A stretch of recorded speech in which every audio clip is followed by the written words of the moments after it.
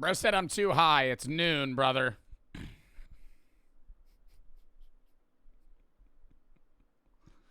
It's noon, brother. When you wake up and you eat an edible.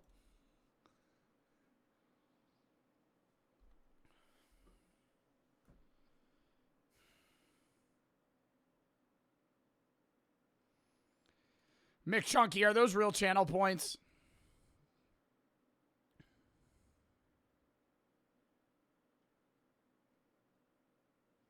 I swear to God. Bro, can you redeem it at the end of stream? Not at the start, bro. Oh, my God. Yeah, McChunky, I'll do it if you redeem it like 3 hours in. If you redeem it like 3 hours in, I'll do it.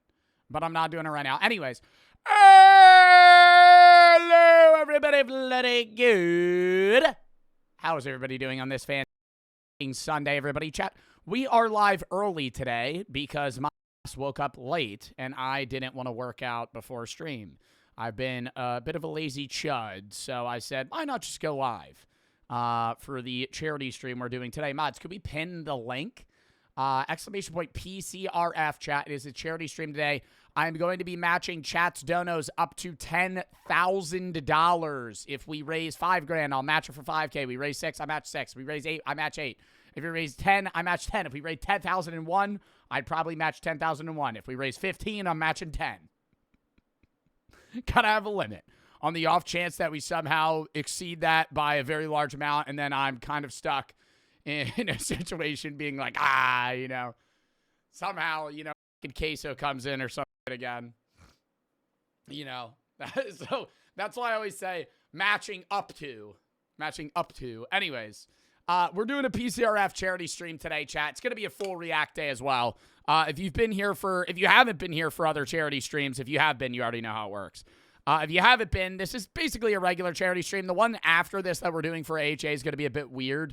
It's like a group charity with crowd control. It's going to be a whole gamer challenge. That I'll need to do explanations for. But that'll be in like 3.5 weeks. That'll be end of February. Today we're doing PCRF, Palestine Children's Relief Fund. A charity stream that is dedicated to providing humanitarian aid to children and needing families in the Middle East.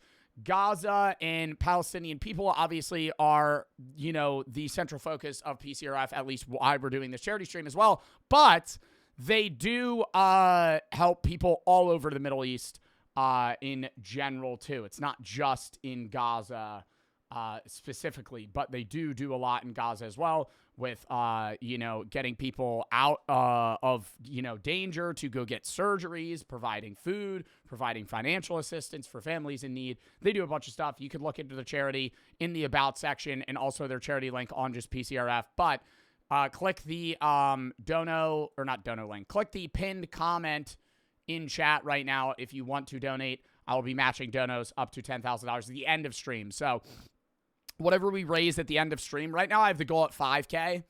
But whatever we raise, I'll read these donos in a minute. I'm seeing people already donated. Thank you, by the way. Right now I have the dono goal at 5K. Whatever we raise, when I end stream, because it's going to take 20 minutes. I'll donate it, and then I'll post it on my story. You'll see whatever we raise total. So whatever we raise at the end of stream, just double that in your brain. That's what we raised, because I'll post it after stream ends. Anyways, I'm going to be reading the donos. A little PSA. If you plan on sending bits today and you already have preloaded on your account, whatever, that's fine. But if you were going to buy bits or anything today, please just send the money to the charity. It comes in as a regular dono. I'll read it. I'll try to read as many messages as I can. But if they're flooding in, I might only be able to get your name in the dono, not specifically the message that you put alongside of it. Are we good there? I think I got the spiel out of the way. I think we got the spiel out of the way. Let me just read some donos now. Anonymous for the 25 to PCRF. Average for the sub. Xavier, thank you for the 25. Been busy with protests in college. Glad I'm able to tune in for a bit for the charity stream. Keep doing things, man. Thank you. And I hope you're doing well, Xavier. Thank you for the fucking dono. Liam, thank you for the sub. Casper for the 5. Wish I could give more. Bro, I appreciate, and so does PCRF, any amount of money that you're willing to give and able to give. You don't have to. One of the biggest things people do is they're always like, oh, I wish I could give more. And, obviously, I'm not going to be upset with you for saying that, but I think a lot of the time people apologize. Dude, donating to charity is awesome, whether it's a penny or $1 million, right? There's no, like, you don't have to apologize or feel bad, right? I appreciate any amount. Sapphire, thank you for the 25 to PCRF. Pig for the sub. Anonymous for the 150 to PCRF. Thank you for the sub. Abby, thank you for the 1. Hope it helps a little at least. Thank you. NW, thank you for the 5. Gifted. Critical and Law for the sub. Casper and Emily, thank you for the 10. Sophie for the 150. Anonymous for the 25. Xavier for the 25. Inhuman, thank you for the 10 gifties. Jay for the sub. Oreo, thank you for the 5. Sub, thank you for the 5. Did you know, do you know how to do a 120 to 0 combo on Gilgamesh? No. FL, thank you for the $200 dono to PCRF FLVMI. Thank you for doing this charity stream. Won't be able to catch it since I'll be at work, but I'm glad I got the chance to donate. Well, I hope you have a good work day, and thank you for the $200 dono to PCRF. ESE, thank you for the 10. Been watching for 7 months on YouTube. Appreciate the content. Thank you. It's Low-Key for the sub. Ghost for the sub. Redstone for the 100. Love what you do, though. Joe, thank you a lot. Thank you for the sub. Avery for the 4. Pigs, thank you for the 3. CBCDS for the sub. T for the sub. Heck, thank you for the sub. SG, thank you for the pre-stream dono of $2 to PCRF. Sitting and AJ for the sub. Move for the biddies. TTV for the sub. Sammy for the 3. David and U-Dog for the sub. 1. Telly. O-Dream Rid. Ryan Arna for the sub. Shar, thank you for the sub. Jaden, thank you for the 50 to PCRF. Love to see big creators hosting charity events for good causes. Thank you. Hagen and Token for the sub. Arco, thank you for the 50 to PCRF. Says anything for the kids. Spider for the sub. Marcus, thank you for the sub. Anonymous for the 10. OCO and Chippy for the sub. Kicks, thank you for the 10. Surf Rito, thank you for the 10. Can you do the next charity stream on the 27th? Can't really work the date around you, man. I'm sorry. I'm going to kind of pick that date among what, you know, Killdozer and Sneak and the guys that I'm doing it with are able to do. Happy early birthday. Thank you, Anonymous. Thank you for the 10. May, thank you for the 25. Trey, thank you for the 5 gifted. Karsha for the sub. Vale for the sub. Maddie, thank you for the 10. RH, thank you for the 2. Lily for the 10. Big, thank you for the 3. Or for the 5. 2, thank you for the sub. First dono, W. Batty, RH, thank you for the 3. But it's struggling with health. Recently broke my meniscus. I'm sorry to hear that. I hope the recovery is well. Breezy, thank you for the sub. Not, thank you for the 6. What were your thoughts on Iron Lung? Haven't seen it. 2 and Breezy for the sub. Grace for the 3. Parker, thank you for the 10. Thank you for doing the awesome charities. Thank you for the donations. CJ, thank you for the 100. To PCRF, said all love. I think that was the fastest I've ever talked. Run down to the videos we have today. Also, we're already at $935. Oh. Not really many milestones today. We have extra YouTube video and vlog segment of choice in San Fran. Now, I'm streaming the charity stream today, Reacts. Probably going to be a 5-hour stream. Tomorrow, I'm going to be live at like 3:30. We're going to do the S&P for a bit and then Fortnite. Then I'm gone Tuesday, on Wednesday for a Fortnite tourney, and then the 5th to the 9th, I'm gone from stream. I'll be posting on YouTube every day, but I'm going to be vlogging. If we hit that dono goal, I will let you guys choose a segment that I already have chosen. Whether it be a full video or just like an added-on segment. So, one of them right now is like Super Bowl, like based vlog around the tournament and all this stuff. The other one I'm going to be doing is like bar hopping in San Fran, and then I'm going to be like ranking them based off like vibes and drinks and stuff like that. And then another one is just going to be kind of a big lump of other shit. And you guys could choose what we're going to do. So that's explaining that. Anyways. Lindsay, thank you for the 50 to PCRF. On my bear cabinet, juice strawberry. Kyler, thank you for the 10. Anorexic, I heard that you started with similar things. Whenever you were younger, how did you get over? I'm 137 pounds, 6'1". I mean, I don't really know. I wouldn't say I had anorexia as a disorder, but it got to a point where I was not eating. I was like, not malnourished in the sense of like I was starving, but I had like bone problems with growth. I wasn't eating nearly enough. I was probably around 6 foot, 130 pounds. So around the same of what you are. I don't know. It was a gradual process. I got really into weightlifting because I wanted to be like David Lade. I really thought I had a little bro crush on David Lade. Thought he was he had the body that I wanted. And so I was like really into lifting, and then I slowly started eating more.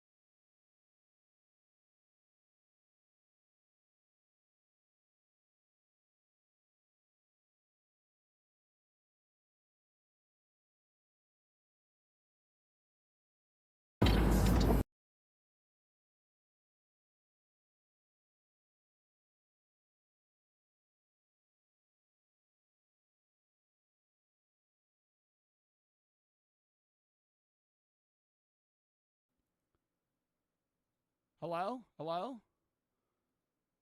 Oh my God, it's only in one ear now.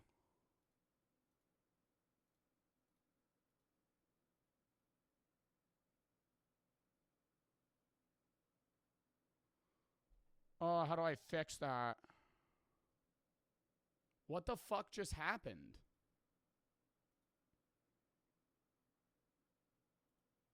How about now? Is it better now? No, it's still pinging different. Is it fixed now?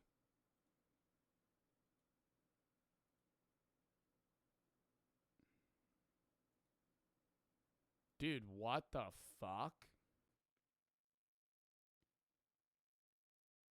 Hello? It's quiet now.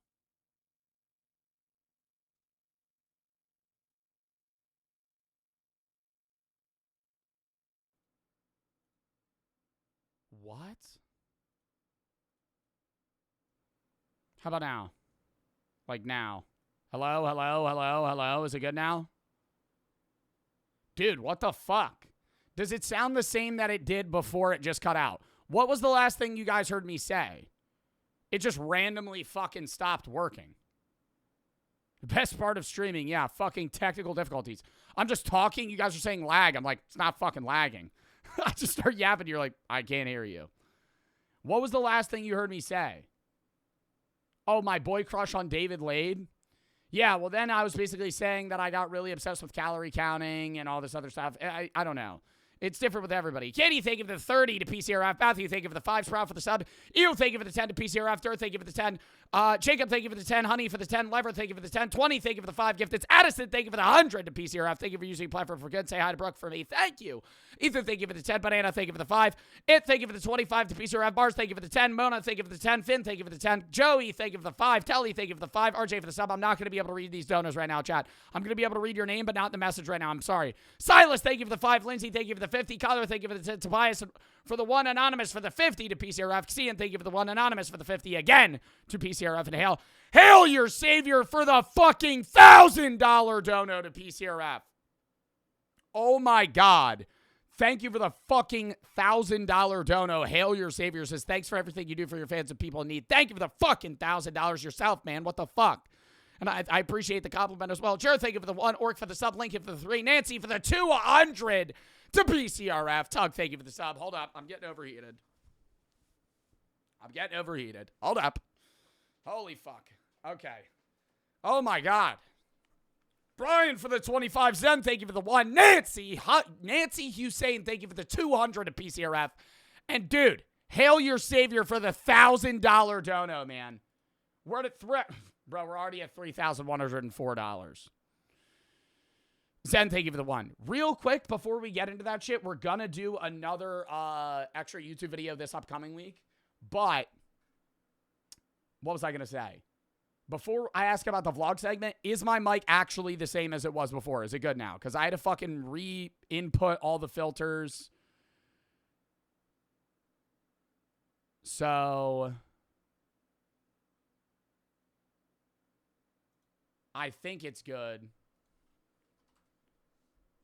Let me just message Brady.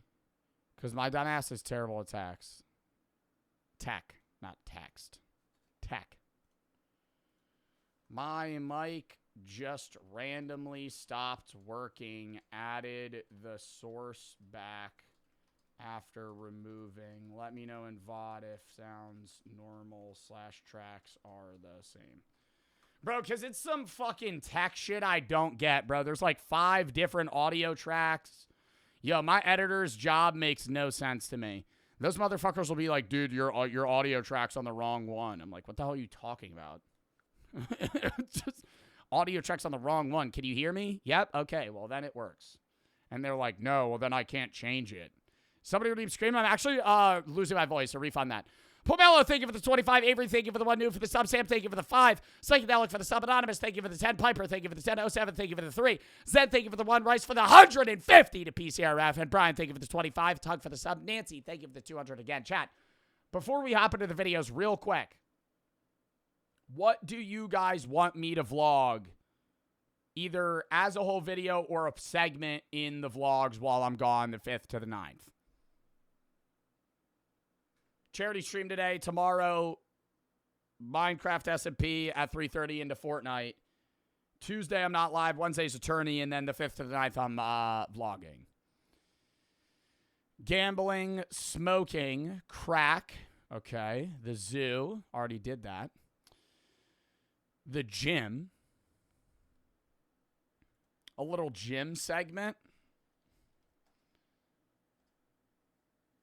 All right, we're going to throw this. It wouldn't be a whole gym vlog, though. If I did gym, it would be a segment. Alcatraz. Yeah, it is going to be a San Fran vlog, chat, so it could be like Alcatraz. I might do that anyway, though. Gym. Super Bowl, we're already doing one centrally around that, and then the Fortnite tourney. Swim to Alcatraz. Okay. Pier 39. What the fuck is Pier 39? A shopping center in San Fran. Bro just knows Pier 39. Is it like a mall? Hold up. I'm getting... Hold up.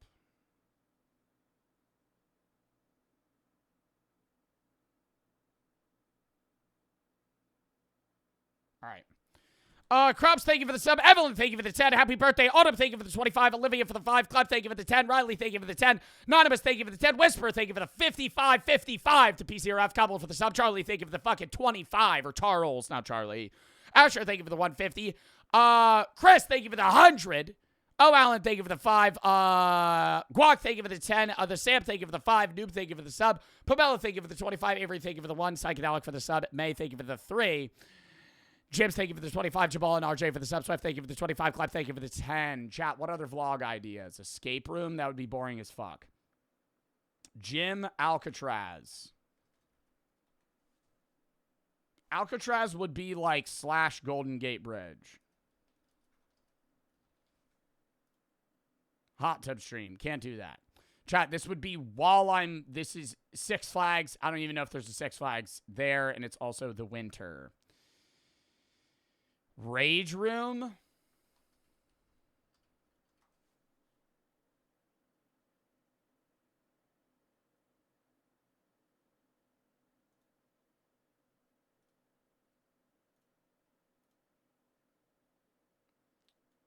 They do have a rage room.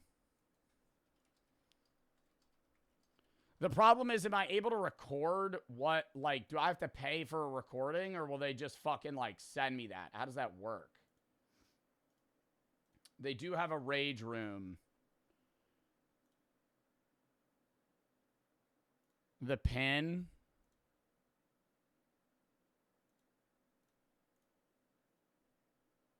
Dude. This dude is literally shaking more than a massage gun.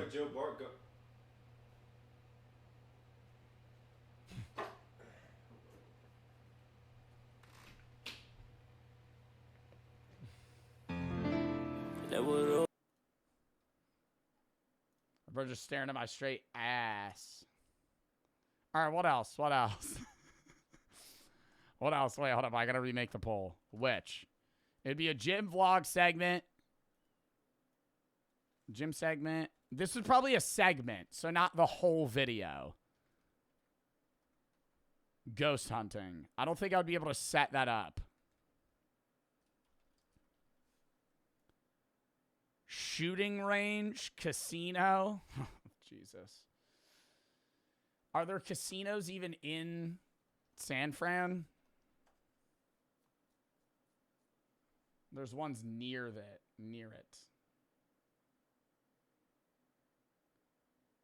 Oh no, there's casinos. Oh no, there's not. Are there casinos in San Fran? No, there's not. A zoo, diamond gym, paintballing. Chat, what is something that's centrally cool around San Fran, though, is what I'm saying. Like, you guys are just giving, like, saying go swimming. Like, that's... Like the person that was like Pier 39, like that's something there. You know what I mean? I could do Chinatown in San Francisco. Get drunk in Chinatown. That could be cool. Bowling segment. I feel like that could be roped into the gym. I do love bowling, though. Go to a gay bar? Buddy, I've been to a million gay bars. I'm probably going to be pulling up to one anyway for the bar review. See, I want to make at least 3 different videos. One of them is going to be around the Fortnite tournament and the Super Bowl. The other one is going to be literally me just getting drunk. Like, I'm just going to I'm going to bar hop. I'd probably pull up to a gay bar or multiple. It's San Fran. There's probably gay bars everywhere. So I'll probably pull up to a bunch. So that doesn't need to be its own thing. It's just going to be like, I'm going to bars. Dude, my hair is way too long. Nude beach. That, I don't, brother. Okay. We're going to go, give me one more, chat. Let's get one. Strip club. Okay. That's age restricted, chat. That's not, nope, not going to do that. Nope. Nope, not going to go there. Also, can't really record in a strip club. Twin Peaks. Okay. Rob a store. NBA. Bang Bus. Arcade. Jack Pembroke. I'm pretty sure Jack Pembroke's LA based. Vlog idea, Jack Pembroke. Just meet Jack Pembroke. Sea lions. Ooh. Do sea lion? Where do you find sea lions? Are they just like out there? Like, what do you? How common are sea lions in Cali?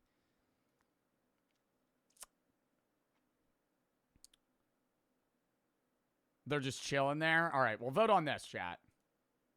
Vote on that. Vote on that. I kind of want to write down a few of these. Okay, why are people voting fucking sea lions? Are you serious? The sea lions, how? Okay, now it's Alcatraz, Jim, and sea lions are getting the most. Okay, yep, people really want to see the sea lions. All right. What am I going to do, dude? I'm going to go to the fucking... I'm just going to go to a pier and just go... It's going to be a 30-second segment. What if I'm going to go try and fucking rush one? You feed them? Can you pay to feed them, actually? They'll eat you? Yo, I'm letting you know right now, a sea lion is not eating me. Steal a sea lion. Try and put him in a bag. Bring him home. Take one home. I'm pretty sure a sea lion weighs, I don't know, probably upwards of like 400 pounds.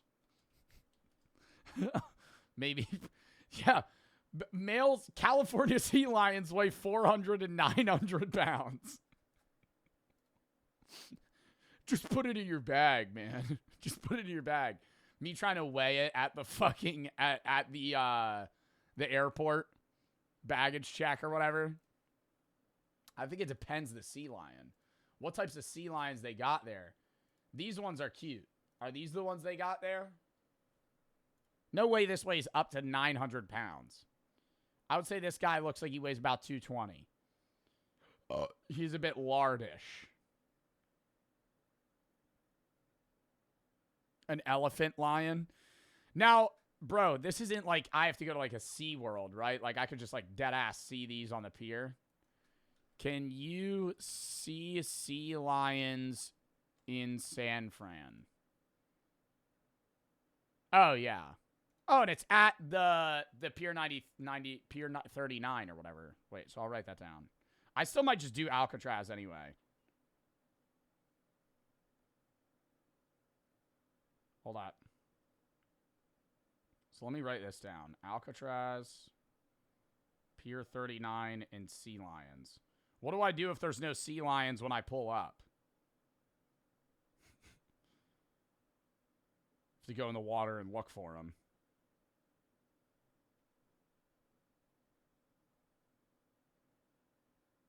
You just wait. Just sit there and wait. Post up a chair. Dress up as one. Oh my God, I could get like a sea lion outfit and bring it there. Best time to see them is August to May. They breed in June and July.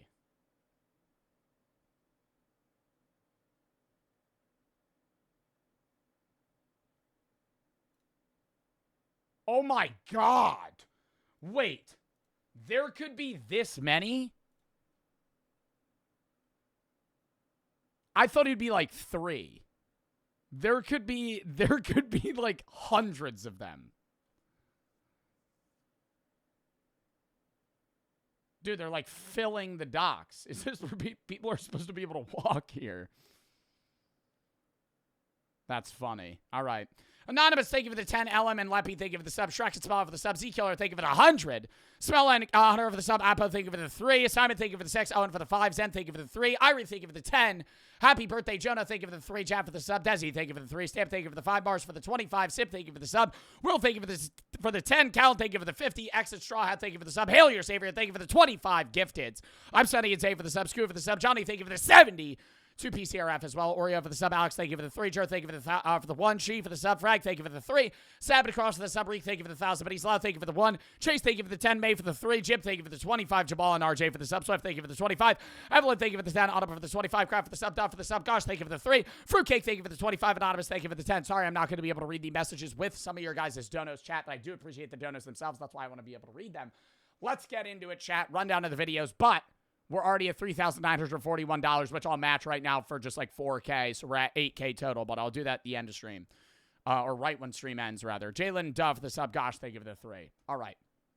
W fucking charity stream thus far. Anyways, run down to the videos, chat. When you're too drunk to realize you crashed into a cop. How Steam became the only good monopoly in existence. I'm going to be glazing during this video. Casually explain the global military superpowers. Mortician answers burial questions from Twitter. Why birth rates get worse every decade. And parallel worlds are real. Here's why. Bit of an interesting lineup today. I'm very excited. Jalen for the sub. Sparky, thank you for the 5 gifted. Spendy for the 10. Katrina for the 1,000. But and Brand, thank you for the 10 to PCRF. It's not my birthday, Katrina, but thank you. All right. When you're too drunk to realize, I don't know where you got that info. Yonio, thank you for the sub. But yeah, Reacts charity stream today. Tomorrow, 3:30, Minecraft, Fortnite, maybe Arc Raiders or Marvel Rivals. Tuesday, not live. Wednesday, Fortnite tournament. 5th to the 9th, gone. Vlog, in which I'll do the Sea Lion shit and a bunch of other vlogs. Then we're back the 10th. Creature Kitchen comes out that day. Bunch of other games. Horror games the next day that are new. Then we have a React Day. Reanimal drops. High on Life drops. Poppy Playtime 5 drops. Then Resident Evil drops. So many games coming out. So for the sub, Yonio, thank you for the sub. Not Marvel Rivals. All right, chat. Instead of doing reacts, how about we play Marvel Rivals for 9 hours? Let's start the Doom queue.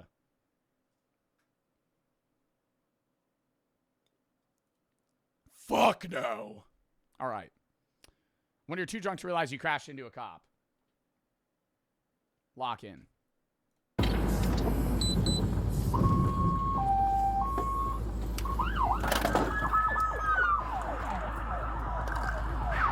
Bro, I never understand, though, like, they have to be blackout drunk in these body cam videos when they're driving the wrong way down a fucking highway. You know? Or they, like, straight up run into a telephone pole. Like, I'm not advocating for drunk driving at all. Drunk driving kills people and the people driving themselves, right?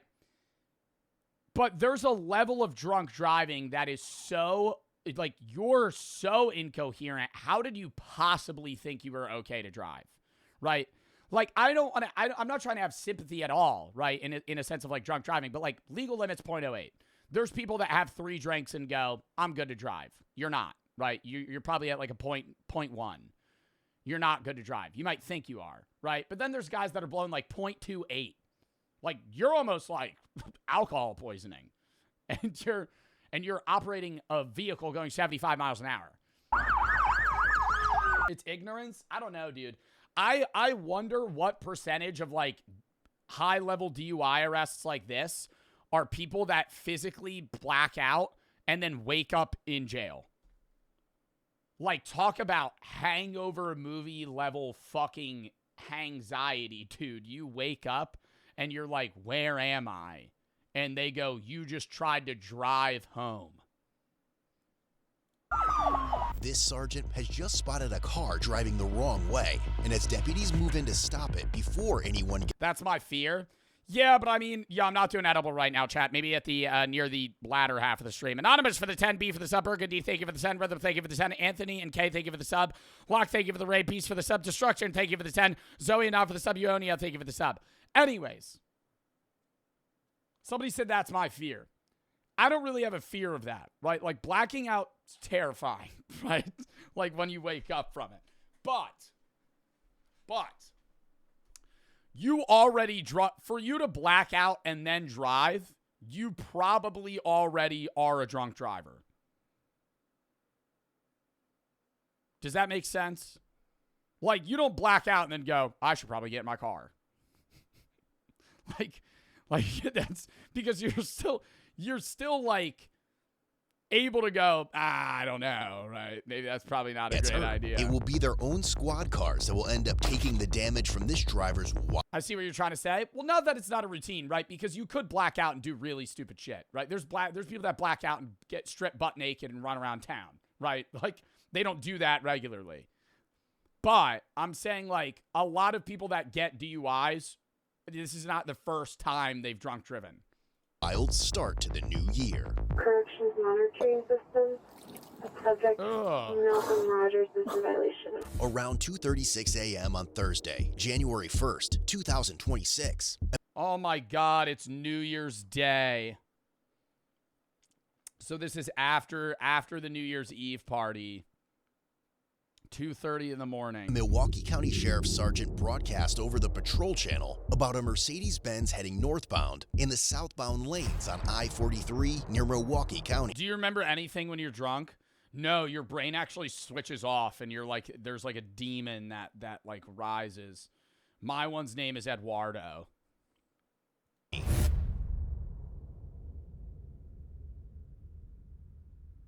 Wait, anyways, what were they saying? There was somebody driving the wrong direction? Near Milwaukee County, heading northbound in the southbound lanes on I-43. Yeah, he was driving on the wrong way. He merged onto a fucking highway in the opposite direction. 43 near Milwaukee County.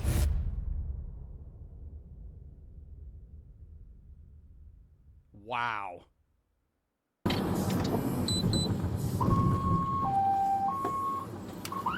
Does he have his four-ways on? Oh, so you think he knows he's in the wrong? You think he knows he's in the wrong thing? Yo, I would never do this. If I was drunk driving and I merged onto the highway going the wrong direction, I would reverse my car, park it on the side, and abandon it. I would put a t-shirt in the corner and go, it crashed, right? It broke down. And just walk home. Like, you gotta give it a rest. If you're driving the wrong direction down the fucking highway, bro, you're gonna instantly die if you hit someone. 90 did bad. Would you like Uber? Well, yeah, normally if I'm getting drunk, I'm Ubering.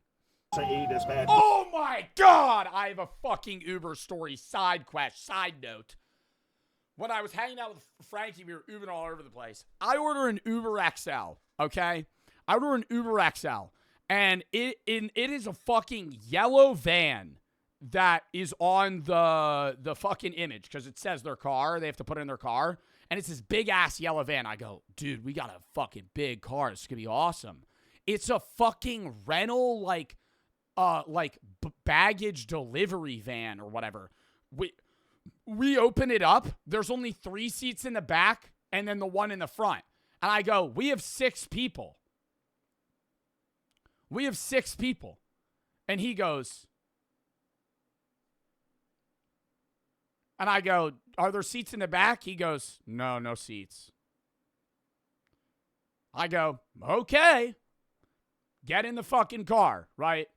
Because I'm not waiting another 15 minutes for a fucking Uber.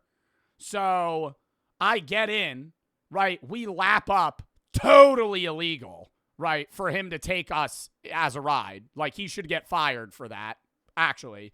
He's taking Uber XL orders to make more money when his car isn't an Uber XL. I'm not trying to be a Karen here, but like, we had 2 people lapped up on each other in a fucking in somebody else's car. Did he report him? I gave him a 3-star. I feel so mean. I can't give him a 1.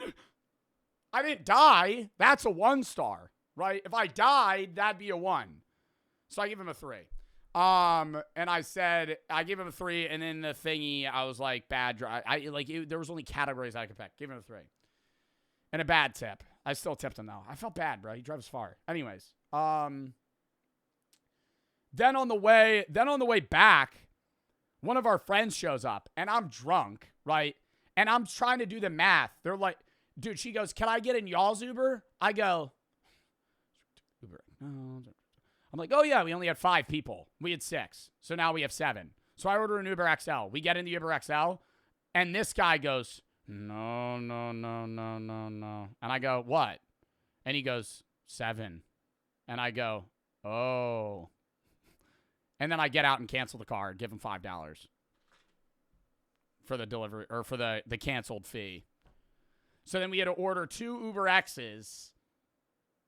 Pain in the ass, dude. I hate Ubering. Hate Ubering. Wrong-way driver northbound in the southbound lanes. I wasn't mad at the guy that told us to get the fuck out because we ordered an Uber XL and we had 7 people. But at the same time, I was like, wow, you're totally different than the other guy I was just driving with. I was like, you actually have an Uber XL, and me having 7 people and 1 person lapped up, you're telling me to get the fuck out. But when I get in that yellow guy's, or not yellow guy, the yellow van, that guy had, 4 people, 4-person Uber, we have 6 people, he goes, oh, just get in. I'm going to flip around and try and catch up to her. Not yellow guy, chat. You know I meant yellow van. I said it in the beginning. Shut up. DeMagical, thank you for the 10. Hart for the sub. Dinner, thank you for the 25. Ven and Vex for the sub. Ryan, thank you for the 5. Fire, Ellie, and Asher for the sub. Project Doctor and Sting for the sub. Me for the sub. Dark, thank you for the 1. Kay and Anthony for the sub. Brother, thank you for the 10. Burgundy, thank you for the 10 as well. Lock in. It looks like a female driver, white, it's an SUV. 2017, that was northbound and the southbound. Okay, I'm northbound from work right now. Yo, right now in New York City at this time, there was a bunch of people with Planet Fitness hats covered in their own fucking poop. Just sitting in their own feces. So they could get a cameo on the news. As several deputies respond to the call, one of them, who's closer to All the people at Times Square covered in their own poop? Yeah. How do you know that? Dude, they're standing there for like 20 hours. They're covered in their fucking piss, shit. Some of them are really drunk. They're vomiting everywhere. the area, ends up finding the driver, but not in Dude, the New York ball drop is such like a trend now to do. People go to the New York ball drop so they get on TV, right? It's not like, oh, this is romantic. Us wearing our Planet Fitness hats with foam fingers and a piss-filled diaper, kissing each other. Like, no, it's just like so they could look back at that and be like, we were at the ball drop in 2026. the way anyone expected. Oh, no, I got it. Why Planet Fitness? They sponsor it every year. I don't know. I actually don't know why, but they do. Probably for like New Year's resolutions. They always have to wear those hats and agree to be filmed. Like they know the people that make out on New Year's Day know they're being filmed. Like, or they know they're gonna be filmed before it even happens.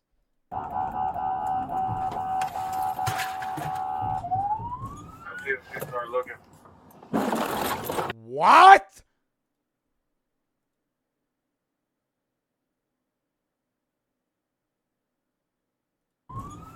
Start looking. Yeah, they're on the phone. Why did he not break? 490. You put me with. Oh my god, his fucking airbag just exploded. It just hit me. I copy.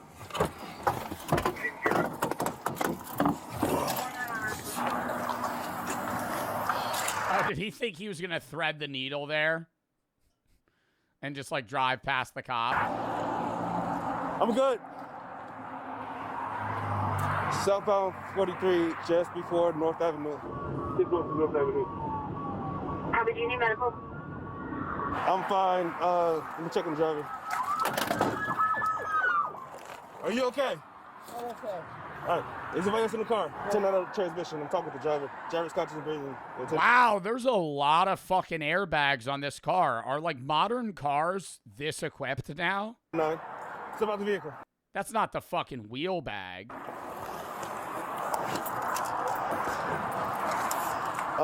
Just get medical en route for the driver.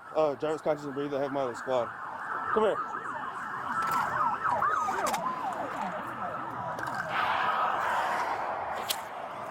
$4.99. I'm okay. Here. Just lean back.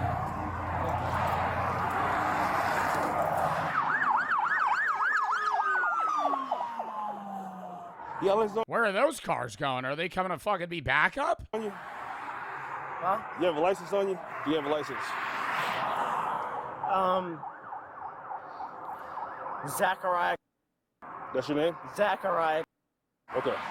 Clearly, 23-year-old Zachariah seems to have no idea what he's done to the deputy's squad car. And before the night is over, it won't be the only one. Yo, is there like a feasible way you get out of this? Dying. No, I'm actually, like, whenever I watch these videos, I'm like, damn, what could he say? You know, like, what could he be like, oh, shit, dude, I don't know how to drive. I don't have, sorry, no, I'm not drunk. I've just never driven a car before. Damages. Some shit like that. Can I call my dad? Not yet. Okay. 2017, I have lane 1 closed. 211, which way? You know where you're at? Huh? You know where you're at? Gotta say you're possessed. Yeah, that's definitely the move. The demons. They're inside of me. Bring me to a televangelist. Now. Do you know where you're at? Come here. Do you know where you're at? Milwaukee. Okay. Do you know what you're doing right now? I live Okay, you understand you're driving on the wrong side of the freeway, right? freeway, yeah. I know that I'm on the freeway somewhere. All right, here. Does he know how, like, where he was going to get home, or do you think he was just, like, driving? Because it kind of seems like he doesn't really know where he even is. Come on, let's get you back on the squad. Okay. He's fucking cooked. No, this is where he plays brain damage. This is where, chat, this is where you pivot. This is where you pivot, and you start acting like you're losing motor function, okay? Do you relax? Put your hands down. Oh, he is stoned. The general go-to, not usually chosen by men, at least in seeing many of these body cam videos, is faking a seizure or something of those sorts.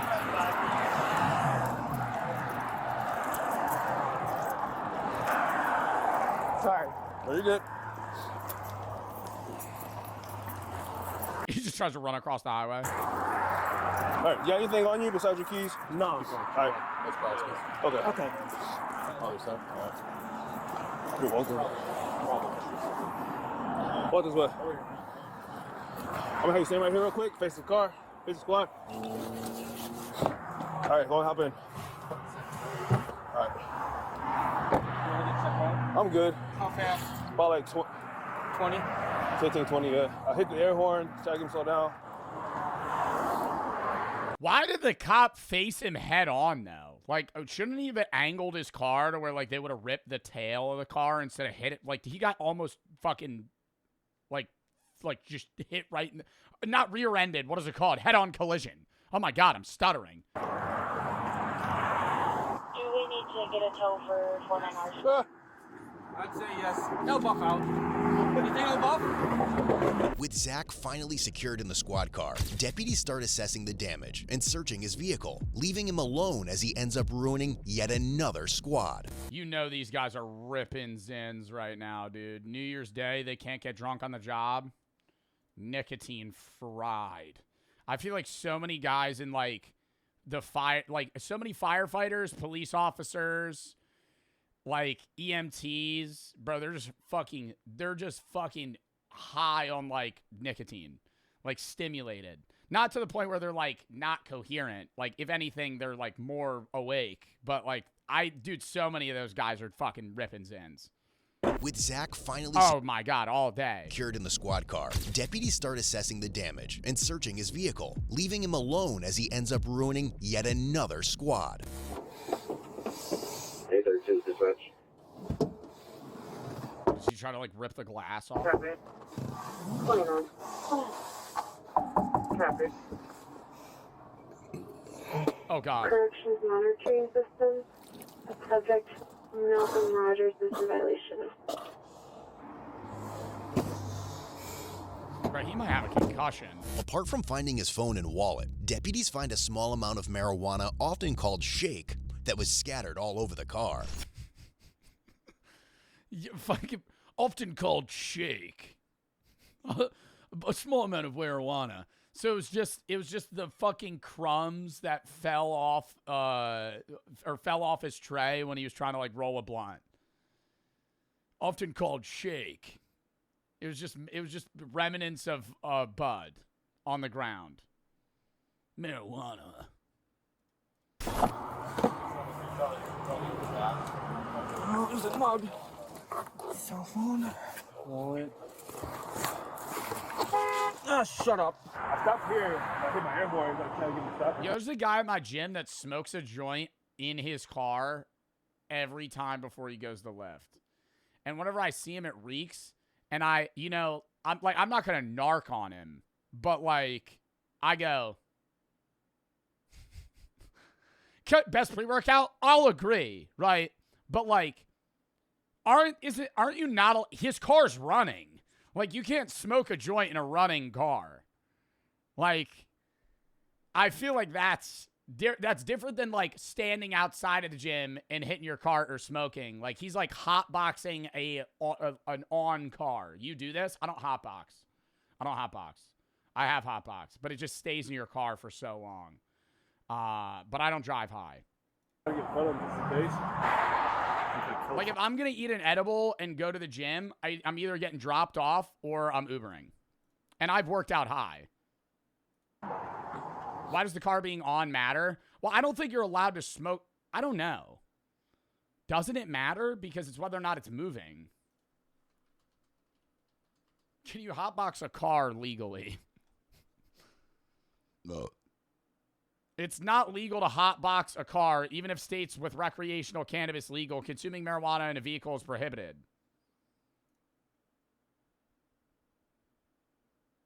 Interesting. With a cigarette. What about hotboxing a car with a 5% Nick vape that I got from the local 7-Eleven? Well, I got a squad cam on it, so, I mean, it's not like we don't know where he got on. Right, so he's not the victim at least. He's not hurt, right? No, he's not hurt. So, just smashed the squad. Jeff's going to be that's going to be a lot of work to fix that. That whole front fender, that quarter panel or whatever on the side, it's smashed. Nothing you can do about it. I mean, kind of unavoidable on your part. All right, well, I'm going to go sit on an MI. Good? Yeah, that was good. I was we stopped. Just wait for him to slow down. Yeah. We slowed down, but he didn't stop. He's understanding. He's out of it. But I mean, he's understanding English. I don't think we need to go to, like, an interpreter at this point. I don't think he's... Go get an interpreter? What do you mean go get an interpreter? He speaks English. I don't think we need to go get an interpreter. What, somebody that understands drunk? What do you mean? Like, you're going to go pick up your friend that's hammered and be like, tell me what this guy's saying. Out in the back. Oh, he's saying that he didn't think you were going to hit him. He thought he was just driving back home. He speaks English. I don't think he speaks any other language. If you do go for blood, And if it is alcohol, he's probably going to have marijuana in his system. He's got a small nugget in there, really small nugget. All right.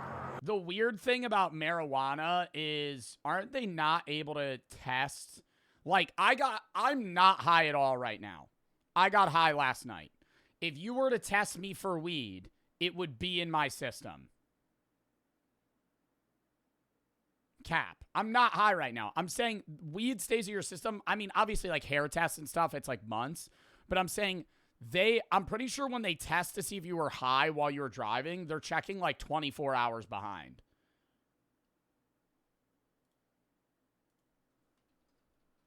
How long do they test if you were high driving? Yeah. Active THC is detectable 12 to 24 hours after use. See, I feel like they need to get the most common test for a DUI high is a blood test, and it detects weed from 12 to 24 hours after use. But isn't that dumb in that, like, I'm not high at all anymore. But even 8 hours from now, I would still technically test positive for weed. So how do they determine if you're high while you're driving? Because anybody could be like, yeah, dude, I got high 20 hours ago. You can keep talking to the bosses. I'll clean off your truck. Because they have shake in the bottom of your car. A common term for weed.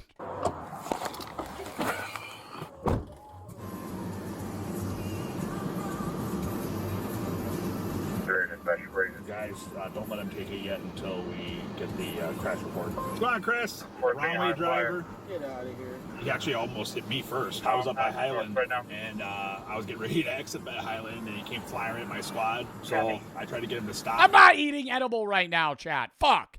Daryl, thank you for the 1. Brandon Y for the sub. Nice, thank you for the 3. Sketty, thank you for the 3. Jay, thank you for the 5. Whack, thank you for the sub. GWD, Deter, thank you for the sub.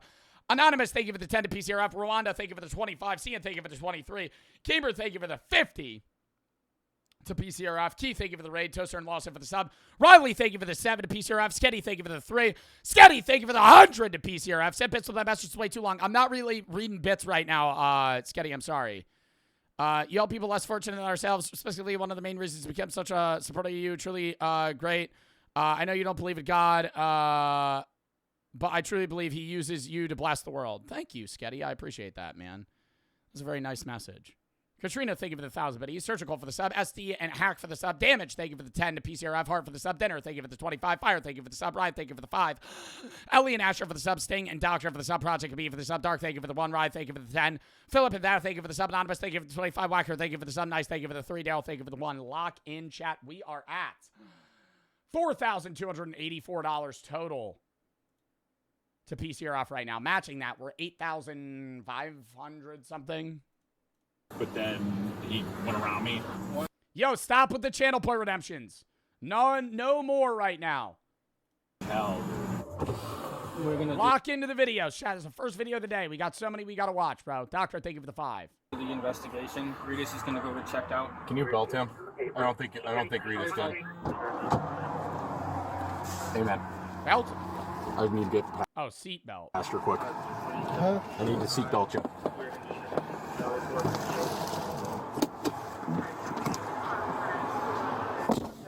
Are we good or no? What was that? Are we good or no? Yeah.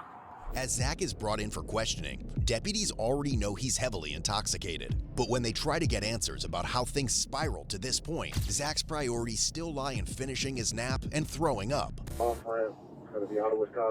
Bro, that means he's so... Dude, I'm surprised he was even able to drive that car, chat. Like, if he's so drunk that he can't even answer their questions and he's just, like, trying to fall asleep, he is at a level of, like, he's blackout drunk. There's no way he's going to remember this. Charles Lincoln 55. Hey, boss. He puked. Just a heads up. What happened? What happened tonight, boss? Hold on. I feel like I got to scan this shit, bro. Where are you coming from tonight? What was that? I'm good. Just give me a minute. I'm good, bro. I'm good, bro. Chill. Where are you coming from? Are you willing to do fields tonight? Test to make sure that you're Why are you scared? I don't want to show him throwing up on stream if he's gonna throw up. okay to drive. Are you gonna talk to me at all? No. Yes. Where were we coming from tonight? What's that wristband from?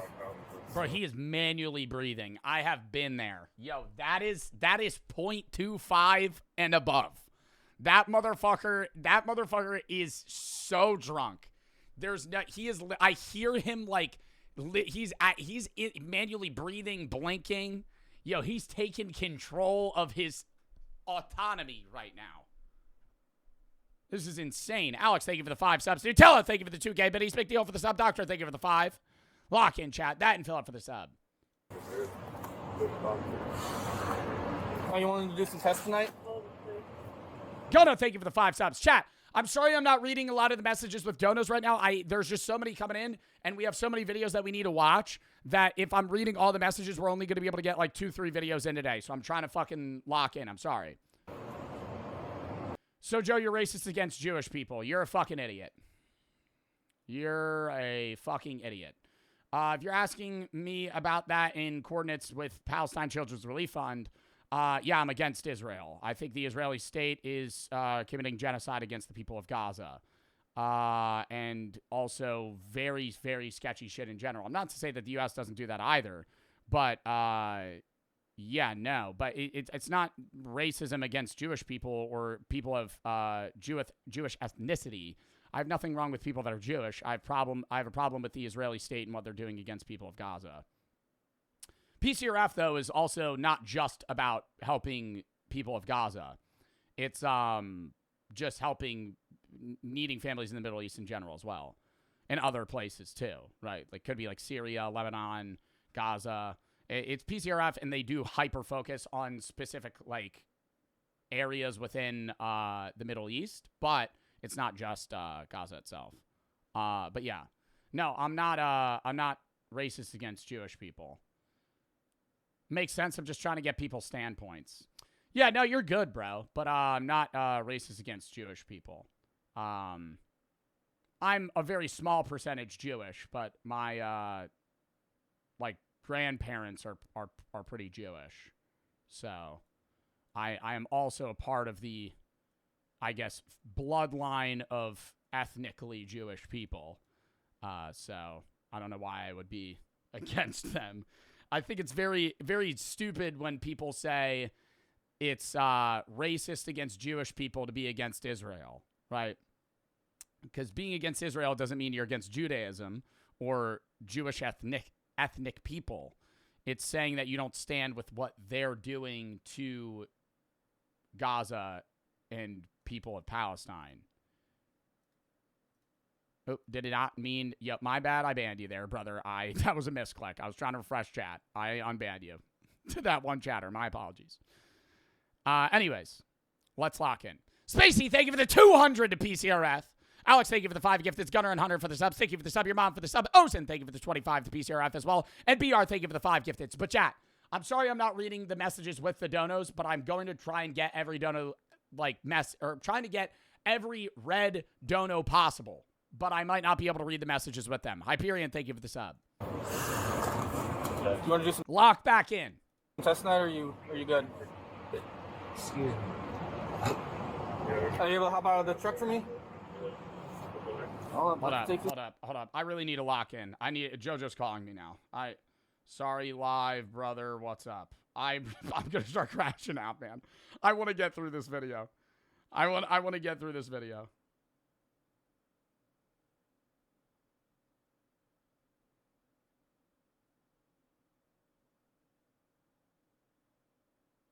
All right. I was calling. He said I was calling to say Happy Black History Month. Happy Black History Month, man.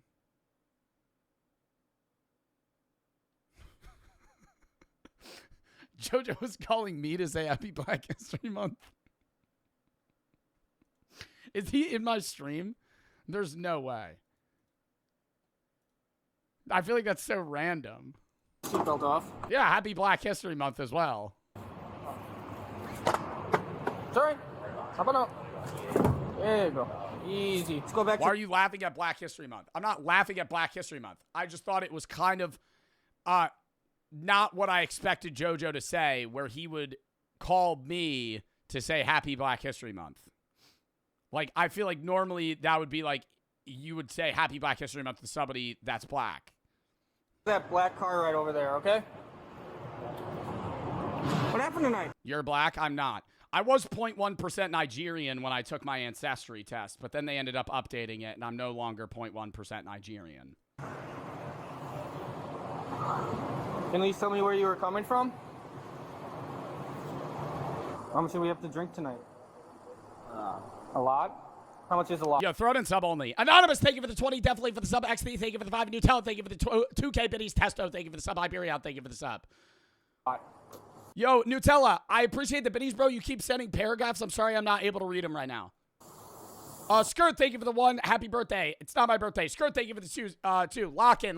Mitchell, thank you for the sub. Lock in. Where'd you get that wristband from? The wristband I got from, Oh my God, does he have a nightclub wristband still on? 12.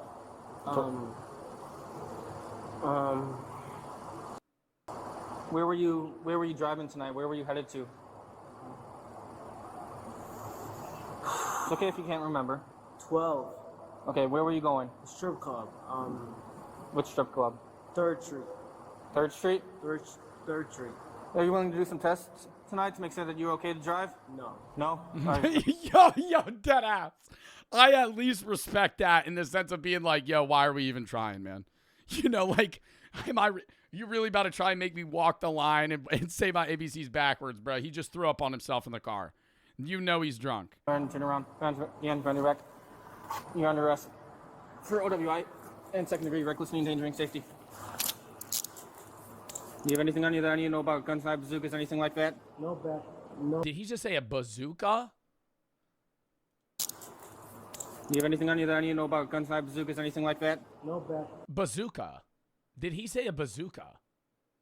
Am I mishearing that? Where would this man have a rocket launcher on his body? Do you have anything on you that I need to know about guns, knives, bazookas, anything like that? No back. Bazookas. Yeah, sorry, man. I just keistered a fucking RPG missile. Yeah, get that out of me. In his pocket. No back room. No what? No weapons? No. Well, I've got some big league chew in my back pocket. I guess put it back in Scott's truck for now. I mean, they have a crew coming down, but Just I don't know how quick they're... Put him on the bench for right now, and then we'll start the paperwork.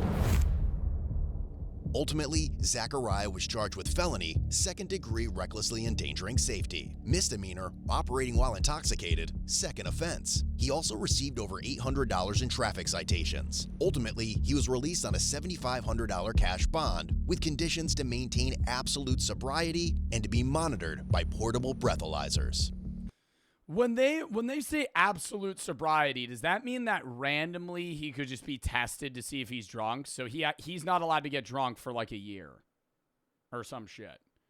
Absolute sobriety means he can't get drunk, even if he's not driving. Damn. I mean, that's better than going to prison, but 2nd offense is crazy. Oh, that was the 2nd time? No, I think it was the 2nd degree. Kaio and Pneumatic for the sub, not for the sub. Kayla, thank you for the 10. Skirt, thank you for the 1. Ari for the sub. Hano, thank you for the 5. Gifted. Tamu, thank you for the 10. To PCRF, Han, thank you for the sub. John, thank you for the 50. To PCRF, Sammy, thank you for the 1,000. But Siobhan, thank you for the 3. Mitchell for the sub. Job, thank you for the 1. And Cairo, thank you for the sub again. Chat, next video. Lock in. We're at $4,603 to PCRF. Dump in the fucking chats. Matching that, we're at $9,200. Operational for the sub. Cairo and Pneumonic for the sub. How Steam became the only good monopoly in existence, chat. I would get ready for some fucking hardcore glazing by Joe Bart. Right now, I'm Picasso, but I am holding a fucking paintbrush, and I'm dipping it into some fucking honey butter and lathering it all over Gabe Newell. Okay? because Gay Ben is probably the fucking most goated guy in the world, IMO, in terms of creating probably the coolest platform for video game searching and usage of all time. Shouldn't exist. Okay, hear me out for a second. Steam shouldn't exist, brother. Alone, the fact that they have, I said that backwards. The fact that they have their summer sales and shit alone, where stuff is 85% off.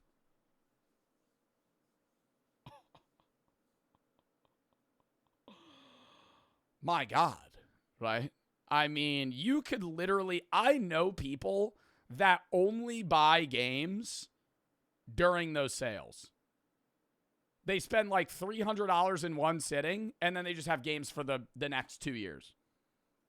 Definitely glad it exists. I use it like several times a week to buy and play games. Yeah, because everything's off, bro. When they have those sales, when they have those Christmas and summer sales and like those random weeks or whatever, dude, everything's averagely probably like 35% off, but you could find, I remember I haven't played it yet, but I want to play it on stream.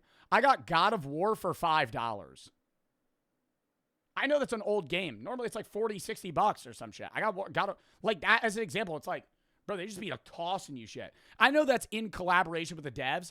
I just think that Steam as a platform has so many fucking games and is so easy for indie devs to like get their game on there, and it makes my life easier to find games. The only thing that I complain about Steam is that finding games if you don't know what you're looking for is hard.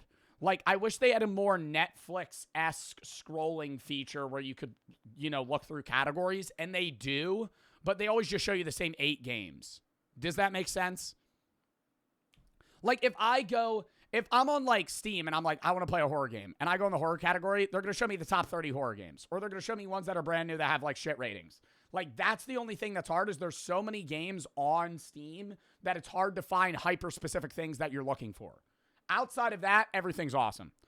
Nutella, thank you for the 4A. Thank you for the raid. Mario for the sub. Glow, thank you for the 10. Nutella and DH, thank you for the sub. Mean, thank you for the 15. Skirt, thank you for the 2. Nice, thank you for the sub. And I have a good experience almost every time. But it definitely shouldn't exist. I mean, if I told you that there was... And Nutella, Nutella, man, you've spent like $20 sending paragraphs, and I keep telling you I can't read them right now, man. I'm sorry. You're saying the prophet said help your brother where he's the oppressor or the oppressed. And thank you for the messages, man, but I can't read them right now. Bush, thank you for the sub. Ian, thank you for the 50 to PCRF. Let's lock in chats. Let's lock in. Let's lock in. A tech company that lock in. Type locked in. Every time. But it definitely shouldn't exist. I mean, if I told you that there was a tech company that was founded in the 90s that controlled 70% of its market and that had basically zero meaningful competition, and that... Tri-Metal! Thank you for the 20 gifted subs! Thank them if you got a sub. Thank you for the 20 gifteds. I need a lock in. I appreciate the subs. I'm not going to read donuts till we're done this video. Or I'm going to try. Thank you for the fucking 20 gifteds. I keep pausing way too much. If you want to donate, !PCRF, I'll read them after I'm done this video. Lock in. The CEO owns a fleet of yachts so big that he needs smaller support yachts for the main one. You'd probably start thinking about guillotines and not video games. And yet this more or less perfectly describes Valve, the company responsible for Steam. It's basically impossible to name another tech company from that era that has a reputation that's half as good as Valve. And bro, it's so good. So good. Like, imagine right now, you hear EA Entertainment's just bought Steam. I would drop to my knees. I would drop to my fucking knees. I would cry. I would scream right to the heavens, man. That would be the worst thing. Like, dude, anybody, even if it was like Microsoft just bought Steam, I'd be pissed. I'd be fucking pissed. Like, oh my God, because you know they would just ruin it. They would ruin it. Even just a quick Google search will show you... It's going to console? Steam going to console? Dude, Steam going to console, I'd be fine with. I think Steam as a platform, it being an off monopoly. I know Steam itself is like a billion, multi-billion-dollar company. But Steam itself being off these like $1 trillion monopolies that own the gaming space just makes it even better, right? Even though Gabe is, you know, a fucking billionaire himself, he's a really rich guy. It's like he runs the company in a non-EA way, you know? A litany of admiration and good reviews for Gabe Newell, the founder, in a way that very few people seem to talk about, say, Zuckerberg or Bezos. Valve and Steam have won at the game of capitalism, and they've effectively monopolized an entire business. And yet they are, at the same time, lauded as one of the best examples of a consumer-friendly product. And it makes no sense at first glance. So how did they do it? How did Steam beat capitalism without getting greedy? Valve... Oh, actually, because they are a monopoly in the PC space. Like, chat, of all the games, if you're a PC person, of all the games you own, what percentage of them were bought on Steam? 95%. The only platforms I'm buying games that aren't on Steam is like Ubisoft and EA if I need to. Like, but even then, most games you could just buy on Steam. Like, almost every game you own, you could buy on Steam. Epic Games, yeah. Epic Games, but Epic Games are like free. So I'm saying Epic Games for Rocket League. Rocket League's free. You know, I'm saying games that you're spending money on. Corporation is without a doubt one of the most important companies in all of technology. It was founded by two guys. Battle.net. Yeah, Battle.net.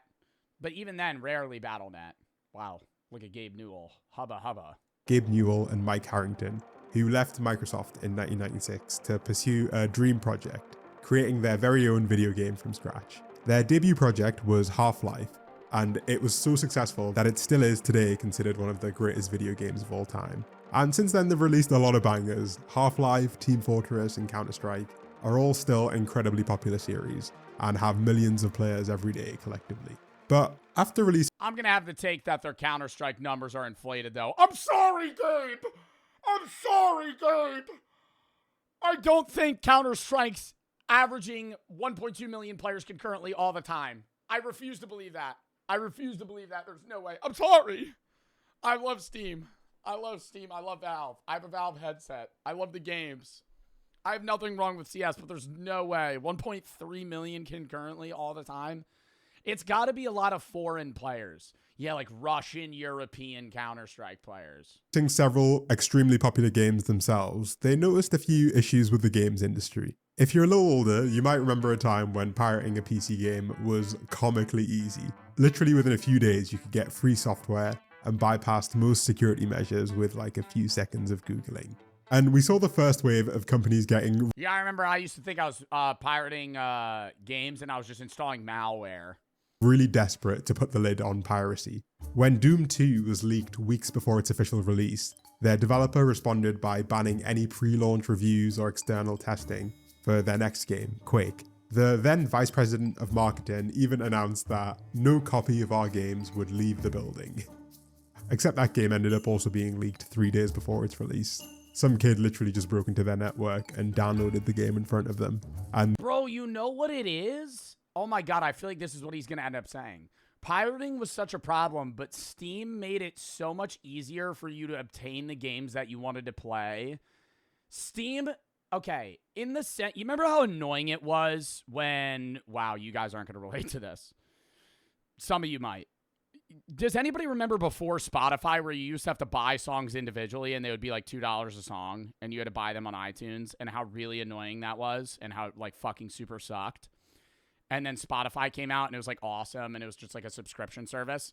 A lot of people would say that's how gaming was before Xbox Game Pass. I'm going to tell those people to shut the fuck up because I think that I'm going to relate that not in the subscription sense, but in the terms of like, wow, this is so much better. Like buying games used to suck until Steam came around, at least on PC. A console was different. You just go to a GameStop and buy a fucking CD disc and then just fucking input it. But they were so young that the company didn't even bother pressing charges. This state of affairs, though, wasn't all fun and games. The lack of security also made games way more prone to hacking and cheating, and it was super difficult for game developers to have a clean method to offer security and performance patches over the lifespan of the game. And this is where Steam came in. You see, Gabe Newell has a pretty famous take on piracy. What's Valve's take on piracy? So we don't really worry about piracy. There's misconceptions in the industry about what piracy is, that they don't want to pay any money and they want to get your content. But when you look at the fact that these people have, $2,000 PCs, clearly they're willing to spend money. Everybody in the United States knows that Russians are pirates. When the reality is that the pirates in Russia were actually doing a much better job than the games companies themselves. And as soon as by making it easy to get the fucking game.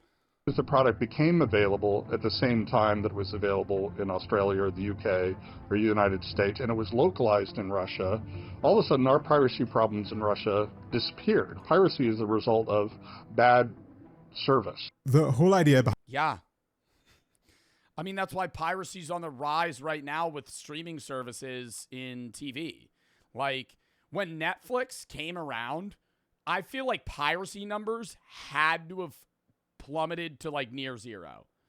What early Netflix? You remember the era where everything was on Netflix? It was awesome. It was ease of use. The quality of the product was amazing. Everybody was like, all right, yeah, bro, I'll pay like $16, $20 a month to own a fucking Netflix subscription so I can have unlimited access to fucking The Office, Parks and Rec, and all these other shows I want to watch instead of having to go to fucking Redbox and rent something or use Comcast or whatever, some shit service that was existing before it, right?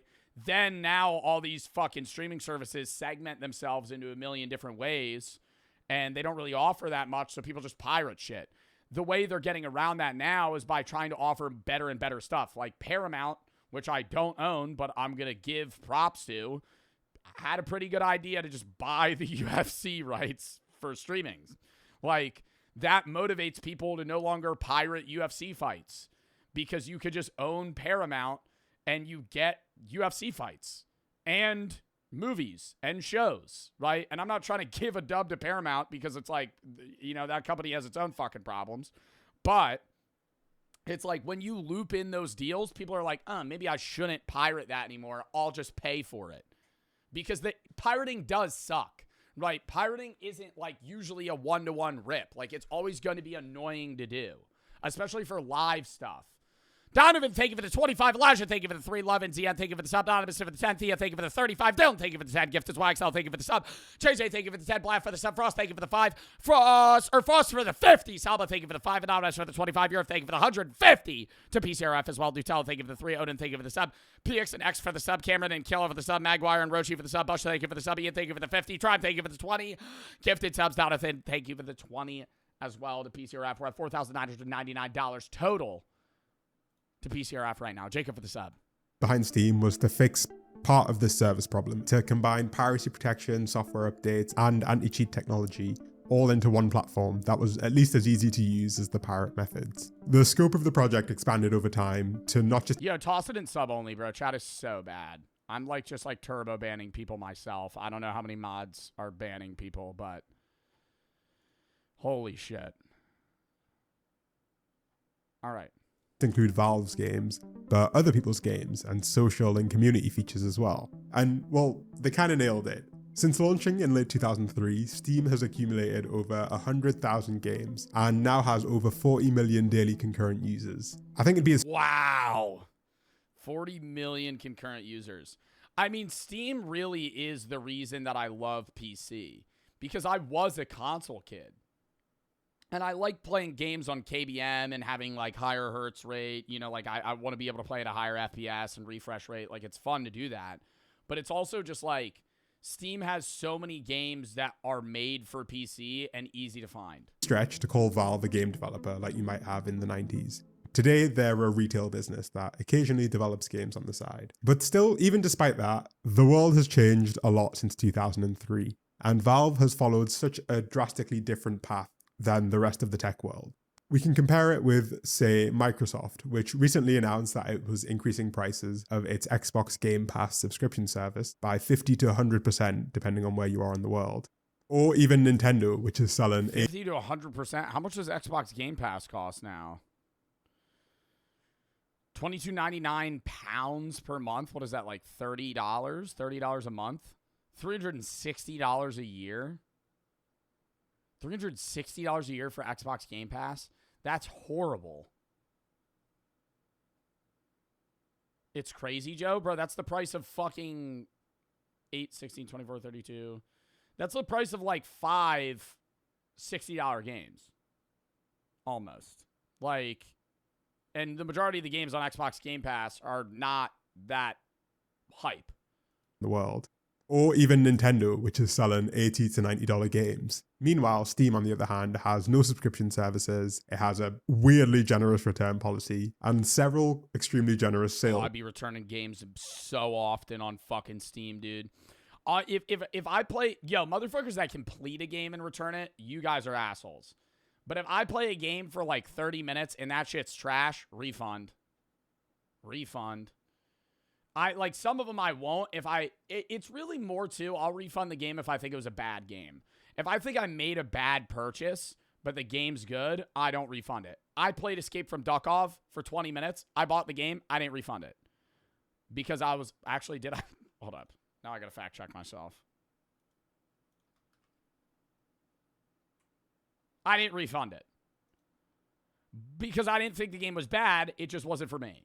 But then if I'm playing some fuck-ass game that's $20 and has the worst reviews and it crashes, refund. Every year. When that's clearly not the established meta in gaming today. Oh my god, Dispatch. Mwah. You won't find any reviews like this if you look up their competitors. People don't like wax poetic about the Epic Games Store or about EA Origin. And there are a few really good reasons why Valve behaves the way they do. And seemingly nobody else does. Honestly, we can't talk about this story without acknowledging the elephant in the room. Every time. Thank you to Incogni for sponsoring this video. Let's get back to it. So Valve is a weird company, but not just from the outside. While basically every major tech company from their era decided to become publicly listed on the stock market and solicit investment from— Oh my god, that's the other thing, bro. If Steam got publicly traded, I 100% would invest into that bitch. But that would ruin the company. That would ruin the company for sure. Because then you're doing things for investors rather than making a good... It's always about like profit and margins and like what were the returns versus actually creating something that's like good for the people. Because a lot of the time, like having the right move as a business isn't going to be the thing that immediately gives you profit. Public. Valve has had a really quite different approach. They've remained completely private since being founded, and as a result, it can be hard to find out pretty much anything about how the company works. But some people have done their best to dig deep and get— Is Steam going public? I'm going to throw up if they go public. Hold up.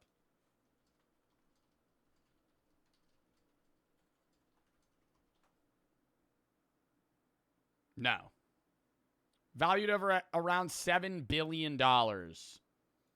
Remains private to maintain control, avoid public financial disclosure, and prioritize long-term objectives over shareholder demands. That's what I love. Get some information. The biggest advantage, first of all, of them being private is how they set goals. A public company like Meta has— What does going public mean? You can own part of the company. If a company, you could own part of a private company, but you have to know the right people to be able to buy part of a private company. But like when I buy, if you buy, like Microsoft goes public, you buy stock, you own part of Microsoft. You own a very, very, very small part of Microsoft. But like you have a share in the company that might give you dividends to incentivize reinvestment or continued holding. Like there's a lot of stuff that goes into stocks. Every quarter. They have to announce and subsequently beat their earnings estimates. The share price has to keep going up, and even a small dip in revenues can be pretty disastrous for the future of a huge publicly listed company. Yeah, and that's why with Meta, you have Mark Zuckerberg every 6 months going, this is going to be the new thing. Call grandma. Meta glasses. Call grandma. The line has to keep going up, and the collective tech industry realized a while ago that the best way to do that is to acquire as many users as humanly possible, and then you start squeezing them for everything they're worth. You add in a subscription plan and you can get consistent monthly recurring revenue, which makes it easier to... Yeah, paying for a verification badge is whack, bro. Motherfuckers be like, why aren't you verified? Because I'm not paying fucking $15 a month to get fucking verified, bro. create these earnings estimates. You can shoehorn in blockchain, cloud, or AI, depending on what year it is, and you got another couple $100 billion of investment, easy peasy. And the strategy has worked so effectively for them. Microsoft, Apple, and Amazon are all literally trillion-dollar companies. Yo, you remember when they made it like a subscription service to get verified on like Meta and Twitter, and it was no longer like something that was needed for you to be like a famous person or something like that, and everybody was like, dude, I'm verified. Bitch, you paid for it. Bitch, you paid for it. What? Like, I feel like that's like, that's lame. Like, that's not cool that you're verified now. Zuckerberg's platform has decided the results of elections. No, it was given to me after I decided to hand $20 a month to Mark Zuckerberg. And Amazon brought in $640 billion in revenue in 2024. Even the most generous estimates put Valve's revenue at like 1 to 2% of a platform like Amazon. And that's a pretty big downside if your goal is to make the biggest company on the planet, or to become the most powerful person on the planet. But that's not the case at Valve. Being private offers a hell of a lot of benefits. You're only bound to the will of a handful of owners who can think on a much longer time frame, who can do stuff because they think it's a good idea. And they don't have to cater to whatever's trendy in the market just to keep their business solvent day to day. You'll actually notice that the Steam interface has barely changed since the original launch. There's no AI chatbot in there, and their changes operate under... Oh my god, imagine they added that, dude. Another version of fucking Grok. Ugh. A whole different calculus, a whole different set of decision-making principles, since being relevant to Wall Street is just not a core part of their business model. They can focus their energy on changes that are actually...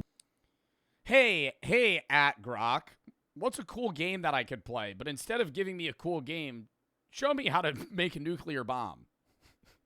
Hey, at Grok. worth doing. Hey, at Grok, if you were to rug pull a meme coin, what would be like the first steps? Not ones that look like what the market wants to hear. And that philosophy has kind of permeated the entire company from top to bottom. A few years ago, a copy of their internal employee handbook leaked and revealed At Grok, show me this guy naked. A lot of weird stuff happening inside Valve. Valve is a company where no one has a formal manager, projects are completely self-organized, and employees decide how they allocate 100% That was a real problem on Grok. Did they fix that yet? of their work time throughout the week. The handbook literally tells employees that they should only work on a project that they believe is... No? Bro, they should like fucking turn off Grok till they fix that. Elon acknowledged it though. He said, it's an ongoing problem. At Grok, show me Elon Musk's balls. important enough for them to work on. They have a section all about work-life balance, which directs newcomers towards a specific employee that they can speak to if they need more encouragement to take time off. There's so much stuff in here that would never in a million years pass the approval structures of your average public company, where having power over people is kind of the point a lot of the time. Stuff like nobody has ever been fired at Valve for making a mistake, and working overtime for extended periods indicates a fundamental failure in planning at Valve. These things are pretty wild to see in a corporate handbook, and clearly Valve has put a lot of thought into creating a company that actually does seem to get quite a lot out of its people, especially given how small it is. I've kind of been glazing these guys up until this point, alright? And in the world we live in, they're clearly not the worst tech bros out there. But it's important to remember one thing about Valve. It's not a charity, okay? It exists, like literally every other company of this scale, to make a lot of money. And it does that incredibly well. The CEO, Gabe, isn't suffering because of his choices. He hasn't sacrificed anything in the... Yeah, but it like doesn't annoy me when I see Gabe on a super yacht. Playing on his little Steam Deck. I go, this guy made a good product, right? It's like the inventor of the ShamWow. Good on you, buddy. Good on you, buddy. Go buy a super yacht. You made something that could absorb 100 times its weight. Wow. The pursuit of this business model, right? He's got an armada of yachts and is currently building a $400 million super yacht. which is about the same price as a Boeing 747 passenger jet. And I don't know how many times you might need to hear this, but you don't get quite to this level without doing at least some degree of shady business. And Valve has not been immune from that. Honestly, the most important reason why Valve continues to operate the way it does is because it works incredibly well at making money. Their revenue per employee is higher than basically every other major tech company, and they just like print money with Steam, which is likely the reason why we've seen so few actual game releases from a company that was created to release games. Well, because they don't need to fucking do anything, bro. I mean, on the downside for like creators, they have to share a part of their profit with Steam, but like everybody wants to use Steam. Like if you're making a game, you gotta drop your shit on Steam or you're cooked. Like nobody's gonna buy that shit. It makes a lot more sense to just sell other people's games and benefit from the upside of a successful hit and take little to no risk if a huge project flops on their platform. Even once you're aware. Oh, yo, dude, don't make fun of fucking, what was the name of this game? I did an ad for it. The greatest game of all time. Sorry, I'm blanking. Oh, Concord. Greatest game of all time. Forgot about, yeah. Flops on their platform. Even once you're aware of the... Did an ad for Concord. Game got deleted a week later. I was like, whoa. Am I still supposed to post a video about it, or? Main factors behind Valve's success. Make sure to go down. Oh. Their unique corporate structure, their good leadership, focus on consumer experience and strong hiring. It can be a little Mind's Eye? I did an ad for Mind's Eye. That's still a game, though. Great game, by the way. Difficult to understand why they haven't been dethroned yet, especially given that the competition collectively has access to trillions of dollars. Now, part of it is just that the PC market has grown year on year. It's so unbelievably cheap and easy to access the PC gaming world. Splitgate? I didn't add. Ooh, just Splitgate. Yeah, no, I do love Splitgate, though. I was actually very upset at the failure of Splitgate 2. I was really upset about it. You know, like, I did an ad for Splitgate 2, but, like, I genuinely did love Splitgate 1. I wanted it to succeed. And there was, I think, a multitude of reasons it didn't. But I genuinely do believe Splitgate 2 was a good game. I think it needed a lot of changes to make it more user-friendly, make it appealing to new players, because that game's skill ceiling is so high that you could just fucking get so good and just pub stomp anybody that's new, right? And then it's not fun to play if there's other people that are as good as you, because you're portaling all over the place. It had like this weird like Raid Shadow Legends problem of like Turbo Sweats just like curb stomping new players into oblivion and them not wanting to continue to play. And I think the game looked a little meh, but like, I don't know. I think the premise of Splitgate and the idea was awesome, but it's just, it didn't have, there's a million problems, man. But I just love Splitgate, bro. I think it's such a good idea for a game. I just don't think it was fleshed out how it needed to be.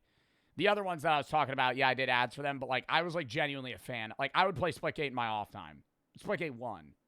Especially compared to 2003, and Valve has been rewarded handsomely for that. And while they've been able to achieve this level of growth without actually like seriously mistreating their consumers or their employees, they've not necessarily been as nice to everyone else involved in the game development process. As they've grown, that's what I was going to say. I think they take too large of a cut from devs. Pressure that they've put on game developers and game publishers, especially the smaller ones, has been getting a little bit out of hand. So Steam takes a 30% cut of all sales through the platform, which is ludicrously high. For context, a website like eBay takes about 12 to 15%, while other game sale platforms take even less. Epic Games takes nothing on the first $1 million in sales, and even the famously generous Microsoft only takes 12% of sales on its store. And in a fairer world, game developers could take advantage of lower fees on other platforms to offer better prices to customers. If I was a game developer that needed to make $7 per copy sold in order to recoup my initial costs, then I could charge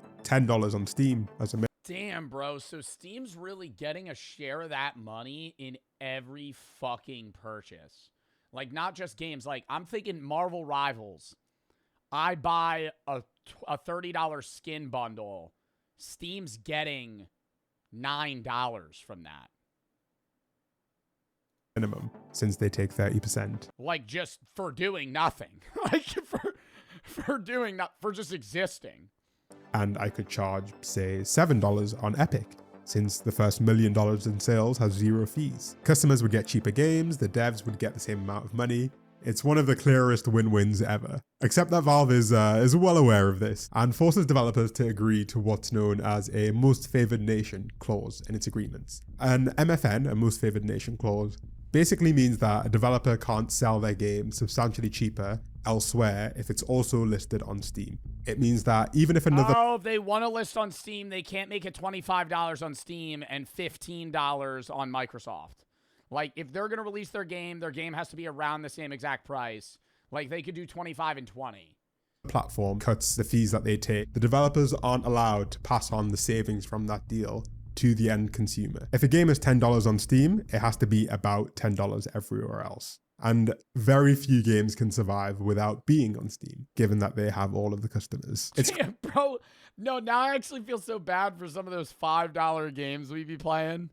Yo, Steam's taking $1.50 from those motherfuckers. $5 a game. Hey. Fork it over. Fork it over, bitch. Give me the $1.25. Created a setup where Steam looks like the best deal, in part because it literally pressures developers and publishers to not offer a better deal elsewhere. And while most competitor platforms actually offer pretty generous deals to smaller developers, Steam does the opposite. Games that sell millions and millions of copies end up receiving a better split. This isn't because, I don't know, Activision needs the money, but it's because Valve understands as a company that the big developers are the ones who have the true bargaining power, the ones who could have significant impact if they tried to leave. Damn, so like if you're Marvel Rivals, sorry I keep bringing up Marvel Rivals. If you're Marvel Rivals, you're probably getting a 20% split, not 30. Top 100 games, 91% of total annual revenue. And by offering them these generous deals, they encourage them to stay on Steam from day one. Indie developers who sell 50, 100, or even 10,000 copies of a game don't have a fraction of the bargaining Get to Work sold way more than that, but they're still probably getting 30%. power. And so there's no need to offer them a better deal. I mean, this is like clearly pretty anti-competitive if you ask. What are the top 100 games on Steam? Top 100 games account for 91% of revenue? That's fucking nuts. Top 100 sellers or top 100 played? Because those are two different things. Oh, Arc Raiders. Yeah. Arc Raiders. Oh my god. How many... dude, Arc Raiders had to have made so much money. Top 100 games on Steam right now. This actually isn't shocking to me looking at these stats. Hold up, let me show you guys. Counter-Strike 2, no shit. Arc Raiders, Steam Deck, that's just, you know, people buying the platform itself. I wouldn't, like, that's not a game, but I get it being there. Half Sword is 4? Oh, it's new. Wait, is Half Sword out now? Should I give that another try one day? If you have any videos you have watched games and play videos, #, Marvel Rivals, No Rest for the Wicked, Fallout 76, Cairn, people have been recommending. I do want to try that game. I know that's new. Fallout 4. Do you think the Fallouts are popping right now because of the show? Because these games are old, man. Oh, and they're 75% off. Why are they 75%? Why is Red Dead $15? See what I mean? Like, I'm not trying to, like, rope back to the glaze. Bro, is there a Steam sale going on right now?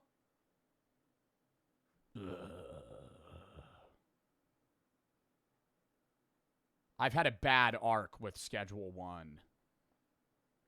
I love that game, and now I don't.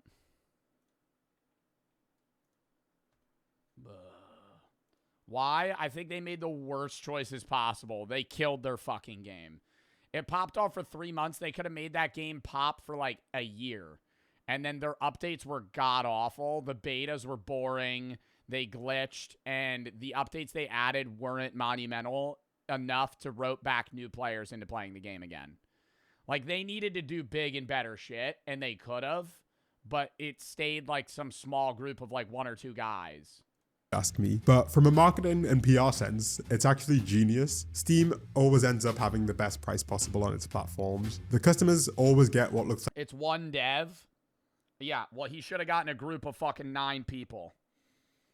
Like, that's still indie, right? I'm not saying, like, oh, he should have gone, like, big and crazy, but, like, and I know he wanted, like, creative direction, be able to do it himself. But it's like, you can't keep a game hype by adding the cartel. Like, you just fucking shoot him in the face. Like, you don't get what I'm saying unless you play Schedule 1. The cartel update was the most nothing update ever. It didn't even make the game more fun. It just made it more annoying. Because randomly, your dealers would get robbed. And all you had to do was give them a Glock with a clip. And then they now just defend themselves. like a reasonable deal. And Valve doesn't bear any responsibility if a game ends up being more expensive than the public expected. The blame falls squarely on the developers. Meanwhile, other platforms... It wasn't the devs' decisions, it was the community vote. Okay, well, the community's stupid for voting for that. And I was a part of the community. And I think I might have voted for it. But I didn't... you know what I mean? Like, it... Platforms can't easily compete on price and have to compete on other things. I think I voted shrooms. Which is why you see exclusive releases as a method of competition. But people hate having to download a whole separate app to play one game because it's annoying and it feels anti-competitive. It feels like the wrong way to compete in this space. And by the way, I'm not like pretending that the Epic Games Store is like some pariah of the gaming industry, okay? They would definitely be doing the same shit if they could, right? They're just annoyed that they can't. They're actually really annoyed that they can't because the CEO of Epic Games has been on this warpath for many years now. And the reality is their app is not the best, not just because of these anti-competitive practices that they're subject to, but also because the Epic Games Store is not very good. And many of these alternatives are just not very good to use. They can be buggy and... Yeah, I'm only not using Steam if I know the exact game that I need to download and it's not on Steam. Like, that's the only time I'm ever using Battle.net or Epic, is if I have to. And I'm specifically searching the game that I have to download. Laggy, while Steam ultimately at the end of the day provides a very functional service. The point that I'm actually making here is that Steam has monopoly power in this market, and they're using this power to do what all private monopolies always end up doing, restricting consumer choice and restricting competition. Until recently, Apple did a very similar thing. They'd take 30% of all in-app purchases that were done on Apple devices. Apps were literally not even allowed to tell their users. That's why Cameo is the worst app ever. I'm sorry, bro. I worked with them before, and they constantly hit my line trying to get me to do Cameo, and, you know, I'm going to really sour some fucking opinions on their end there. But I got to say, Cameo sucks because of that. Why would I want to do Cameo and charge a motherfucker that watches me $50 for me to say happy birthday to them to get $20 in return? Because Cameo is going to take fucking 20 or 30%. Apple's going to take 20 or 30%. So if they order on their phone and not the web, you get less than half the money the person input for you to say something. Like, at that point, I'd have a motherfucker cash at me, and I'd tell him happy birthday. You know, like, why would I use Cameo? Like, there's just no point, right? That's why people on Cameo charge so much money, is because they want to make money on it. So... stop telling kids to take mushrooms. I'm not telling kids to take mushrooms, you stupid fuck. I'm banning you. Brittany, thank you for the 3 bolts for the sub door. Thank you for the 2. Amelia for the 25. The PCRF. Ryan and Bode for the sub. Hexagonal, thank you for the 1. Just Brain Schmidt for the sub. G and Jojo, thank you for the 25. ETP, thank you for the sub. Anonymous, thank you for the 25. Ryan and Hunt for the sub. AT for the sub. Pringle, thank you for the 3. Frost and Jordan for the sub. Gorilla, thank you for the raid 2. Thank you for the 3. Rish, thank you for the 10. Faith for the 10. Jax, thank you for the sub. Simply Zen, Gabriel Strawberry, Brave for the sub. Donovan, thank you for the 25. Elijah, thank you for the 3. Z and Love for the sub. Anonymous at the 10. Thea, thank you for the sub. Dylan, thank you for the 10. Gifted Zen, thank you for the 10. Tommy for the sub. Brady, thank you for the 3. Lock in. Users that Apple was just taking 30% of the money and that you could sign up through Google Chrome or whatever. Billionaires charging tons? Yo, Mr. Wonderful ain't so Mr. Wonderful, motherfucker. You're on Cameo. We're doing $1,000 cameos, bro? I thought you're worth like $900 million. Why am I paying you a stack to tell me happy birthday? for a discount. Apple wasn't taking this 30% fee because they were providing I still got to do a Cameo video one day. I think that'd be fun. I don't know who I would order a Cameo from, though. Let me think of it, the 3J for the sub. some amazing extra service when you bought your Fortnite V-Bucks. They did it because, much like Steam, they have completely unreasonable... Now I got to see who's on Cameo. Oh, my God. See, we're getting so off topic right now. I'm sorry. Who's on Cameo? Categories, actors. James Buckley from the In-Betweeners. Kevin O'Leary is charging $1,500. Why would I get a Cameo from fucking Kevin O'Leary? Who charges the most? Can I sort that? Who do you think charges the most? There's got to be like a max amount of money. Ian Somerhalder does videos. Howdy. Ian Somerhalder here. So if you are seeing this, you have unfortunately stumbled onto the landmine. That is my Cameo account. And I dig it. I dig this incredible platform for giving us the ability to connect, to say... Ian Somerhalder, here's $250. You're so Chad Light. Tell me that I'm a sub 3. Tell me that I'm a sub 3 and I need to start mogging. Tell me that I'm a sub 3.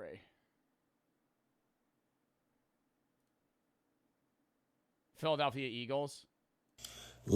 Landon, what's up? I'm doing a Fortnite tournament with LaShawn. That'd be hilarious if I ordered a Cameo from LaShawn.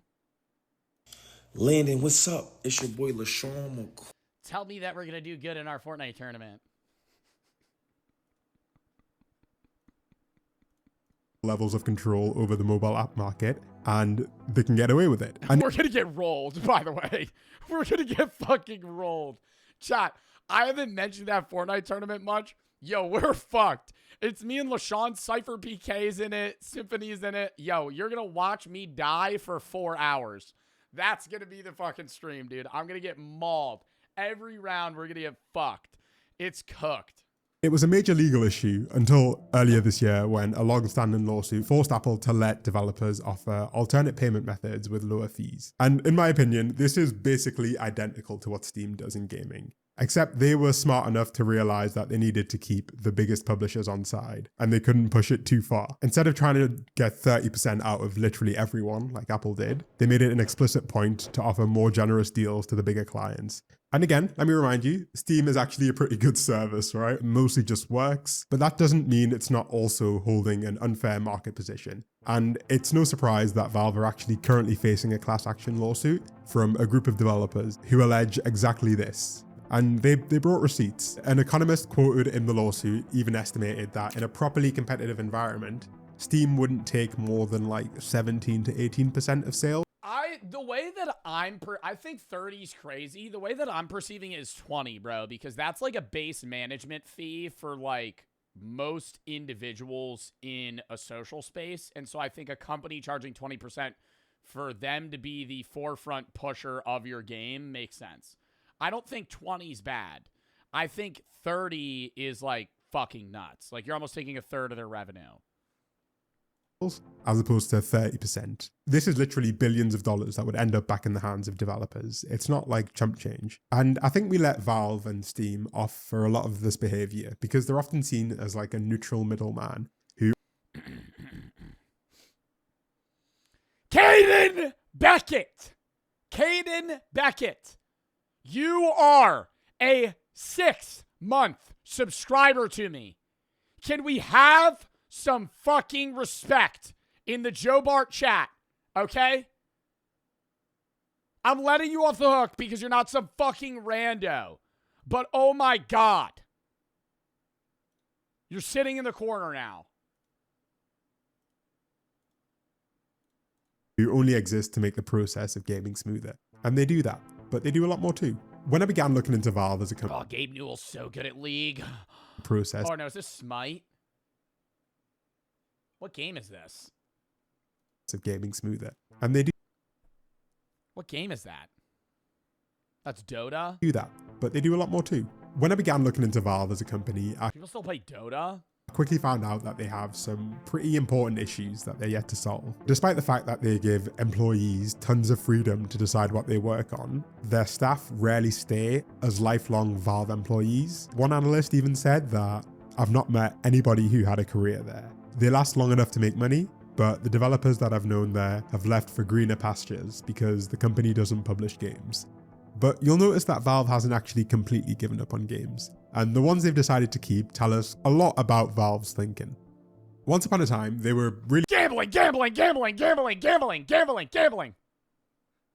CS cases. Gambling.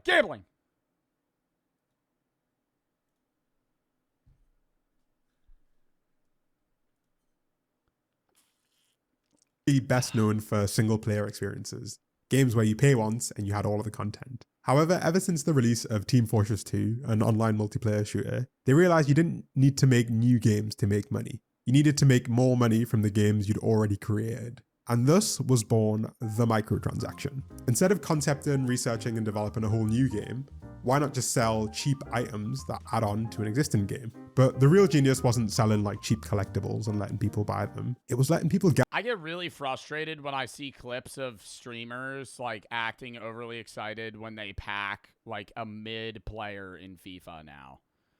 Like, I used to love FIFA unboxing videos, and now I get like actually really annoyed. Like, because they have thousands of dollars of credits. I know they're gonna pack. They know they're gonna pack this guy. They pack like an 85 overall, and they go, oh no, like, bro, you packed like a regular ass player. Like, you didn't pack like Ronaldinho, okay? You packed like a normal guy. Ginge doesn't do that, bro. Ginge will have like a regular reaction. He's also a soccer fan or a football fan, so I get him getting hype about players that he enjoys. But like, bro, it'll be the motherfuckers that like do TikTok clips, not streamers. gamble for them. In 2010, Valve launched the Supply Crate, an in-game item for Team Fortress 2, which allowed you to receive a random in-game cosmetic item. Except to receive the item, to unlock the crate, you had to purchase a key with real money. Basically, you paid a small amount of money for the chance to receive an item that was worth potentially hundreds or thousands of dollars, or potentially an item worth nothing. This is the infamous loot not the old Guadalajara box. And shock horror, it turns out people, especially kids, quite like gambling. Valve developed item marketplaces and whole in-game economies around these items, wherein people would sell them for real money, use them to launder illicit money, or just do some old school degen gambling. The loot box mechanic has been so successful that it's present in basically every actively maintained Valve title. While they weren't the first, and it's like worse. Dude, they do the odds on that. Gambling CS cases is like worse than a lot of casino gambling. Like, the odds of actually like turning a profit is so bad. So it's like, it's just fun.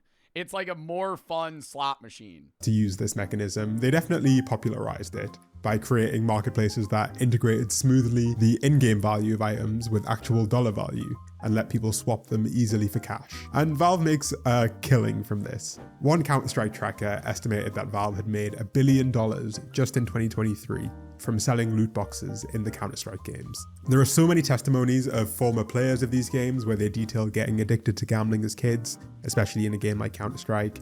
And Valve hired leading economists to analyze their in-game economies. Bro, I used to watch like 100K subscriber YouTube channels pour their net worths into CS unboxings when I was like 12. Like, literally just pouring money into CS, crashing out on screen. And that was like a raw crash out. Now a lot of that shit feels fake because it's like they're trying to write it off and they're making their money back through the video, bro. I would be watching a video with like 10K views of some guy just burn fucking $2,000 on cases and lose his mind. and they have a really intimate understanding of this stuff. They just have zero incentive to change things. The vast majority of people who play these games won't spend a penny, except the percentage that are susceptible to gambling addiction will spend all of their money on it. In the world of mobile gaming, which relies on a very similar model, about 50% of the revenue comes from just 0.1% of the user base. And we don't have numbers for Valve. Clash Royale. I would argue that like Clash Royale and Clash of Clans make 30% of the App Store's revenue. Like, surely, bro. Maybe like what are other mobile games that just make money?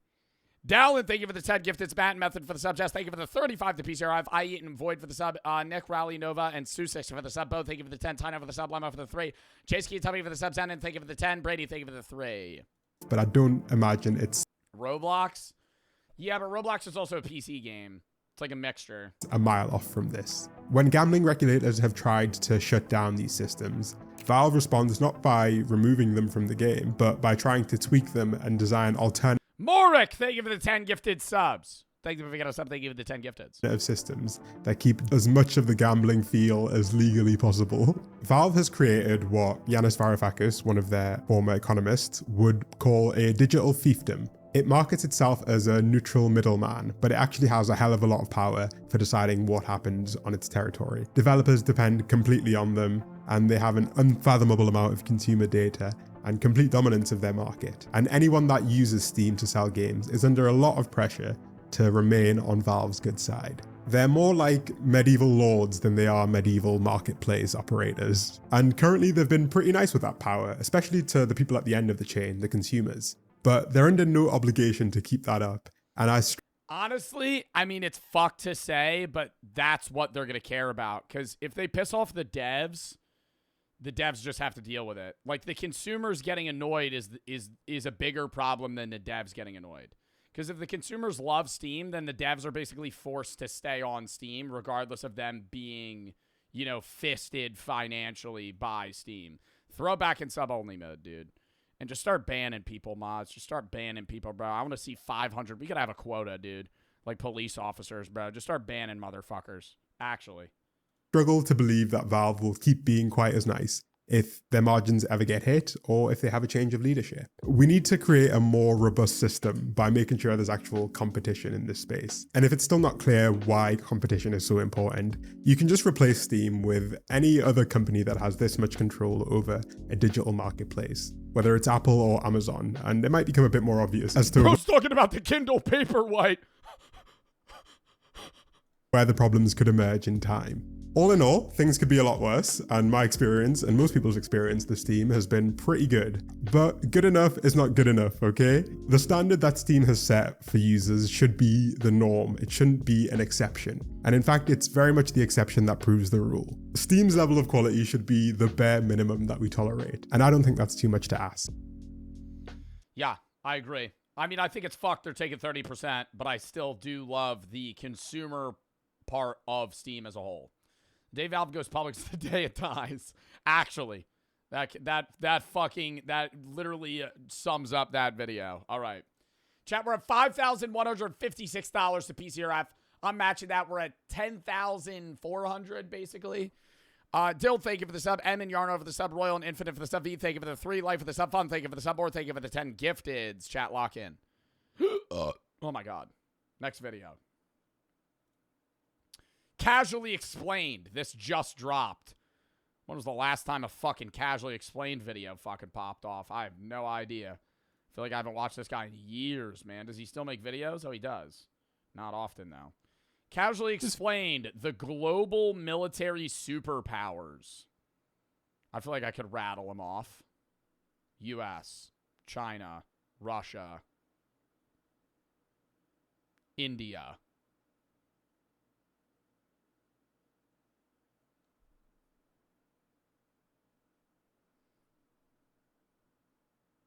North Korea is not a military superpower. North Korea has nuclear bombs, but does that make them a superpower? Video is sponsored by Saley. UK. Well, we all know there's nothing we can do to improve our own lives. I feel like the UK doesn't really spend that much money. and is best left to whoever's in the White House. It's also the case that the people Oh, I know. Israel through the United States. at the top of our institutional hierarchies have more than just the clamoring citizens to answer to. As I gotta rewind. Sorry, I was zoned out. This video is sponsored by Saley. While we all know there's nothing we can do to improve our own lives and it's best left to whoever's in the White House, it's also the case that the people at the top of our institutional hierarchies have more than just the clamoring citizens to answer to, as they have real issues on the global stage they have to make worse. Meaning, in order to actually understand the larger scale objectives of a nation, we have to zoom out and view every country like we're playing Civilization, and we're in charge of large-scale decision-making for the country's resources and political interests, rather than viewing the world as a citizen from that. McChunky, I really want chat to not be dog shit, and so I keep throwing it in sub only. Can you not be part of the problem as a mod? Let's lock in. Let's lock in. Let's type locked in, or chat's probably going to sit in emote only this whole video. Chill for the sub. Muha! Or not Muha. Muhammad! Thank you for the fucking 500 to PCRF.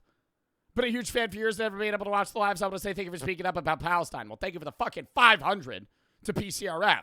I appreciate that. Chill and Serve for the sub. Local and Puck for the sub. Sneaky for the sub. Sloan, thank you for the 100 to PCRF as well. W Sloan for the 100. Muhammad. Or not Muhammad. I keep saying Muhammad like Muhammad, bro. Oh my God, that's some stoner shit. Muhammad, thank you for the 500 to PCRF.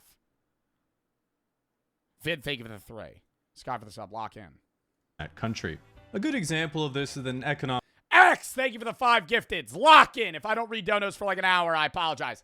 Lock it! Lock it!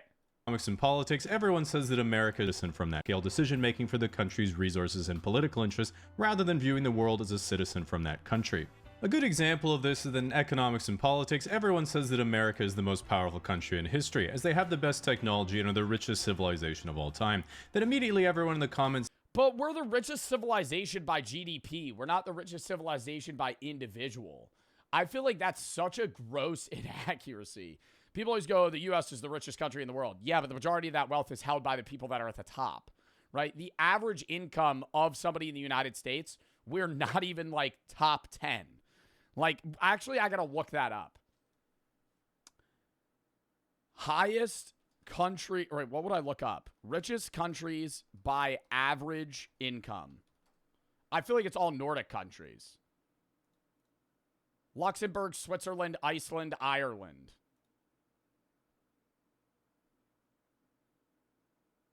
Average annual wages in the U.S. 2000 to 2024.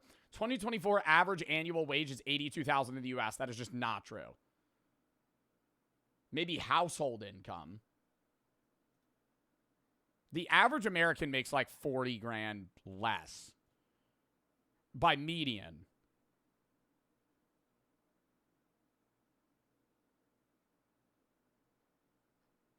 What am I looking at? I feel like this is more accurate. Monaco's the highest. Monaco, Bermuda, Liechtenstein, Norway, Switzerland, Luxembourg, U.S., Iceland, Ireland, Isle of Man, Qatar. What's the lowest? Burundi, $260. How do you even live on that? It says, well, I'm American and I'm not rich. And I'm sure that's correct, but observe how zoomed out I am on the map. I can't see you at all, meaning you are a trifling statistic to me. Similarly, what's clear both in real life and in video games is that the most significant threat to your empire is other nations enacting military force toward you while you're just trying to get your supply chain together to make light bulbs. For this reason, I wanted to look at the most powerful nations on Earth in terms of military might, which means looking at all 7 nuclear powers in the world, starting with the weakest and moving up to the Who's Winnie the Pooh? Oh, Xi Jinping. Strongest. To preface, I'm not going to be mentioning any countries in Africa or South America. This is because they don't have any nukes, meaning they don't matter or exist, so we can just delete those. This is how they do it in the Pentagon, by the way. First, we have our honorable mentions, which are countries that have no nuclear weapons but are still extremely formidable. Iran. Iran currently does not possess any nuclear weapons, but recently was enriching uranium to levels above 60% in a facility 90 meters. How do we know if a country doesn't have nuclear weapons? Is that like... Are we able to know that? Like, couldn't a country have nuclear weapons and hide it? Even if you are spying on these countries? I'm not saying Iran has nuclear weapons, but I'm saying, like, countries could just have nuclear weapons and just not say it. But I think it's better to say it because that's the idea of mutually assured destruction. because then you ensure your nation's survival from imminent threat because you could just threaten nuclear war back at someone. Meters under a mountain. This was a bit suspicious and of course alarming to America's Department of Defense, because as the name implies, what America is defending itself from is another country possessing an object that its current arsenal couldn't destroy. Thankfully, there is not yet such a thing. Just so you know, I wrote that description before they rebranded to the Department of War, which, let's be honest, if you thought America was ever defending itself from anything, the only— Oh my god, and that jackass right now that's just fucking big. Dude, he's like a social media influencer. Who's the head of the Department of War right now? And he just posts on fucking Instagram Reels all the time. I'm like, dude, go do something. go fucking do something. Pete Hegseth. Go fucking do something, bro. He's an influencer. He posts more than I do. Technology they would need is an Iron Dome that shoots down Boeing 767s. Saudi Arabia. Unrelated, Saudi Arabia also has no nuclear weapons, but is still top 10 globally in terms of defense spending, and is a fairly— Defense spending, but I feel like Saudi Arabia is also just so, like, even if they're not the top in military power, they have just raw power from wealth. Like, the amount of money that the Saudi families have is more than, like, billionaires combined. Like, the Saudi families are, like, so fucking rich. really strong diplomatic relationship with the United States and Bill Burr. Yeah, it's like they're not directly powerful through military superpowers, or not superpowers, military power, but they have oil and money, which is basically, like, in the same sense valuable for making world decisions. To explain the political attitude of Saudi Arabia and the United Arab Emirates, you have to know a famous— And they have power in terms of, like, cutting off oil, who they send that oil to, how they're involved with certain countries, right? Like, so they still wager they still have power alongside them. Quote from the ruler of Dubai, which was, "My grandfather rode a camel, my father rode a camel, I drive a Mercedes, my son drives a Land Rover, his son will drive a Land Rover, but his son will ride a camel." This statement might sound like he's humbly stating from shirt sleeves to shirt sleeves in 3 generations, but he's really saying, yeah, I'm just built different. Which pissed off his kids in the House of Saud, and now they all get chauffeured in solid gold Phantoms. Nevertheless— Wow. Gold Phantoms. Nevertheless, they've recognized they can't just print money from selling oil forever, and their current grand strategy is to transition their economy from a gas station to the hub center connecting Africa to Eurasia and become the economic center of the Middle East. Plus, after hyping up their plans to build a 170-kilometer-long city that is— Yeah, didn't they just give that up? I feel like Saudi Arabia starts so many, like, trillion-dollar projects that they just fucking shit out for 6 months and then go, never mind. Like, they'll just, dude, work at 24/7 on it, and they go, never mind. Taller than the Empire State Building, and was getting me excited for someone to actually do something cool but really stupid for once. They shockingly paused construction, and were then like, maybe we can turn it into an AI data center instead. Oh, is that what they really did? Frankly, I'm pretty sure if you said to the Crown Prince, here's my idea for a new super project, then slid him a photo of a gaming PC, he'd write you a blank check. On to the real list. Coming in at number 7 as the weakest nuclear superpower is Israel. This is— Yo, stop pinning bullshit videos, McChunky. Please just pin the charity. We don't stop pinning, like, Hills videos and shit. Honey, thank you for the 50 to PCRF. Anonymous for the 25. Not for the sub. Quentin, thank you for the sub. Anonymous, thank you for the 10. Crash for the sub. Terenzi for the sub. Mason for the sub. Sub for the sub. S, thank you for the 25. Beyonce, thank you for the 3. Dallin, thank you for the 25. Gifted. I Love It Dark, thank you for the sub. Chelsea, thank you for the 10. Lloyd for the sub. Moth and Jumping for the sub. Vimo, thank you for the sub. Walk, thank you for the 1,000 biddies. Triple for the 5. Gifted. Stripping for the sub. Sky for the sub. Sloan, thank you for the 100 biddy or $100 donor to PCRF. Tor, thank you for the sub. Honey, thank you for the 50 again. 7 as the weakest nuclear superpower is Israel. This is because Israel has no nuclear weapons, as it has committed to keeping the Middle East denuclearized. But they have stated that while they have no nuclear weapons, if they were to come under a mortal threat, they would be forced to use them. After turning the Gaza Strip into the Gaza Strip of all previous civilization, their current geopolitical objectives are to deal with international social outrage over their use of brutal force over a weaker territory by using their enormous political and media influence to convince radicalized Americans that they don't have enormous political and media. You're going on the Nelk podcast. So, Mr. Benjamin Netanyahu, what is your favorite hamburger? Influence, which is going about as well as you could. Sorry for the pressing questions here. What is your favorite fast food place? Oh, I'm a big fan of Burger King. Expect. Like, that shit felt like a simulation. I'm like, what are these questions, man? Number 6, North Korea. North Korea is estimated. North Korea's the number 6 military superpower. I feel like that's just because they constantly threaten nuclear war. Like, there's no way North Korea is the 6th strongest nation militarily. To have about 50 nuclear warheads, although they're far more powerful and effective than any other nation's nuclear warheads because Kim Jong-un personally guides each of their targets, always knows where they'll land, and never makes a strategic mistake. Their current geopolitical objective. Yo, the shit that was really funny was when they launched that. You see when they launched that military boat and it sunk in front of Kim Jong-un?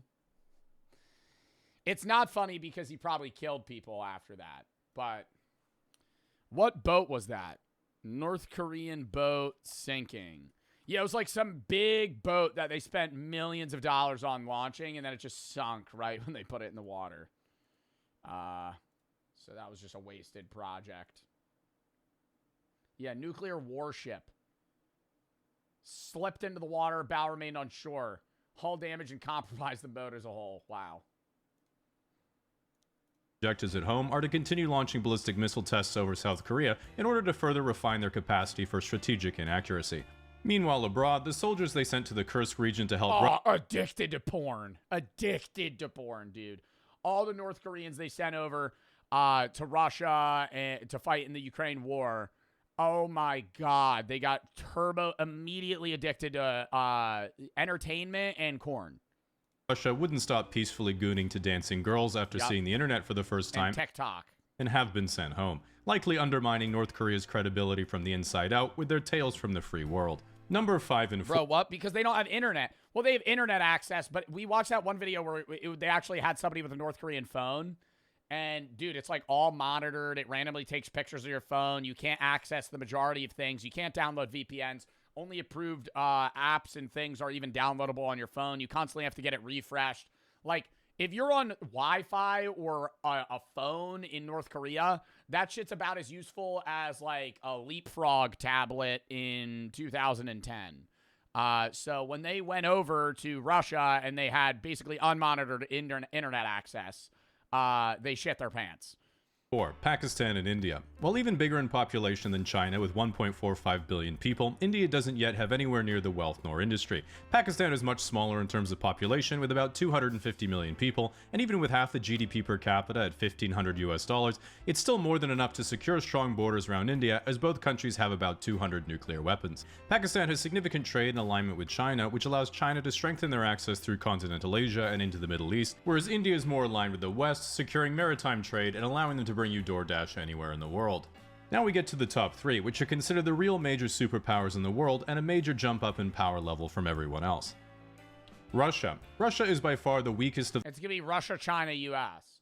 Russia's weak right now because they're going through all of their gold reserves. Isn't Russia just like burning cash fighting Ukraine right now? And like, what I think the person that runs the central bank in Russia went out again. The only woman or person in general that is able to speak out against Vladimir Putin is the leader of the central bank, because they have to be like outwardly honest about how their country's doing, at least to Putin.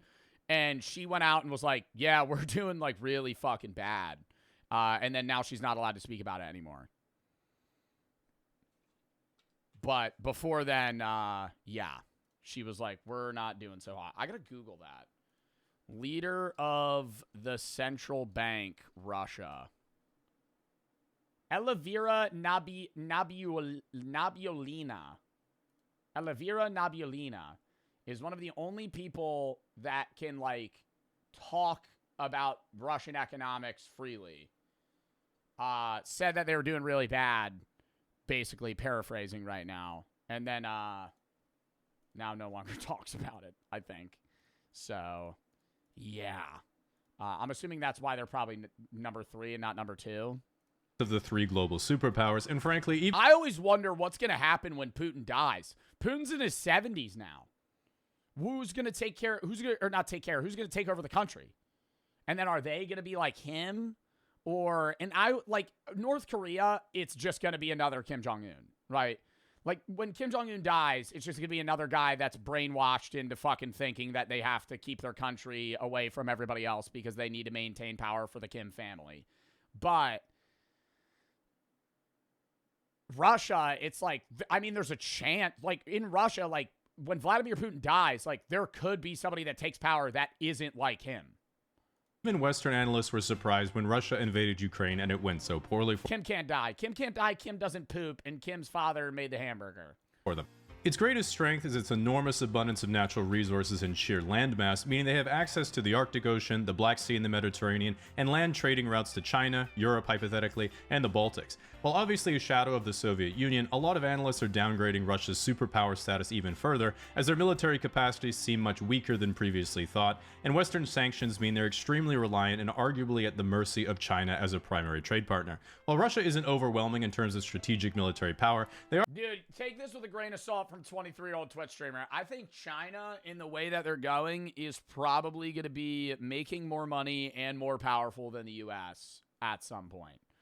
China prints money.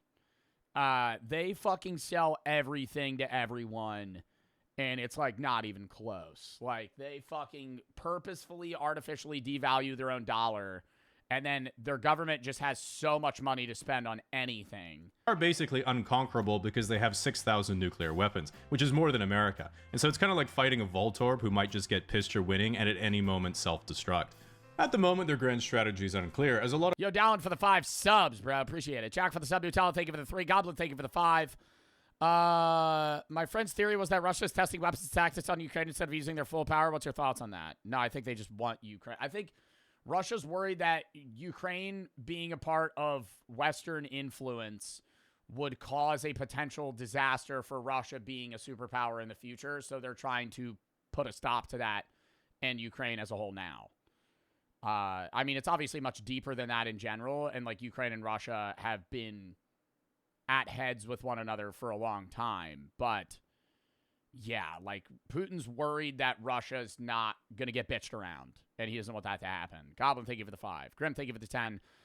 Frag that and Mr. for the sub. Riki, thank you for the 25. Nasser for the sub. And thank you for the 25. The PCRF down, thank you for the 5 gifted. Lock in. of Western politicians have— Ukraine's a gateway for NATO. Yeah, I mean, that's how most people understand it, but it's not just that. assumed Putin dreams of— Ether, thank you for the sub. Lock in. re-expanding their land empire towards the former borders of the Soviet Union, which is plausible at best and definitely unachievable in practice. Meanwhile, Putin says that pretty much all of Russia's military actions are not for conquest, but preemptive self-defense from the expansion of NATO. For people who are not aware what NATO is, if you ask a Westerner, we would say it's the political and military alliance formed between the United States and Western Europe after World War II that was then extended to more Eastern countries over time as they wanted trade relationships with the West and security guarantees for themselves after the collapse of the Soviet Union and the formation of a still threatening modern Russia to their east. This is of course my Western bias speaking, because you ask Putin what NATO is, he would say, Mordor. At any rate, it's—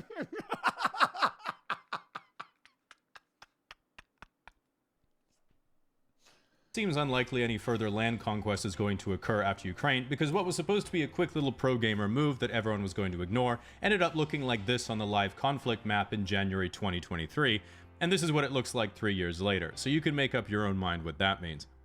Number 2, China. China's biggest strength is turning their country from what was essentially an— What's up, Beijing? agrarian peasant society getting conquered by the Japanese during one of their many angry phases in the 1930s into the largest industrial economy in the world and second largest GDP in quite literally 40 years. They have a population of 1.4 billion and a GDP per capita of $13,000, which is absolutely absurd given its size and where they started. A common sentiment you'll hear online is that China actually only has a population of 800 million, but then you ask for evidence and they're like, well, some Japanese scientists measured their annual salt consumption and it was lower than expected, which is complete— Their annual salt consumption? Wait, there's people that think China's lying about how many people live in their country. Why would they inflate their numbers by 500 million people? I feel like you couldn't lie about that. Like you couldn't— there's no way. I could see a country with 1 billion people saying they have 1.2. But there's no way you could be like, yeah, we have 1.3 billion people, and they're overshooting by 500 million. Nonsense, because my grandma's Japanese, and if you said, yeah, Chinese salt consumption's about 2/3 of what we expected, what do you make of that? She would have said, make a lot of sense, Jamie. Chinese don't know how to cook properly. Nevertheless, what makes China frightening is that because of their export economy— Wow. They have a massive industrial capacity. They have similar numbers of tanks and warships to the US, albeit smaller ones, and their air force and overall systems technology are far worse. But in terms of shipbuilding, China has a gross tonnage capacity of over 230 times the US and produced over... You can lie easily now? Yeah, but I mean, dude, lying about 500 million people is kind of hard. Yeah, we do have the same amount of stuff as them. Outside of nuclear weapons. Building an aircraft. China has a gross tonnage capacity of over 230 times the US and produced over 1,000 commercial ships last year, and America made about 8. Not 1,000, the number 8. And in case you think that isn't a problem, it's Chinese commercial shipyards that also make the destroyers. Currently, China's next big move is most likely the annexation, aka reunification with Taiwan, because to be frank, it's literally right there. And when China was... But like, why? What is with, like, this still needed idea of countries and conquest? Like, the world's been discovered. Why not just try to make the current country better than try to acquire more land and space? Like, when we're like, we need to acquire Greenland. Why? That's making your life harder. I know China and Taiwan have had strains for years, and it's a very long historical conflict. But I'm saying, like, with the U.S., we have so many problems. Why are we trying to get more problems? I know it's oil. U.S. is also a war-based economy, so it's its own thing. You want Greenland for oil. You want money from that. You want to have more of a military holding there. Joe, do research. Yeah, it's a lot of strategic shit, chat, and it's also like an ego thing of like, if we acquire Greenland, that would look great for Trump. But like, I'm saying from the average person's perspective, like, if you just threw a random guy in power, they'd do pretty bad. But I don't think they'd go, we need to start taking land. They'd go, why don't we solve part of the problems that we have here? Why don't we fix the problems that are going on here, right? Rather than acquire more of them. It's like, hey, can we buy the really good computer chips from you? America was like, listen to the experts. I'm not an expert, man. I'm just asking the questions that don't make sense to me. Well, obviously not. That wouldn't benefit us at all. But like, imagine if Vancouver Island was its own country and had the best oil reserves in the world, and America was like, hey, can I buy some? And Vancouver Island was like, no, we use Chinese wellheads, so we only sell them the good stuff, but you can have the shitty oil we sell to everyone else. If that happened, I can assure you that I would be getting bombarded with freedom and democracy against my will well within 24 hours. So while I'm rooting for Taiwan, if you add on the fact that there are American military bases in Japan and South Korea, and they have access to bases in the Philippines, China's only way of securing clear access to the Pacific Ocean is Taiwan. Meaning, it's not looking so great for the little guy right now. Yeah, but Taiwan, I know it's not looking great, and people say the rising tensions and shit, but doesn't Taiwan make, like, so much of, like, hardware for computing today? Which doesn't seem like that big of a deal with war, but it's like, Taiwan's such a valuable country for tech. And CPU usage, which is like, yeah, semiconductors, like, you need that. And so other countries wouldn't want, not even just the US, other countries wouldn't want China to have hold of that. Number 1, the West. But it's also why China wants it. And partners. You already knew we were number 1 because I don't want to become the 51st state. The Western alliance of NATO and its homies post-World War II is essentially what everyone watching this video will have grown up and experienced and is likely currently living within. Our greatest strength is by far our enormous wealth and prosperity gained from free trade and cooperation. This came about because post-World War II, once everyone basically agreed to get along with each other instead of making world wars in every 2-decade tradition, this allowed the proliferation of the American global banking system called the Eurodollar, which was kind of like a banking telecom network throughout the world, allowing the proliferation and trade of the US dollar in Europe, Japan, and then basically everywhere else. Because of the West's perception as a liberal, rules-based democracy centered around free and fair trade, everyone trusted the currency and began using it, then saving it to use later. That's part of the fear, though, is that if our dollar crashes, like, the world economy fucking plummets. Because everything's not, like, we're not based on the gold standard anymore. We're just kind of artificially, like, believing this value of the dollar is the value that we say it is, versus us actually having something tangible that it could be tied to. Playa Funk, thank you for the 10 gifted subs. Thank them for the sub. Thank you for the 10 gifted. Apollo, thank you for the fucking raid. Pip for the sub. And Stuart for the sub. Thank you for the 3. Luke and Poopy, thank you for the sub. Wow, thank you for the 45 to PCRF. Canada, thank you for the 50 to PCRF. True, thank you for the 1,400 biddies. Big, thank you for the sub. Jug, thank you for the sub. Ether and Nasser, thank you for the sub. Some, thank you for the 3. Pip for the sub. Playa Funk, thank you for the 10 gifteds yet again. Later as a reserve, resulting in what people call the US dollar reserve currency system. Even today, 58% of all global reserves are in dollars, 50% of all trade is done in US dollars, and 90% of all foreign exchange is in dollars as well, which allows immense privilege in terms of global influence. You can sort of think of it like how the global language of business is English. Europeans speak to Europeans in English, except Italians. Educated Chinese students learn English, and if you want to have a successful international career, you essentially must learn English. That means for people born into it, you don't have to do any work, and you get all the rewards. If your hopes and dreams are to be successful in music, film, tech, finance, business, or professional political streaming, you have access to the largest markets right away. When you're thinking of your dream career, the first step for nearly all Westerners is thinking, but what if I fail and people make fun of me? But for everyone else, the first thing they have to do is learn a completely different language to fluency. No way my chat was spamming the fucking pineapple pen, and that guy's at the fucking front of the fucking video. Is learn a completely different language to fluency and then move to a different country. This is essentially the same privilege as the US dollar in that it has and that was last video, so that had nothing to do with this. A global monopoly on banking and trade, meaning the currency that you create is the currency everyone uses, not just your citizens. So you can pull the levers of not just national, but global monetary and fiscal policy in your favor if you hypothetically had any idea what those levers did. With that said, currently the geopolitical grand strategy of the West is in complete disarray, because prior to Trump 2.0, both the Democrat and Republican plan was essentially to maintain the pre-existing Western rules-based order in conjunction with its allies in Europe and Asia, with only pocketed military intervention as fires needed putting out, or some perhaps slightly imaginary threats emerged. Even now, it's still not clear what the new hard-right grand vision is, or if there even is one, but if you read some of the partially human thinkers that seem to be whispering in Trump's ear, and you really interpret it generously, it would seem the basic premise is we have to stop languishing and twiddling our thumbs as China becomes a threat to our position as global superpower. We need domestic industrial capacity to come back because we have no way to build our critical industry technology in volume if they decouple their economy from us. America shouldn't use our resources to be the protectorate militarily of Europe. They have the resources now to do it themselves. And America will establish political security over Central America, locking down a soft border for the entire northern continent, while using bases on Greenland to secure the Arctic shipping lanes, which are now open nearly year-round since polar ice has retreated in the last 50 years. Oh my god.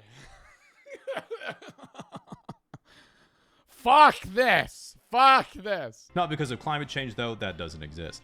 On paper, it's not like there's... So we're hard pivoting from the protection of NATO. I know a lot of this with like how we're trying to de-escalate spending for them, and we're trying to get them to cut some part of their own GDP for their own spending in Europe. And a lot of countries within Europe want to do that themselves just so they don't have to be relying on the U.S. So now we're trying to move that chokehold to South America. So then we have the same influence that we had 30 years ago on Europe, just in a different space. There's anything that unusual about the plan. It just represents a particular form of extremely hawkish foreign policy. The problem really is the not on paper part, which is using forceful executive powers to manipulate your allies while demolishing any pre-existing trust and goodwill.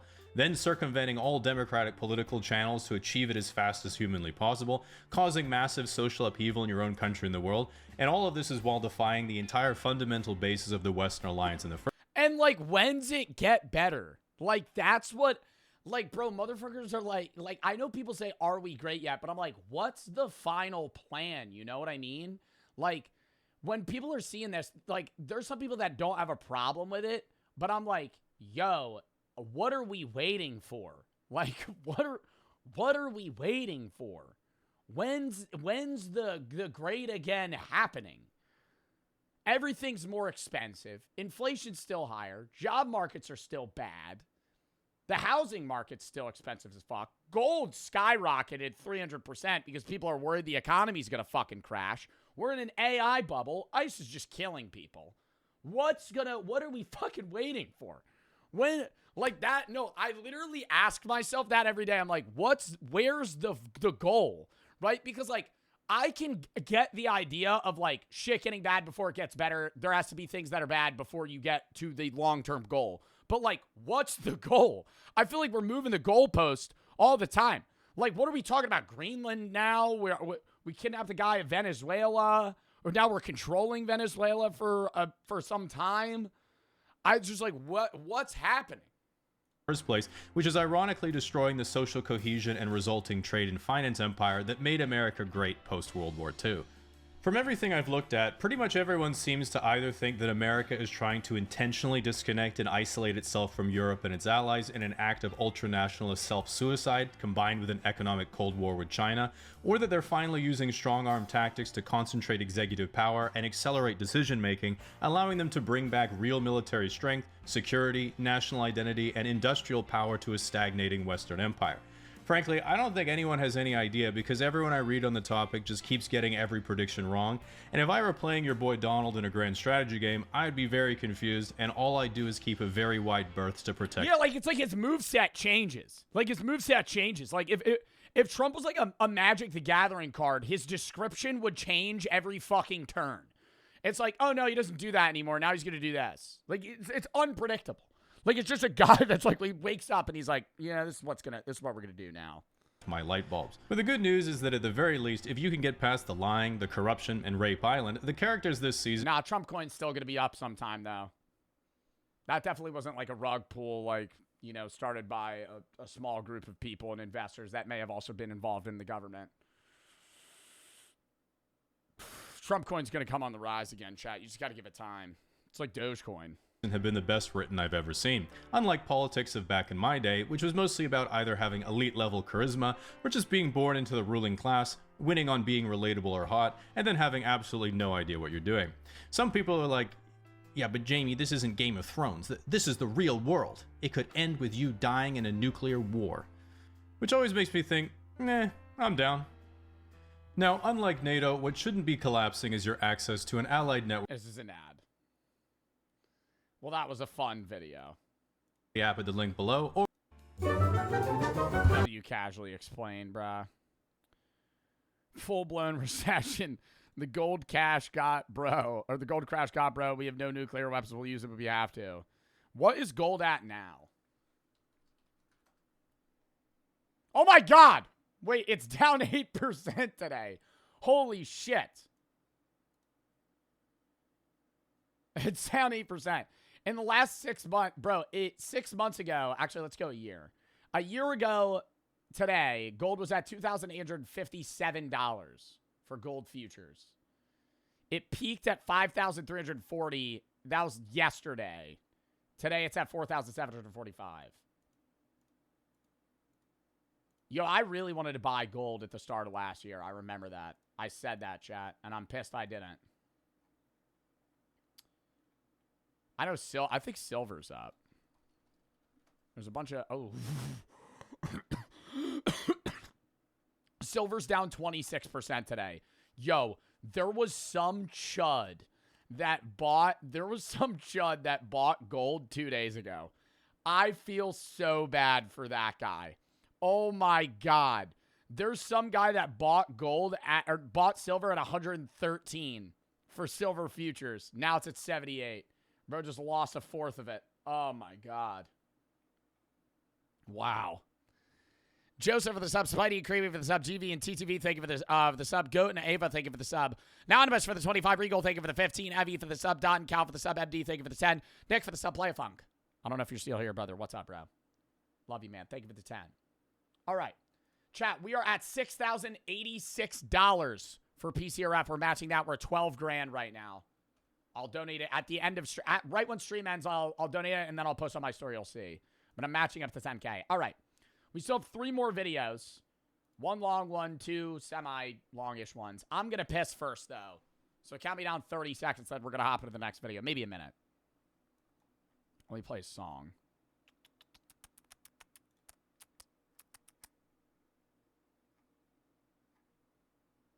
What song do I want to play?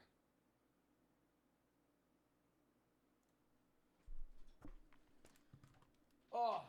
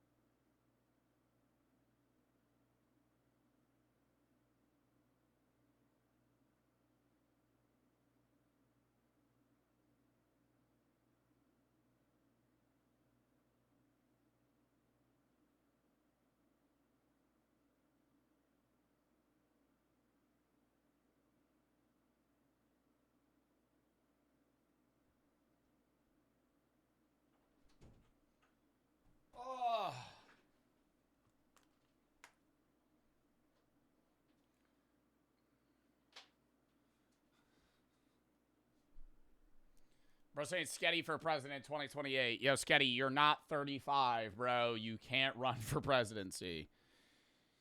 You can't run for presidency. Ken, thank you for the raid. Ronan for the sub. John, thank you for the 10. Grace for the 10. Talon, thank you for the 10. Joseph Spuddy for the sub. Creamy and GV for the sub. TTV, thank you for the 2 gifted. Chat, appreciate the fucking donuts to PCRF. I'm sorry I haven't been able to read a lot of the messages with them, but we've been able to raise $6,116 thus far. I might do the double upload today. Would you guys rather double upload on the main or the gaming?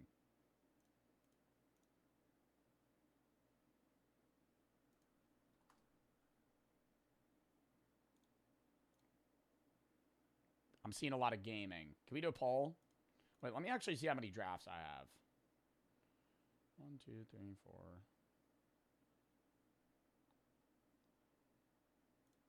4. Okay.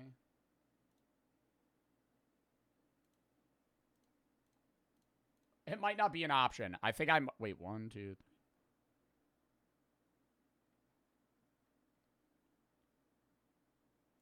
We might do gaming. I might do gaming. Somebody redeemed timeout on Sketty. Yo, sorry, Sketty. F in the chat. F in the chat for Sketty. We'll see you in a day, brother. Brissett F for himself. Mods, can we actually time out Sketty for a day? I'm only able to time out for 10 minutes. Bro, Sketty be mogging in his profile picture. Look at bro.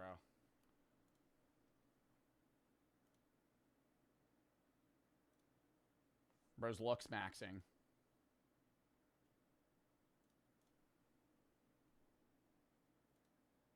Aura. Oscar, thank you for the sub. Grace, thank you for the 10. Everybody deserves a bright future. Thank you, Oscar, for the sub. Anonymous for the 10 to PCRF. Ivan and It's for the sub. Smartass, thank you for the sub as well. Chat, lock in. Lock in. Mortician answers burial questions from Twitter. Love these videos, dude. Hi, my name is... But he doesn't talk like that. We've seen this guy before. Morticians freak me out a little bit. I'm sorry. I'm not being rude to this guy. I love this guy.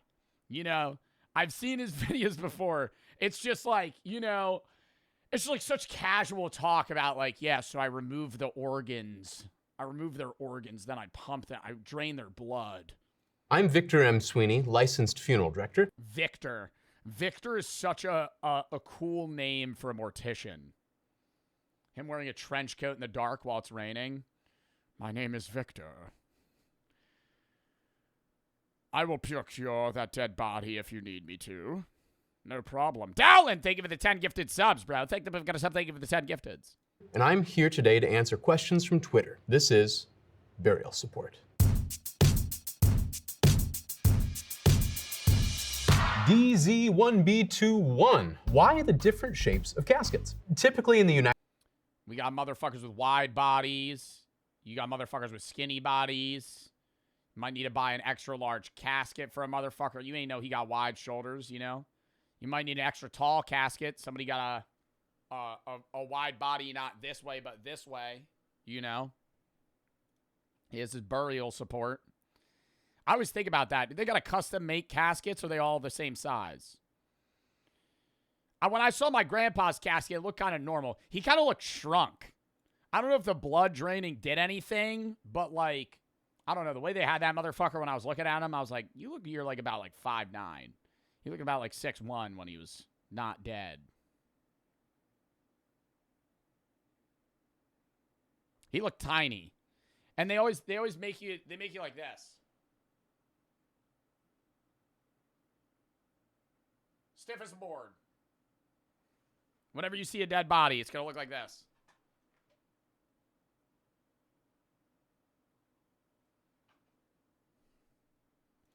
United States, when we're talking about a receptacle to bury a dead body. Rip? Oh, I appreciate that, chat. I'm good right now. You know, you have morning process ups and downs. Is it fucked that I'm laughing? No, I'm making jokes about it. I'm not making fun of my dead grandpa, but I mean, that's what it is, his body, you know? You would have laughed at it. Well, he's dead, but... body, we talk about a casket. A casket is rectangular. Oftentimes in other parts of the world, you're going to see what's called a coffin. So a coffin is what we might call anthropoid shape, narrower at the top where the head is. I still can't get over the fact that in parts of Hong Kong, you rent a burial site and then they exhume your body after like 6 months and then burn you. I'm like, what's the point in getting buried? Is wider at the shoulders and then narrow down at the feet. Other countries around the world tend to use coffins, and we use the term what if I'm built thick? Even colloquially here in the United States. So when you hear someone talk about grandma's in the coffin, odds are good she's in a rectangular casket.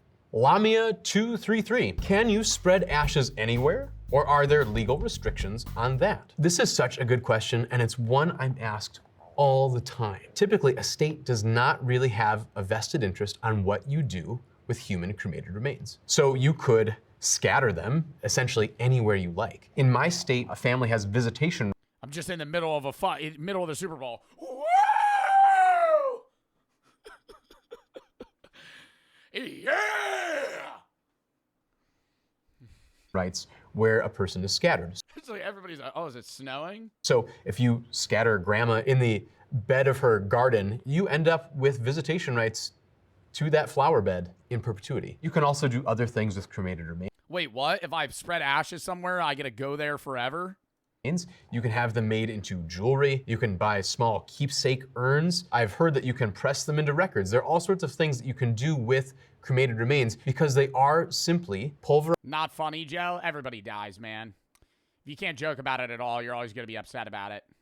Pulverized bone dust. Comedy is mixed with mourning, brother.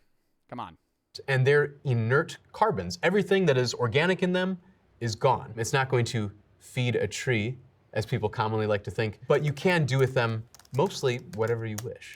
Here's a question from Plucky Duckling. Are funeral pyres and Viking funerals a thing anymore? There is one place, Creststone in Colorado, that does allow a funeral pyre. So that does exist, but you have to I would love to get that shit, bro. Isn't that where they light your body on fire? live in a very specific locale. A funeral pyre, as we're thinking of it here, is usually a large pile of wood or other flammable material that a body is set on top of, and then the whole thing is set alight. As far as Viking funerals, this is kind of a misnomer. You're probably thinking Yeah, where they float you out on a ship. of putting your loved one in a boat with their hands on the pommel of their sword and pushing them out into the lake. Have we seen this? I think I might have seen this on a clip on TikTok.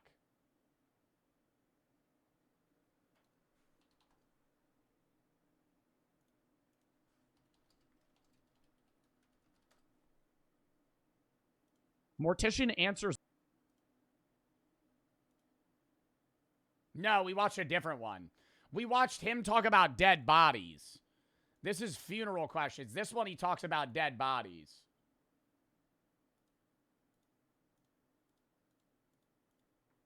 Yeah, we haven't seen that one. Holy old video? That was a year ago. I watched that shit a year ago? Oh my God, time flies. Hills underneath are. Oh my God, time flies. I feel like I watched this motherfucker like last month. Oh my God. You look tan as fuck? Well, it was in the summer. When I don't look like a ghoul.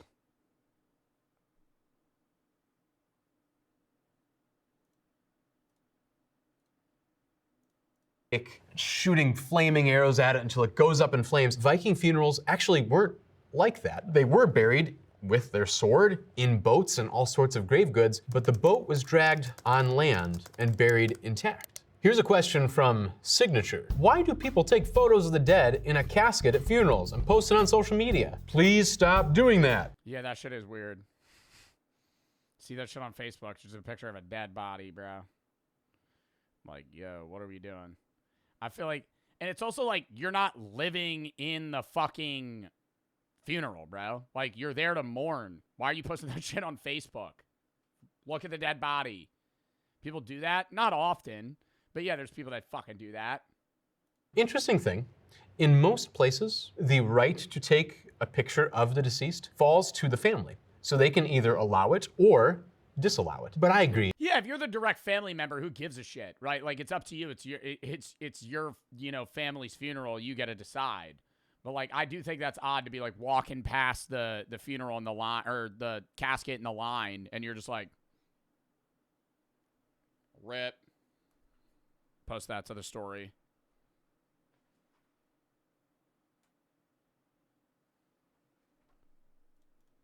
Don't put it on social media. That's something that should be kept just for your own personal use. Next up, we have a question from Stan Combe Wills. Who gets to decide who gets invited to my funeral? The short answer is your family. They can decide who will come, and likewise, who is not allowed there. Fun fact, you do not need an invitation to attend a funeral. You can just show up. Funeral crashing is a thing. There was a gal that I used to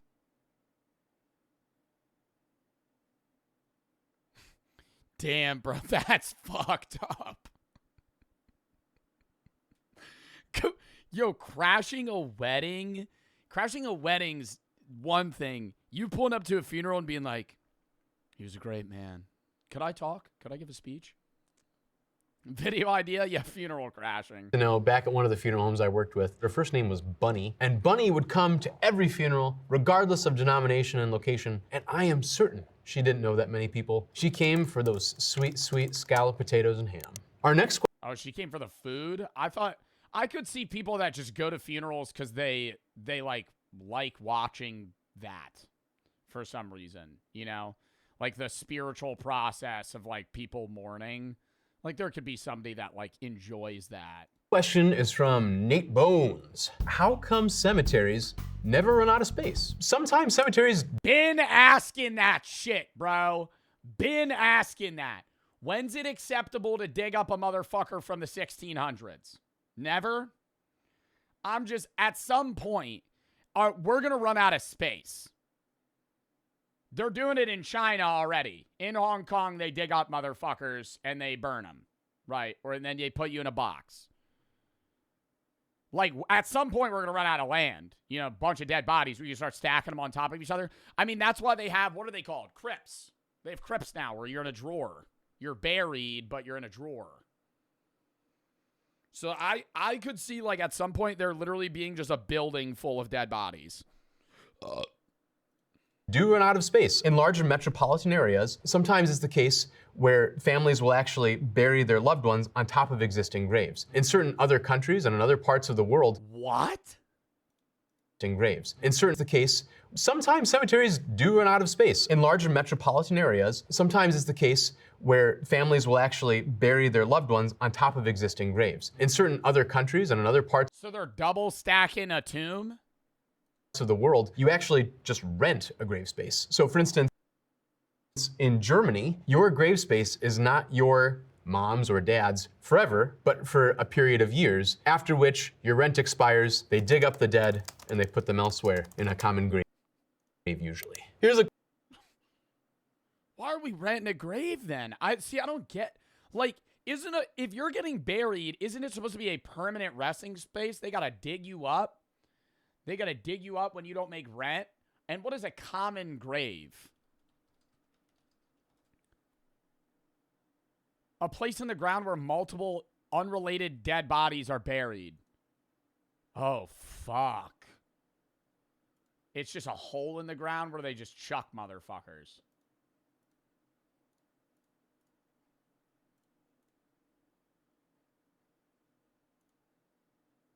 Edible?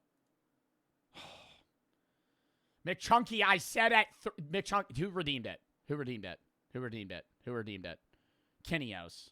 Yo, how do these motherfuckers have this many channel points? Like, y'all gotta be, like, fucking money laundering. Or something. Like, I just can't. Like, I don't understand. How do you have a million channel? How do you have a million channel points casually? Like, that's just, like, what the fuck? In 10 minutes, I'll do it. I said at 3 hours into stream. Vin, think of it at 3. I have a THC drink right there. I'll open it now. Whatever. Sketty, think of it at 10. Thank you for saying I have aura. I'm going to dedicate my life to looks maxing now and let my personality go down the toilet. Awesome, dude. That's exactly what you should do. Love, thank you for the 100 to PCRF. Happy birthday, love. Love Lex. Loves Lex. Lexia? Lex? I don't know how to say her name. Thank you for the 100 to PCRF, though. HFest for the sub. Dean, thank you for the 50. You should do a snowboarding vlog. Never been snowboarding. I'm a skier. Vin, thank you for the 3. Been going through a lot. You make my day. Thank you. I appreciate that. Brody, thank you for the sub. Hope you're all right, brother. Aaron, thank you for the 5. In theory, you get permanent access to Super Bowl Stadium. Yeah, if you fucking just start throwing your ashes there. Bicky for the sub. Fish, thank you for the 3. Respect your opinion. Trump decided executive order being investment in companies from buying single-family homes, forcing them to sell most of their portfolios. Venezuela was a good move to free Venezuelan people to return. We get oil. Gas was down to 2.6 over New Jersey, which is record lows. Yeah, Luke for the sub, but it's also using the Venezuelan land that we don't own. Zero, thank you for the 4. B, thank you for the sub. Riley, thank you for the 2. Rod, thank you for the 2 subs. Lucas, thank you for the 10. Kel, thank you for the sub. Rifle for the sub. Down, thank you for the 10. Gifted Dean, thank you for the 50. Lock in chat. Hold up.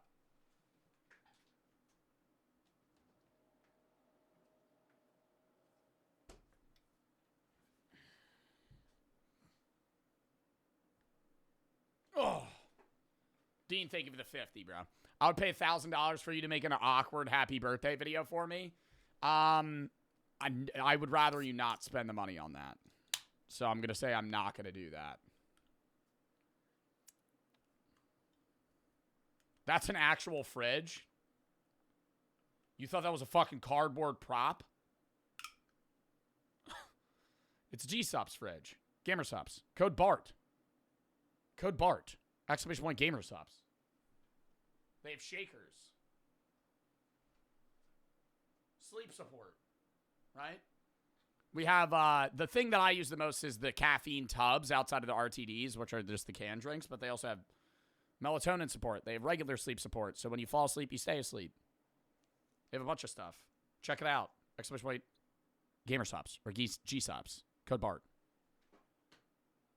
And if you want to try it out, free shipping if you add just a sample pack to your cart. Sample pack, code BART, free shipping. Boom. Try it out. Then you pick what you want to order. Kep, thank you for the 10. Harvey, thank you for the 25. Dean, thank you for the 50. Lock in. The question. Lock in, lock in, lock in. From Dr. Bum4Fire, what is sky burial? Sky burial is a practice that takes place in Tibet or Nepal, where bodies are actually left out and hacked apart for condors and vultures to eat. The way that they render a human body to just bones is by letting animals do the work. We have a... I kind of fuck with that. I've always said, I don't think I want them to hack me to pieces. I think you just chuck my ass in the ocean. Not off a pier. You know, drive out 10 miles, throw my dead body in the water. Throw my dead body in the water, tie my ankle to a cinder block, and then the fish will eat me.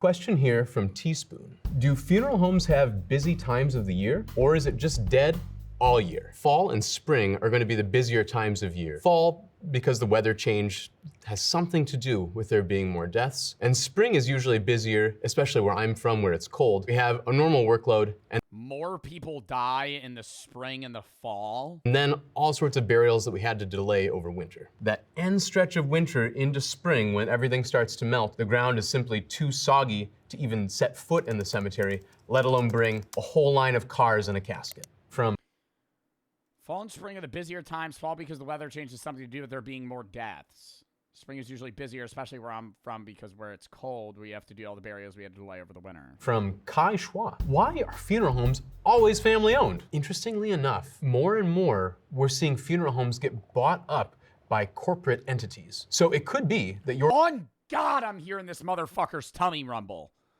Listen. We're seeing funeral homes get bought up by corporate entities. I'm hearing his stomach grumble when he... No, it's not mine. So it could be that your local funeral home, despite being called the Smith Family Funeral Home, is actually owned by a larger conglomerate who might operate 5, 6... Somebody get this guy a Cliff Bar. Sorry.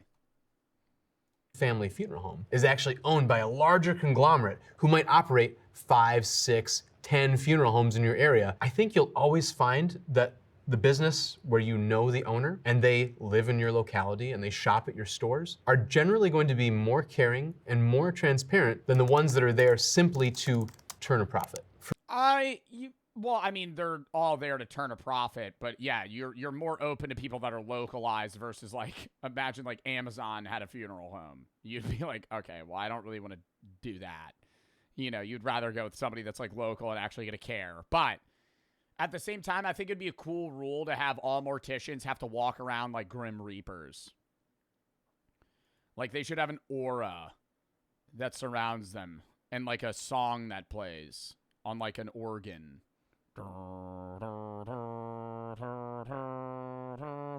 When they walk through, be like, yep, that's the guy that bleeds out the dead bodies. From Harvey 180. So I'm completing my organ donation form. You can literally donate everything, including skin, bones, and tendons. So how do funerals work? Because there will be nothing to put in the box. Most organ Put googly eyes on my lids. Donation. Nah, they're not taking my eyes. What would they take? I think I got pretty good skin. I have tattoos, though. Companies, those procurers, they don't take everything. They'll take the femur, they'll take some They're not taking my lungs. of the muscle. They might even skin the whole thing so it looks like one big nasty roast beef. But then they also will What? take everything. They'll take the femur, they'll take some of the muscle. They might even skin the whole thing so it looks like one big nasty roast beef. But then they also will provide us with a large wooden dowel that's the exact shape of the femur. So we can kind of rebuild the shape of the leg. From Amy Bell. How do you talk They'll skin my entire body. to your children about death? Would love Degloving, actually. to hear from parents who have tackled this tough topic. Probably my best piece of advice for parents when His stomach, bro. Oh my God. On God, I'm hearing his stomach. Love to hear from parents who have tackled this tough topic. Probably my best piece of advice for parents when they talk to kids about death is don't say, it's like grandpa fell asleep. I think little kids can conflate the two. I would say be honest with children about death. Tell them the reality that someone is no. Yeah, dude, when the family dog dies, he just ran away. He's going somewhere else to play with other dogs. Your grandpa shot him in the head.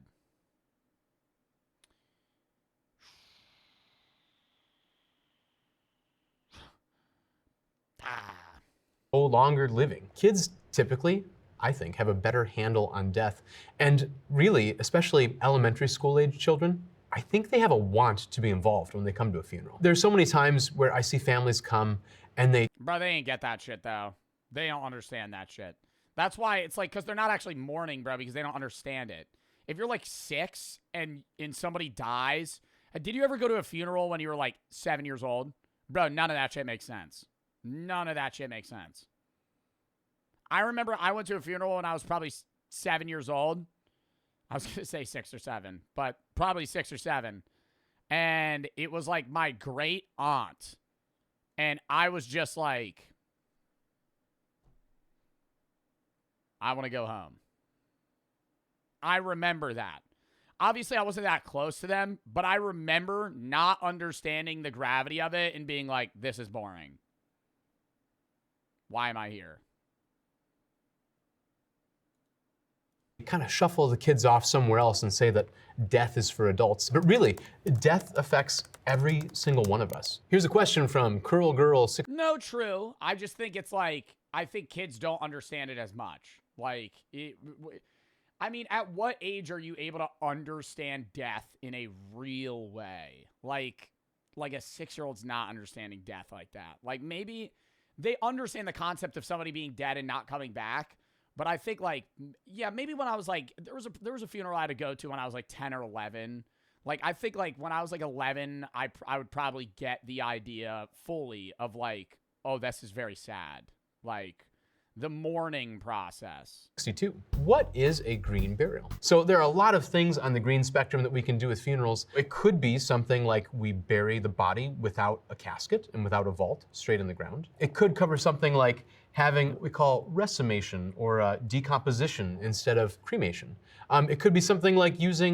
We figured it out, Chad. It's the chair. It's not him. When he leans back, it grumbles. He's on a bad Staples chair. A wooden casket instead of metal, or even using what they call eco-embalming fluids. So embalming fluids made out of methyl alcohols instead of carcinogens like formaldehyde. All right, here's a really good question from Caterade. It is too cold to go for a walk, so I went to the mausoleum, as one does. Why anyone would want to spend eternity in a safe deposit box is beyond me. One distinction to make, mausoleum generally refers to a large... Why is your ass giving a fuck? Why would anybody want to spend eternity here? They're not there. It's where they want their dead body to be. Large building that houses full caskets above the ground. Another thing that looks similar to a mausoleum is what we might call a columbarium. These are... Chat, I'm drinking the fucking drink. Isaiah for the sub. Emil Sideflex for the sub. Neck, thank you for the 2. Sheep, thank you for the 4. JS and Gold for the sub. Hen, thank you for the 100 to PCRF. Arian, thank you for the sub. It's, thank you for the 1,000 biddies. Twizzler, thank you for the 3. Brad for the sub. Taz for the sub. Park, thank you for the 10. Cap for the 10. Harvey for the 25. And Dean for the 50 to PCRF. Angel, thank you for the 3. We're at $6,601. Dub. These are typically standalone structures above the ground that have shelves or what we... Chug it? I'm not going to chug it. I'll do a big mouthful, though. Call an empty stomach, dick. Typically standalone structures above the ground that have shelves or what we call niches to place urns. So mausoleums are for caskets and columbaria are for urns. Oftentimes when I talk to families that have entombments rather than burials in the ground, usually their primary concern is water. If you're along a body of water, like a lake or a river, maybe spending eternity in a wet cooler is worse than spending it in a safety deposit box.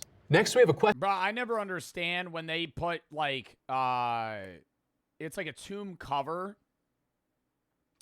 on your tomb, right? To prevent, like, worms and leakage and shit. And I'm like, why does that matter? Right? Like, you're going to be buried here forever, right? You're going to rot. The worms are going to eat you. And you're going to be a skeleton. Your tomb's going to break and crack. You've said this before. I know. But it's like, why does it matter if the worms eat you in a year or 10 years? You're dead. Question from Brain Rot Batty. Had to break up a fight at the funeral home today. Why y'all swinging on each other? I have had to break up a couple fights at funerals or go into dad mode and scold some people. It's a highly emotional situation. Sometimes there are a lot of unresolved issues between the deceased and their family, or maybe other members of the family. Talk about inheritance. Yeah, fake-ass motherfuckers coming into the funeral just to fucking be there to show face because they just want money from the will and rather than actually giving a shit about the person that died. I could see that. I could see full-on fist fights starting at a funeral so easily. Just because it's like, dude, you know, people are going to come out of the fucking works that you haven't heard of in years, man. Those things can be a mess. Our next question is from Bob White. Are funeral expenses tax deductible? The short answer to that is no. Here's a question from S.J. Dorowski. Why are Irish wakes always so loud and poppin'? It's actually one of those things that led me into funeral service in a way. I'm from an Irish family and we're very proud of it. Yeah, I mean, it really depends on the type of funeral, right? Like some people perceive, it's like some cultures, some people perceive death as something to be like sad and mourning of, and some perceive it as like a celebration of life.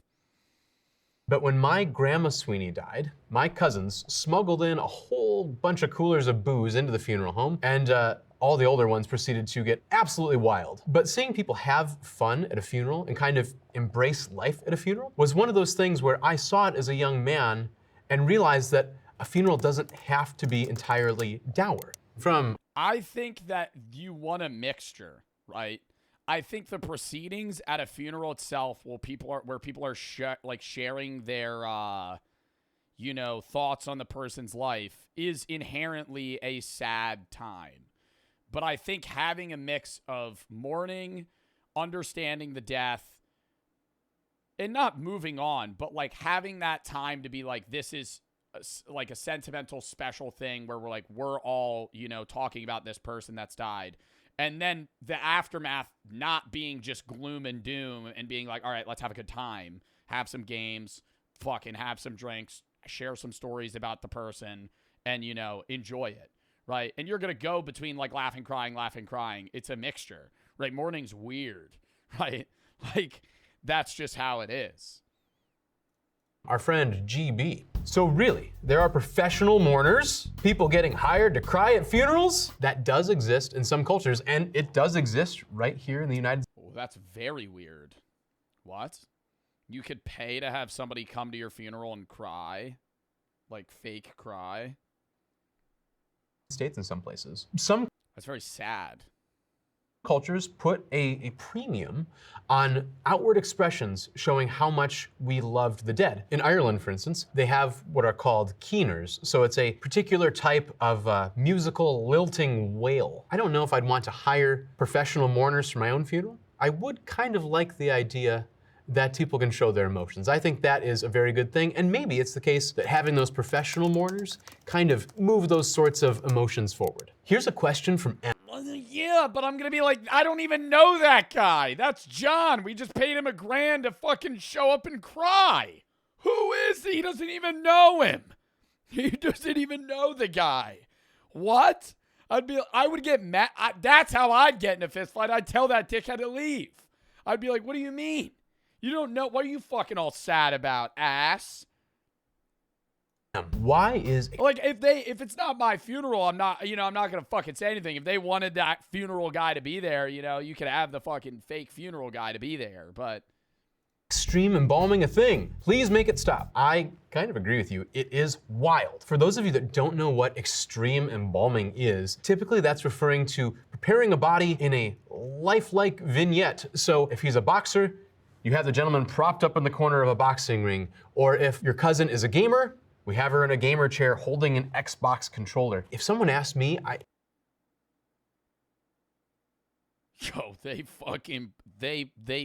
if I died and they put my body in the game, bro. I'm just like mid-com. I could do it. It would take an awful lot of ingenuity, but I kind of agree. Make it stop. Here's a question from Power Slave. Why? Oh my God, headset on. They cue me into a Marvel Rivals lobby. I'm just.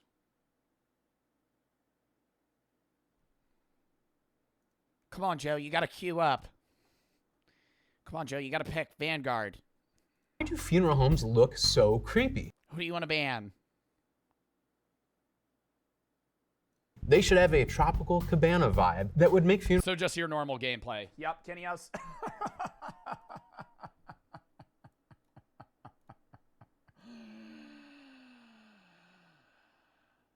Fuck you.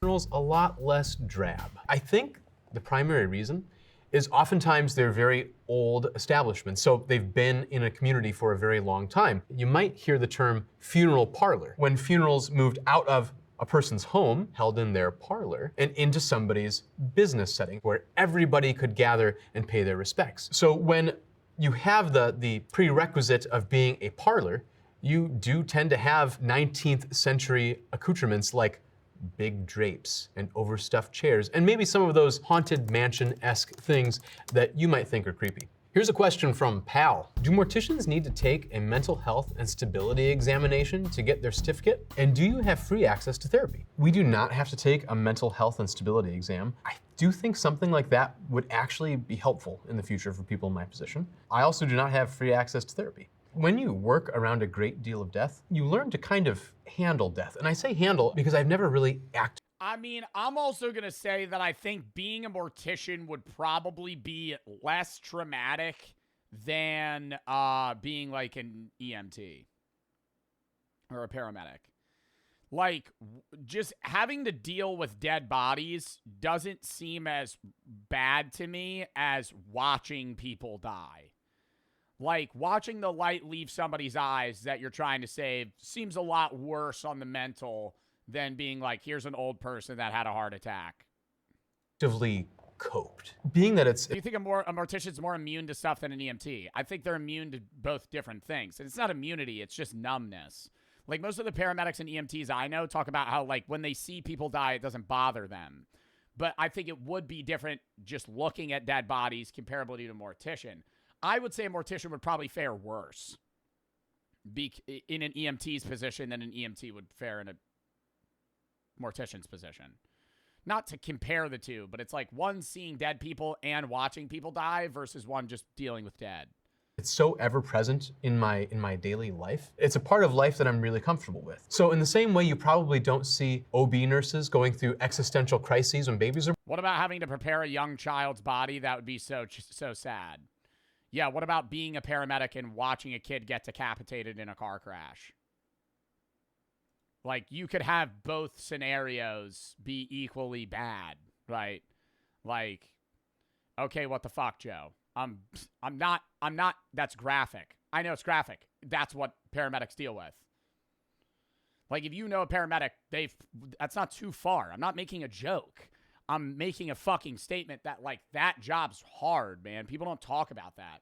I'm not going through existential crises when somebody dies. One in, one out, and I'm just here to help serve you guys. Lo Josimo. Why do people plan funerals before someone dies? Hashtag grandma's still kicking. I would say we're seeing more and more people pre-plan their funerals simply for the reason that people want things done the way that they want it. The best thing a person could probably do, short of talking to your local funeral home and doing formal planning, would be to write down what you want, at least the basics. Whether it's cremation or burial, or maybe a mix between the two, write that down somewhere. Yeah, usually in your 20s, well, you should write it down, but in your 20s, you're usually going to make some sort of rough, rudimentary will of, like, assets and then also wishes.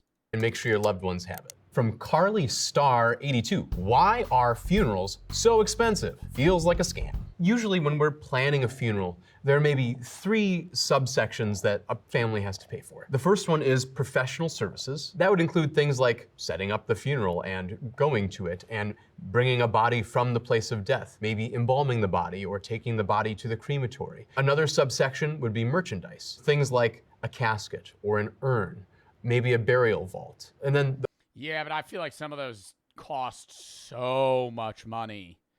And I know, bro, they got to be profiting off of it. I mean, that's what a funeral home is. Like, a funeral home is a business, right? They have profit margins. How much is an urn? I feel like they vary widely. $75 to $350. Not that bad. How much is a casket? $2,000 to $5,000. See, I mean, yo, put me in a cardboard box. $5,000? $5,000 for a fucking casket. the third section are what we call cash advanced items. So things like you're a gravedigger, your funeral lunch, flowers, newspaper obituaries, all the other odds and ends that are tangentially related to the funeral will get conglomerated into one big bill. So usually when a family receives, let's say, a $10,000 funeral bill, it will include part that goes to the funeral home, but a lot of it's going to be paid out to everybody else that participates to make the thing possible. Our next question is from SOS Fitness. Do funeral homes charge extra for plus-size coffins? Yes. The answer is yes. Being that there are more materials that go into a plus size or what we call an oversized casket or coffin means the price goes up. Here's a question from that's not how it works with shoes, Mr. Victor. So why is it doing the same thing with caskets?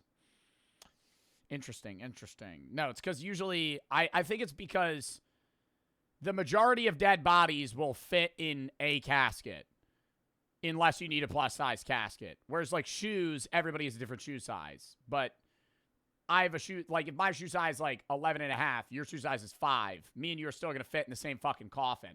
But now you have a guy that's 6'6" and 430 pounds. That guy needs to go in a special coffin.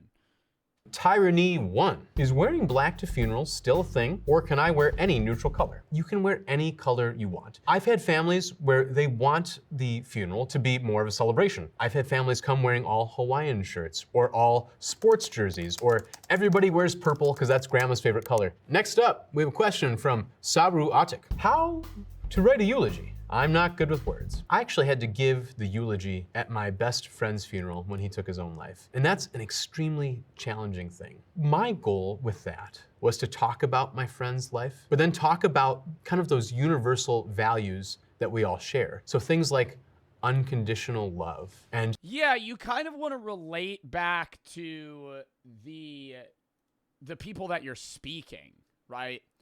Like, when I spoke at my grandpa's funeral, like, I'm not gonna bring up my philosophical views, right? I'm not gonna air out on stage that I don't think he's in an afterlife. But what I said was along the lines of, like, praising him as a father figure in my life and then relating back to the fact that his memory will live on within us, and I'll remember him in my own life until the day that I die, and then it's my time to be remembered, right? So it's like I'm still sharing my view, but something that's relatable to everyone regardless of what specific beliefs they have. And then it's just praising that person's life and, you know, showing that you know, are remembering them. What he taught me about patience. Those are all universals that I think we teaching is a big thing, like a lesson you've learned.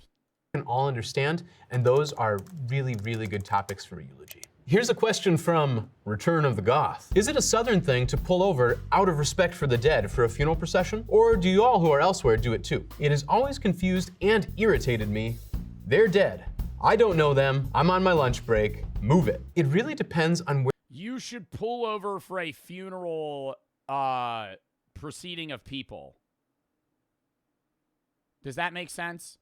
Like, if I'm at a stoplight and they all got their flashing lights on and I could tell they're all a part of the same party, I'm going to wait for them. That's just respect. It doesn't matter if you don't know them because you're going to be in a similar situation as them. You're going to want them to wait for you, right? Like, I don't care. Like, I'll wait that 5 minutes. Where you live in the country. Where I grew up in the state of Michigan, it was very customary when you saw a hearse go by, you pull over and let them through. Where I live now, that's not usually the case. In fact, I've been in trouble often enough for driving the hearse down the very middle of the road on the dotted yellow line to get people to pull over, only because I have a place to go too, and typically it's a little more time sensitive than your lunch break. Maybe instead of being irritated, you could think of it as a gift you could give to the family of your time. It's usually only a little bit. I think it's a societal respect, you know? Even if you don't know, it's the same thing. You're basically saying I'm sorry for your loss silently by just having the common courtesy to fucking move out of the way, you know? Like this, they're all dealing with somebody that died. You don't know them, but like, you're basically being like, oh, sorry, you know, let me move out of the way.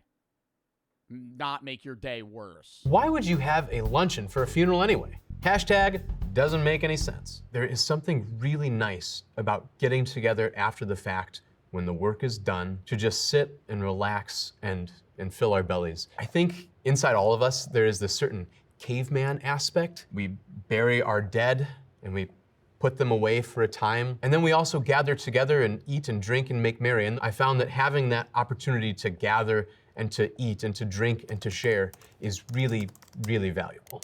Yeah, bro. It's like the time you got to spend with everybody else, you know? I think that's like having the luncheon, having the stuff that's not sad after the sad funeral is nice because then you're able to share the time with the person that brought all of you together. Or it might even be the person that's the reason that you're alive, right? Like that's one of the points that I made, like in a eulogy. Like if you're a descendant of somebody that died, one of the biggest things that you could always say that people just relate to is like, hey man, like I wouldn't even be speaking at your funeral if you didn't exist. Like obviously my grandfather's not directly the reason that I'm alive, right? Comparable to my father and my mother. But like if he didn't exist, I wouldn't exist. Taro, thank you for the 3. Hamburger Fox and Arshine for the sub. Jan, Speed, Oscar, thank you for the 250. Joe for the sub. Exotic for the sub. Ace, thank you for the 5. Peach for the sub. Miles for the 3. Mr. Bomb, Hume, and Matan for the sub. Both, thank you for the 20. Lock in, chat. We've raised $6,726 for PCRF. I will be matching that at $13,400 total. End of stream right now. We got 2 more videos, chat. Tap in. I got to piss again, though. So count me down. I'll play the rest of Freebird.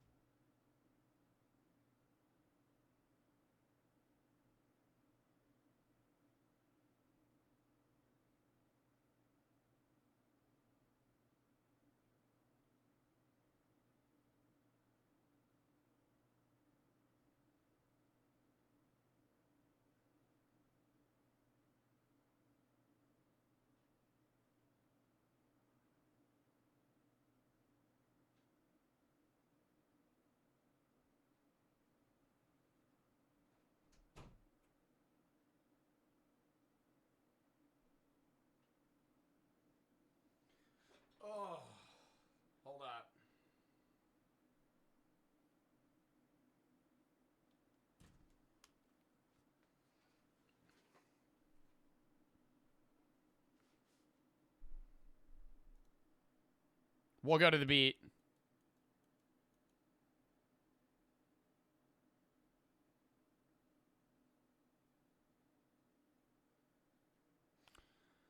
Solo Dabby for the sub, Anonymous for the 5. Gifted Terry, you think of the 5 as well. Lock in chat. Next video. We have 2 more, 1 long one, 1 regular length one. Let's go. Why the birth rate gets worse every decade.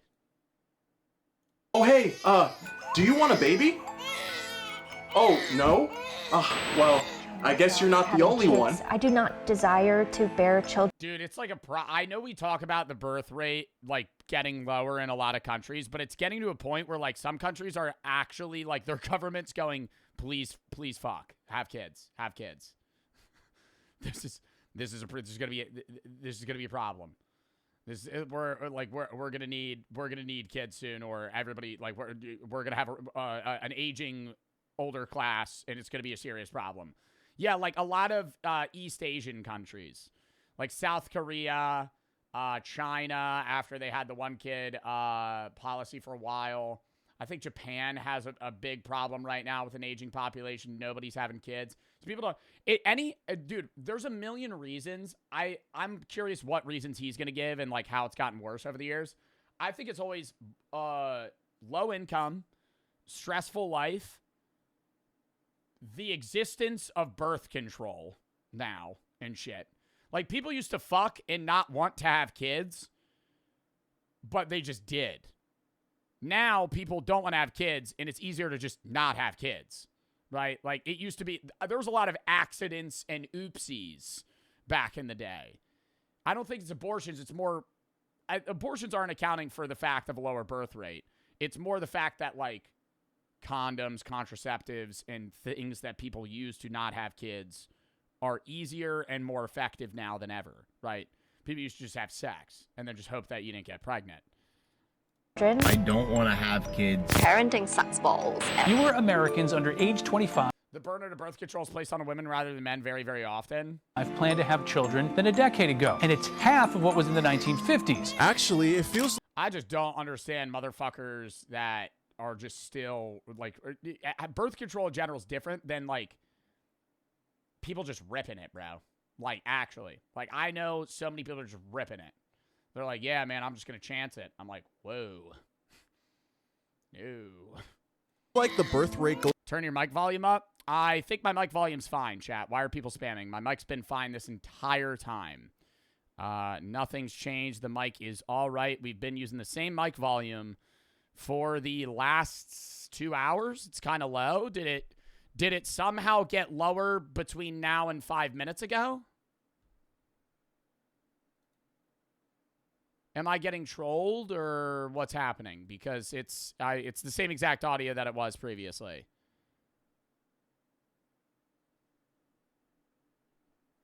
I'll turn it up literally a fraction, but I think it's fine. Zachary, Olivia, Max, and Zerv for the sub. Anonymous for the 2, Anonymous for the 5 gifteds.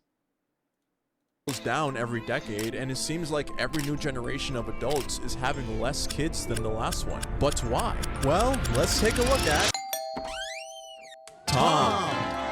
Tom lots of kids. Last name's German, I think. Tom is a father in the 1950s, and coming out of a war, Tom and his wife were. Oh my god, it's too loud. Okay, we're gonna turn it down, and we're gonna fucking throw it in sub only! Sub only! Fucking hell, dude. Tom is a father in the 1950s, and coming out of a war, Tom and his wife were thrilled to start a family. And I mean, why wouldn't they? After all, times were tough for Tom and yeah, time was tough, and they're fucking happy to be alive, so they want to settle down and have kids. Yeah, like, baby boomer generation, it's fully understandable why people were just fucking like crazy having kids, dude. You know, like, it was also, after the war, an easier time to raise kids. I feel like now it's what, like $250,000 to bring a kid to high school? Like, it's not cheap to have a kid. his family having been raised during the worst economic depression. How many kids do you want? 2.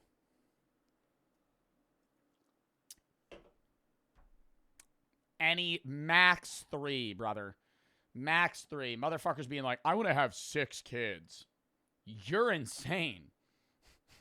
In history and being drafted to serve his country in the Second World War, Tom craved some normalcy in his life. You know, a time where they don't have to ration food to cut on spending or worry about the threat of a warhead being dropped in their backyard. But they can thank their lucky stars because thankfully, post-war had the best economic boom the world has seen at the time. And I mean, look what they had to work with. Given the record low unemployment rates, stable job markets, and rising wages that kept up with the cost of inflation, Tom and his wife's desire for a growing domestic family life could not be any higher. Unfortunately, not everyone shared such a desire. Let's meet George. George as no kids. I think that one might be French. George is an interesting fellow. Oh, I mean, nothing's wrong with him in particular, but no matter how hard he tries, George is 25 and has $300,000 in student loan debt, no girlfriend, and the only dates he ever gets are on Tinder. George plays video games because there's nothing that he can afford to do in his free time, so he never goes out anywhere and he never meets anybody. George gets in a relationship at a much older age than the average person got married at the time previously in the 1940s, right? Instead of having kids at 24, he's having kids at 30. So he only has 2 instead of 5. he can't seem to muster up the desire to want to have kids. He doesn't find anything wrong with them, it's just that anytime he looks at a child, it doesn't stir any pull or urge to have one himself. However, George is recently married, and of course, him and his new wife spoke at length about what they want their future family life to look like. Admittingly, his wife is more or less indifferent about kids herself. However, she still wants George to at least consider it before making a final. That's a problem in relationships, bro. That nobody talks about. That ain't a first date question. But like, if one of you wants to have kids and one of you doesn't, that's like, that's a relationship ending problem. Like, what do you do in that situation? Because that's like, all right, either one of you just gets convinced to do one or the other, or you just have to fucking leave each other. Decision against it. He doesn't want to disappoint her nor rule anything out, so he promises he'll at least look into it. Speaking of looking into things, before having their first child, Tom and his wife looked into buying a home. During the 50s and 60s, veterans of the war were given access. I just wouldn't, like, if I was a woman, I would want to have kids, but yo, I'm happy I'm a guy and don't have to give birth, bro. Oh my God. The idea of like being pregnant sounds fucking like genuinely horrible. Like every part of it. Like no part of it. Literally none of it's good. None of it's good. Like why? I've done it twice. Yeah, God bless. That sounds fucking horrible. Having to be pregnant and then give birth. Then squeeze a infant that is the size of an NFL football out of your vagina. Pass. To the GI Bill, which was a law passed providing financial and social benefits to all soldiers returning home. Sorry. Oh my God. I need to get that. Just, like, oh my God. Oh. Home. The low mortgage rates and the easier access to affordable home loans made it easier for the couple to buy a decent-sized home, which of course makes it more suitable and comfortable for future family growth. And luckily, a brand new house in America Yeah, it's easier to want to have kids if you have a house too versus like an apartment. only cost around 2 to 3 times the average yearly salary. Tom. Damn, that's nuts, bro. That's like the average home today costing like 110 to 130K. Wow. Is a proud employee at his local Well, how much does the average home cost now?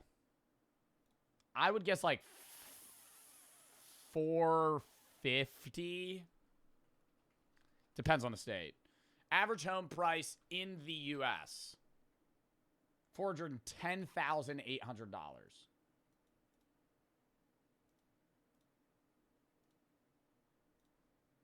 Wow. factory, earning an average wage of around $40,000 in today's money, which is more than enough to not only support him and his wife, but current and future kiddos down the line. As a matter of fact, if the couple were to have birthed a child in the year 1960, on average, the cost of childcare and education would have only been about $3,971 until the age of 17, and the cost of raising a child as a whole would have only been about $25,000 back then, which would be about $275,000. Well, that's like the same price now, right? $275K? Today. Tom didn't know this at the time, but he and other adult parents would be the pioneers of something called the baby boom. The problem is everything else is just also as expensive. No, to 18 through college, it's more. Cost of raising a child in 2025 today till 18. $320K. Not including college.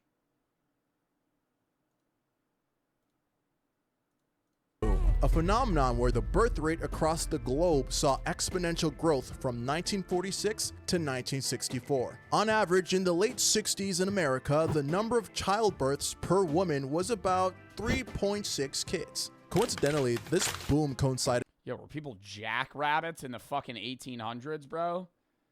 Number of children per woman in the 1800s was 7 as an average.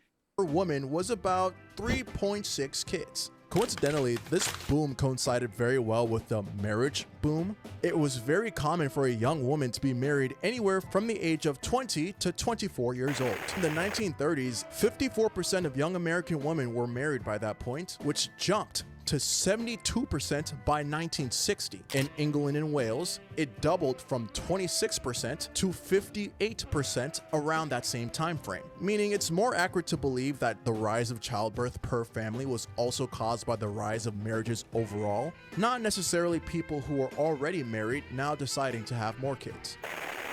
Now let's see what George is up to. Last we left him, he was still on edge, and it's so separate. I think it's an advance in like technology and then also lifespan too, because like 60 years ago, the average person was getting married at 20, having kids and being done having kids by like 26.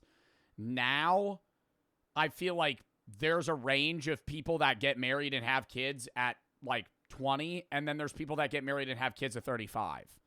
So it's like everybody's family is so different now. Like if you went back to your grandparents' parents were like all probably around like the same age, right? As when they had kids. Now it's like some people are 18 and their dad's 60. Some people are 18 and their dad's fucking 36. And so it's like, what the fuck's happening? Deciding whether or not having a child was truly for him. George and his new wife recently moved to a one-bedroom apartment in New York City. Unfortunately, it was a challenge to get even that, as finding even a subpar decent apartment in a major city for less than $5,000 a month was next to impossible. The couple didn't like the idea of renting long-term, especially for an apartment that could only fit 2 people comfortably. But the average cost of a home in the 2020s is about 5 to 6 times the average yearly salary, whereas Tom only purchased his for 2 to 3 times his yearly income. The couple barely have enough space as it is. He can't imagine raising a child with such limited breathing room. You see, George moved to New York for a career opportunity, working. Well, and there's also less of a need to have kids for the purpose of working for you. Like, if you were having kids in, like, the 1800s, 1900s, you'd be, like, having kids so they could fucking work on the farm with you and, like, survive. Like, you needed more hands to do shit. And I think you see that in a lot of, like, Amish or, like, Mennonite families now, where they have so many kids and they all work together. As an entry-level data analyst, making an average wage of $66,000 a year. Unfortunately, this income is not enough to support both him and his wife financially, so she also works a career as a social worker, providing the same average wage as him. What they didn't know was, if they so happened to have had a kid in 2013, the average childcare and education alone until that child turned 17 would have been about $44,000. But the total cost for raising a child child in the 2020s would be roughly about $320,000. But we don't need to tell them that yet. As a recently married couple, they're one of the few amongst their respective circles to be married, or even show an interest in that idea. In 2024, only a— Dude, I'm curious the amount of people in our generation that never get married. Like, what percentage of a population do you think that'll be? Like, including or excluding people with failed marriages. Like, what percentage of people never get married? What percent of people in the 1940s never got married? Less than 10%. What percent of people today won't get married? Are they able to, like, predict that? 31% of U.S. adults are currently not married. The share of never married adults recorded a record high of 35% in 2018. 35% of people 25 to 50 weren't married in 2018. I feel like that number's not that high, though, no? 25 to 50? I wonder what the number is like 35 to 50. I think that's when people start getting worried. When you hit 35 and you're not married. Because it's like, oh, fuck, you know, the fish, or the pool of fish is starting to thin, you know? Like the amount of people that aren't taken. But I think 25, like what, I would say it's probably normal for people to get married at like 28. So 25 not being married, I don't think is absurd. I would say like 80% of 25-year-olds probably aren't married. More. About 47. I'm gonna look that up. Sorry. What percent of people in their mid-20s aren't married? 41%? Oh, 41% are not in a committed relationship between 18 and 29 right now. Only about 5 to 10% of people are married by the age of 25. Yeah. I feel like it spikes in your late 20s, early 30s. Sounds about right? That's what I'm saying. With the rate for men under 30 being higher than women. So more women are in a significant relationship 18 to 29 than men. That doesn't make any sense.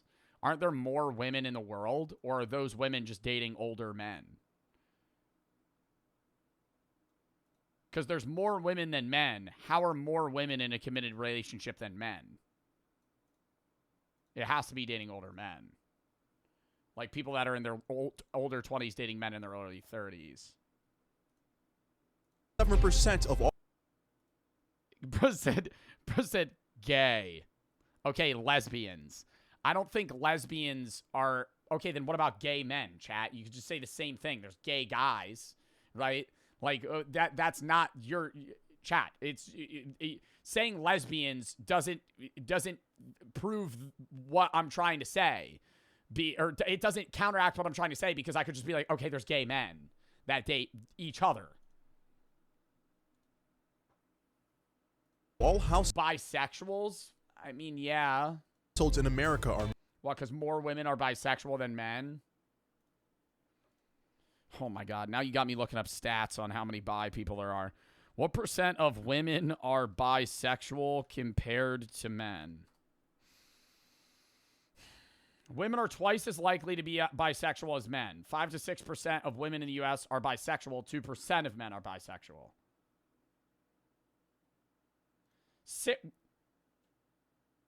Younger generations, that's all women. Oh, okay. All women, including older women. This gender difference is more among younger generations, with some Gen Zer numbers guessing that 16% of women under 30 are bisexual. 5% of men. Married, and it's been less than 50% since 2010. They understand their... Oh, sorry, Emil Nord, you asked 4 times, man. You want me to watch the trailer? Oh, sorry, yeah, no.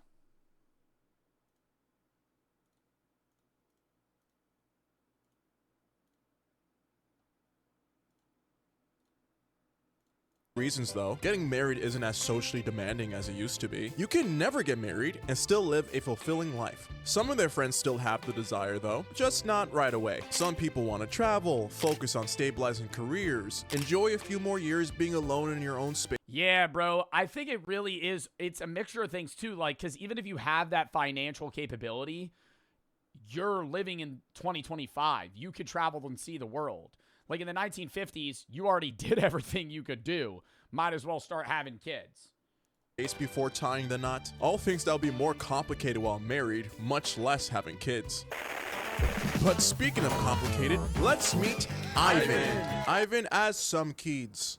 You see him. Why are we saying, why is this person, why are we always, I know we're trying to go with like realism here. Why are we giving the last name Azumkeeds? Is that this guy's last name? His name's Tyreek Simmons, also YouTuber. Tyreek Simmons, why are we making, why is he has kids, but why is everybody's last name Azumkeeds? Names are getting weird, not gonna lie. Ivan. Oh my God, as some kids.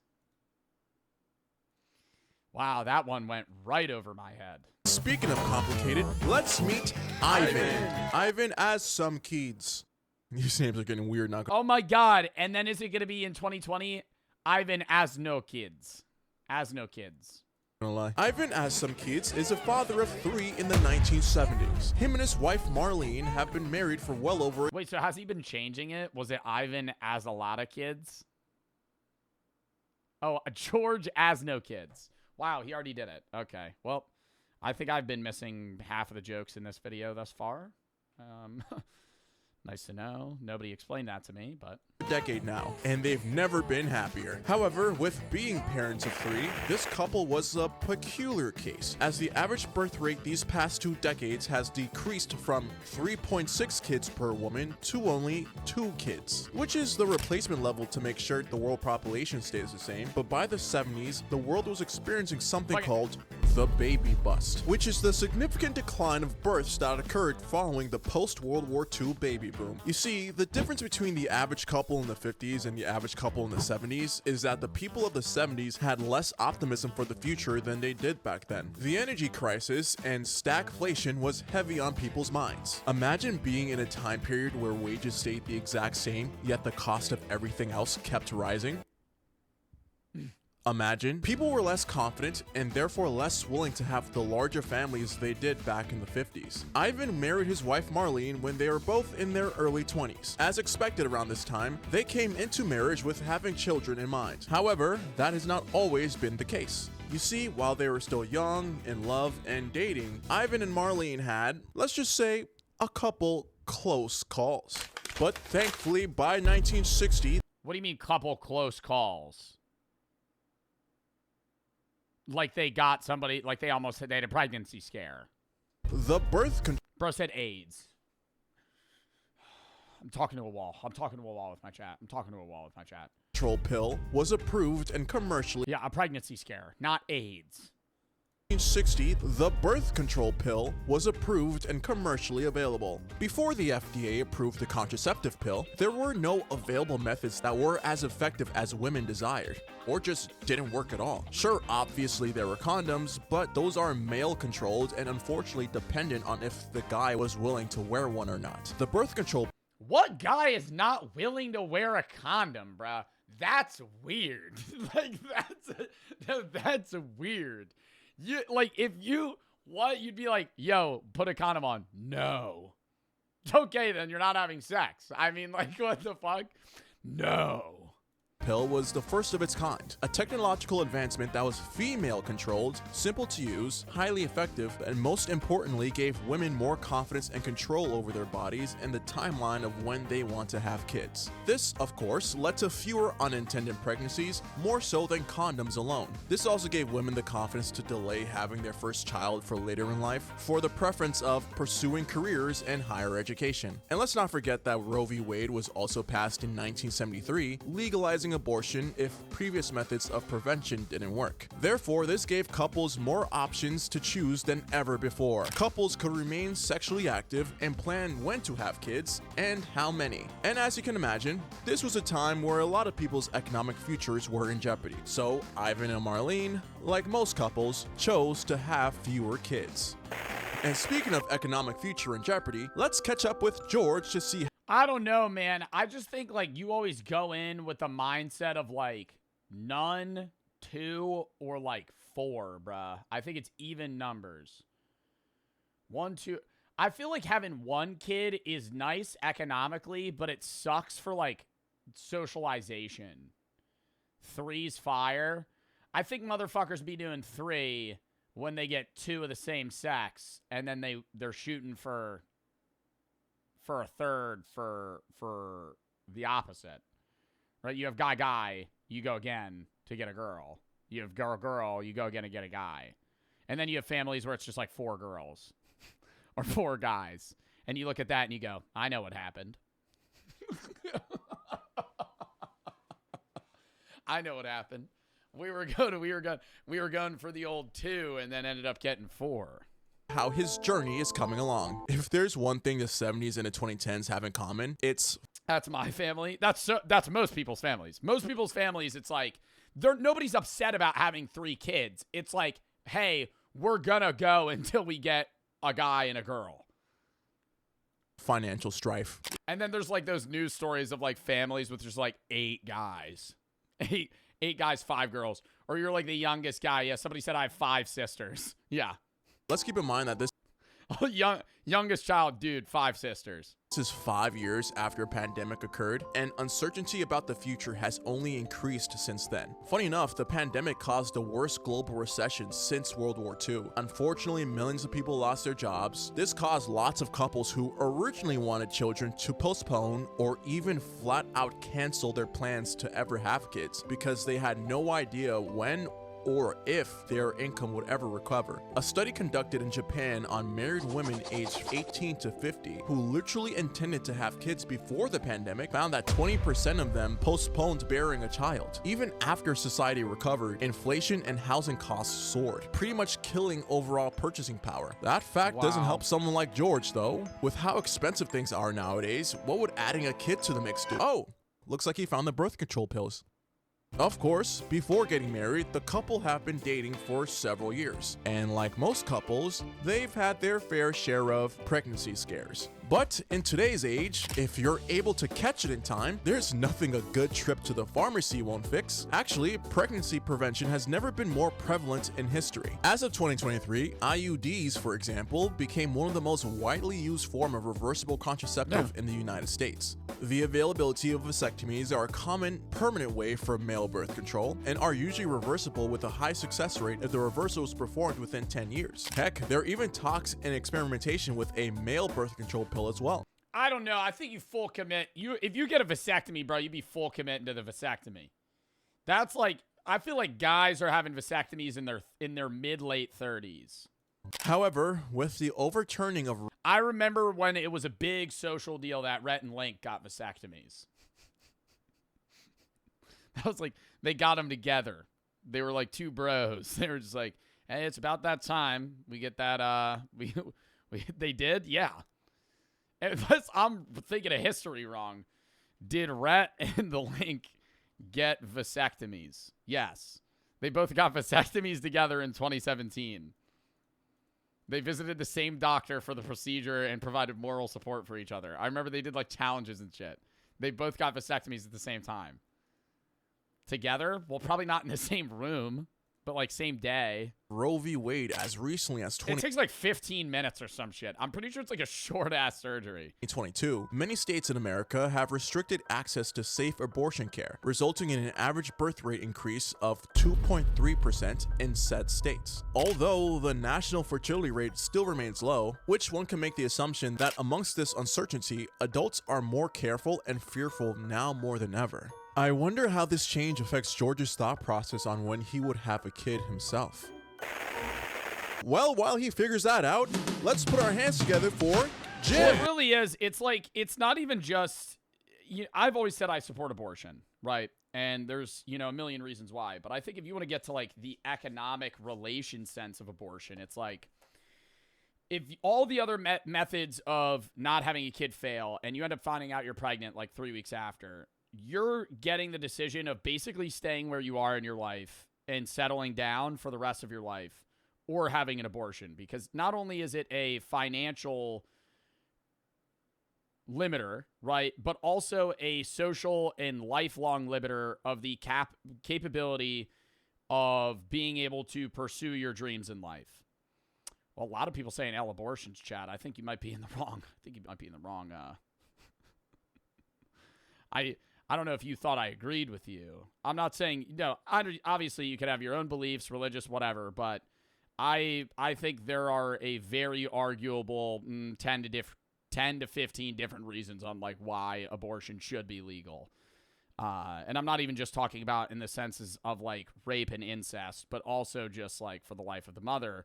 If it's not in the 3rd trimester, if it's early on, caught early on, if it's a needed thing for the other reasons that I just stated, right? Like, if you're a woman and you're 24, right, and you get pregnant, and 3 weeks in you realize you're pregnant, 4 weeks in you realize you're pregnant, and you're just starting out in your career, you're thinking of switching jobs, moving cities, and being able to do all this, and now you're getting hit with the position of either I'm going to lock in what I'm doing right now for the rest of my life or having a kid, a lot of women are going to choose to not have that kid.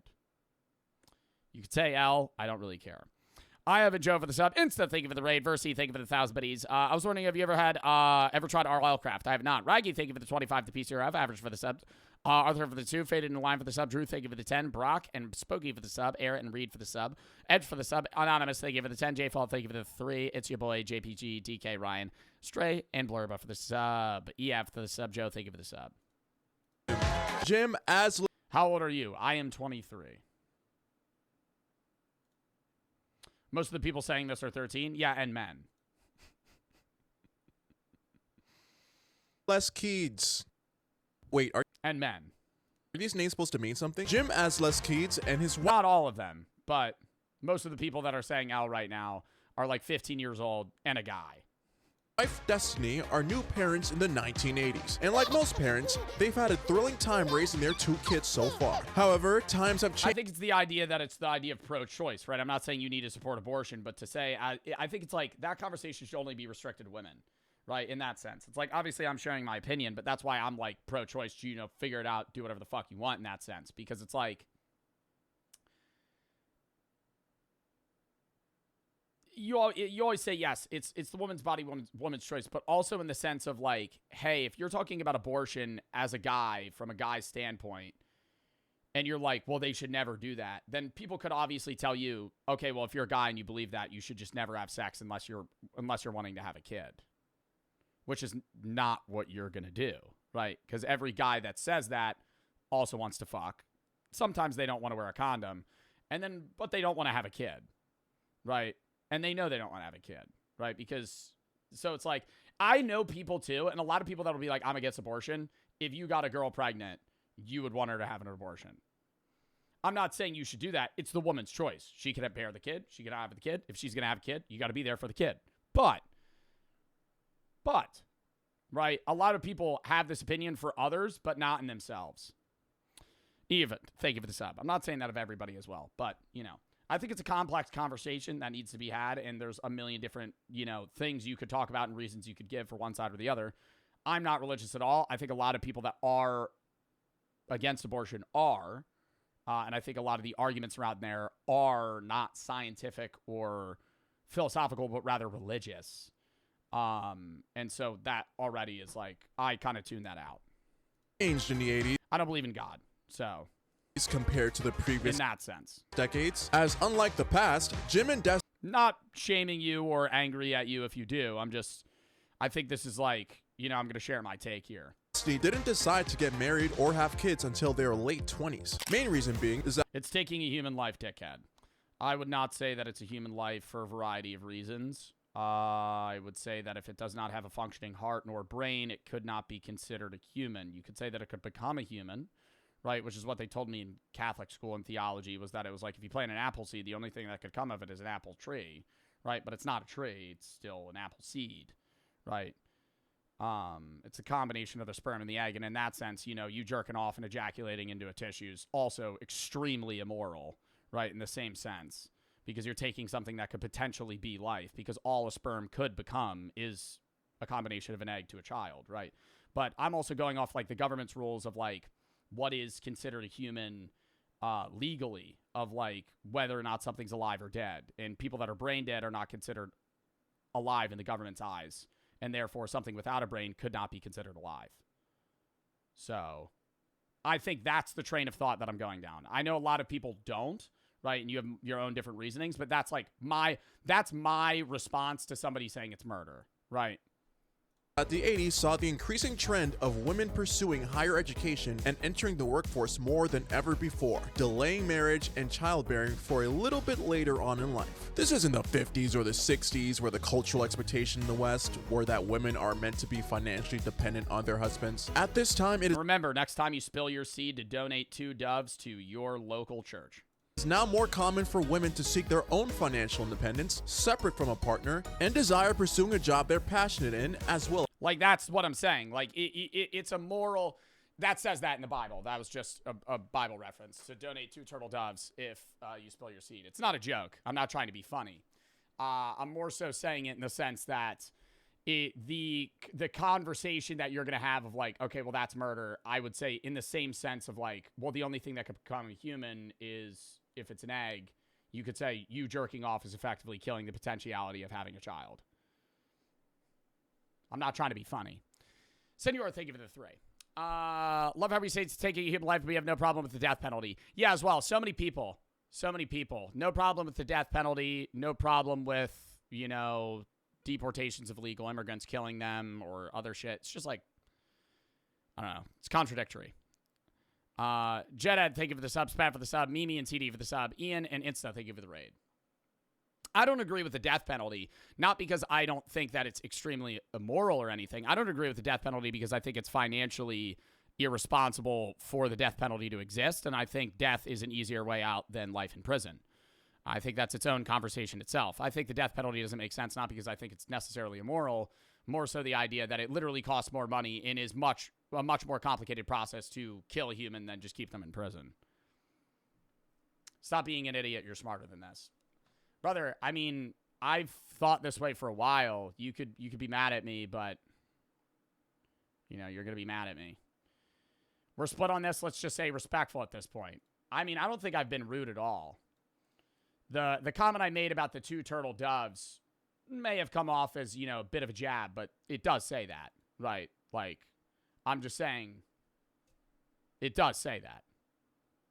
Sorry for the sub. Strawberry for the sub. Elgato, thank you for the 3. Love your videos. You make me happy. Thank you, Senor, for the sub. Let's lock in, chat.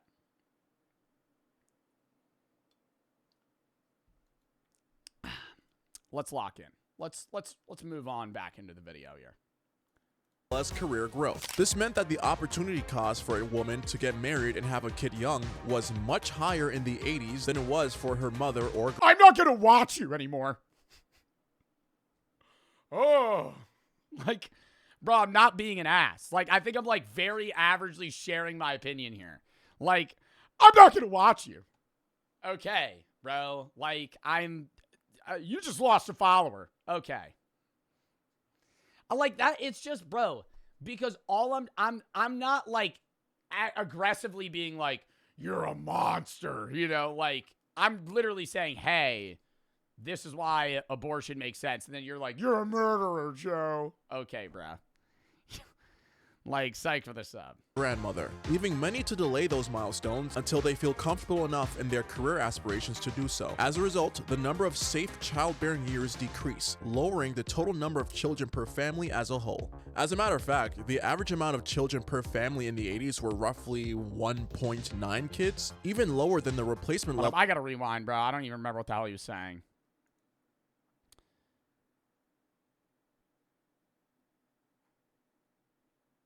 You said a 24-year-old woman should abort to pursue a career.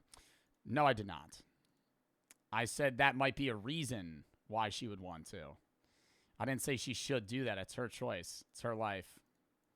You know, it's the idea of pro-choice. I said there's a million reasons why somebody would want to have an abortion, whether or not they got raped, whether or not they, you know, had that kid through incestual processes, whether it was something that they weren't ready for a kid emotionally, fiscally, financially, mentally, you know, whatever that may be. Let's move on, right? If you want to disagree with me, that's fine, but don't make up shit that I said. Zoe, thank you for the 3. This is Gex, I think of it the sub. The fact that men who can't get pregnant don't have to deal with pregnancy or birth, it takes okay. They choose whether or not to have the kid is insane to me. It makes no sense. And the fact that it's illegal in states is so sad to me. Mr. Thank you for the sub. Psych, thank you for the sub. Strawberry and Gex, thank you for the sub. Of 2 kids just a decade earlier. All this to say, motherhood and marriage was no longer seen as. And then also, it's just like, I don't know, it's just, I get mad at the contradictions, right, from a lot of guys that'll be like, abortion's murder, they don't want to have an abortion, but they also don't want to pay child support or be involved in the child's life that they would then have. And I'm not saying that of everybody, but like the amount of men that'll be like, abortion's murder, but then also not want to take care of the child or fiscally, you know, financially support that child is insane. Like, as the only socially acceptable. Like, I'm not mad at the belief that you have, but like, brother, you can't have two, like, they're literally just fucking exact opposite opinions from one another.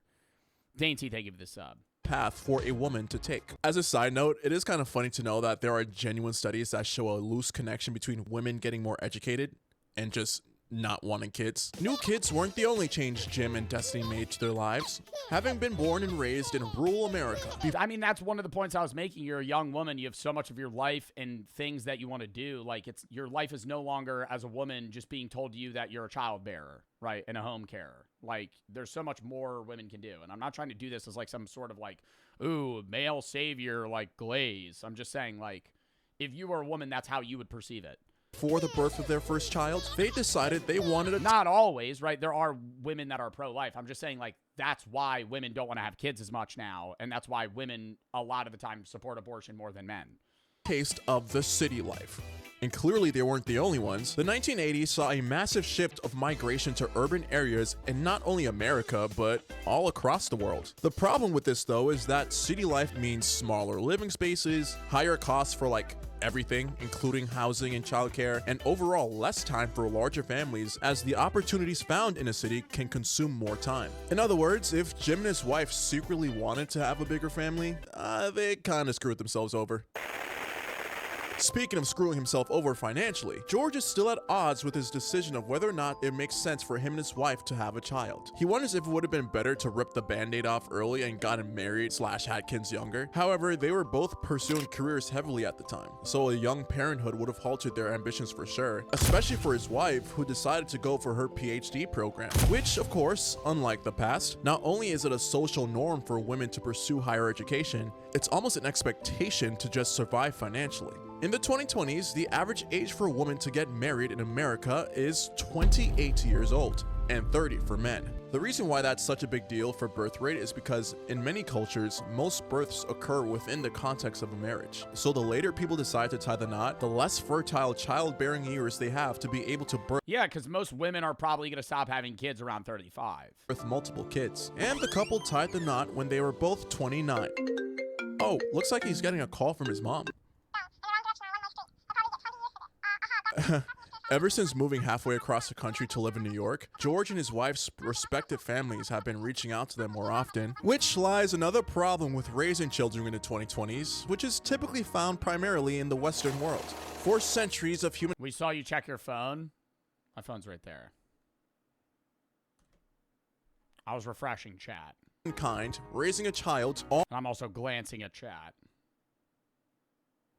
Almost literally took a village. It wasn't just the mom and dad, but grandparents, great-grandparents, neighbors, close family friends, aunts, uncles, cousins, trusted school teachers, church groups. Especially during a time where villages and farm life were where people primarily lived, mothers and fathers of new babies had the reassurance to know they had a wealth of support backing them every step of the way, which is unfortunately not the case for the modern divided world we live in today. With urbanization and the ability to connect with anyone, anywhere, everywhere in the world thanks to technology, it became more common for parents-to-be to choose to live far away from any support system they may have had access to previously. Unfortunately, grandma isn't next door anymore to take the kids when you want to have a date night or provide emotional support, making it more difficult to justify having larger families in today's age, as now the usual expectation is that raising a child is a two-person job. Or some cases, even one. Let's meet. Oh, is this gonna get into like single parenting and the rise of divorce in the 90s? Will not have more kids. You could probably guess what this section is going to be about. Will not have more kids is a father in the 90s to a handsome son and a beautiful daughter that he adores with all his heart. However, even Will can admit it was not an easy road to get to this point in their relationship. Unlike the other examples in the previous decades, Will is a single father, recently divorced from his previous wife for 5 years. And unfortunately for the rest of society, Will was not uncommon in his situation, as divorce rates of married couples began to rise and spike in the 1980s, with a record high of 22.6 divorces per 1,000 married women in 1981. In comparison, wow. What's the divorce rate now? Isn't it like 1 in 3? I'm pretty sure like 1 in 3 families are divorced. How many families are divorced in the US percentage? 50%? No. 41% of all first marriages end in divorce, and 50% of all marriages will end in divorce or separation. Holy fuck, man. That can't be right. 50%? I mean, that's why I always say don't write about your parents' divorce on your college paper, because nobody gives a shit. Coming from a divorced family. Coming from a divorced family. It's because it doesn't make you... Not that nobody cares. I'm saying... I'm not like... I'm just being blunt in the sense of like... It's not something that's appealing on a college level. Like, I thought about writing about like growing up with like a single mom. Like, it doesn't matter, right? It's so common, it doesn't differentiate you from the other applicants.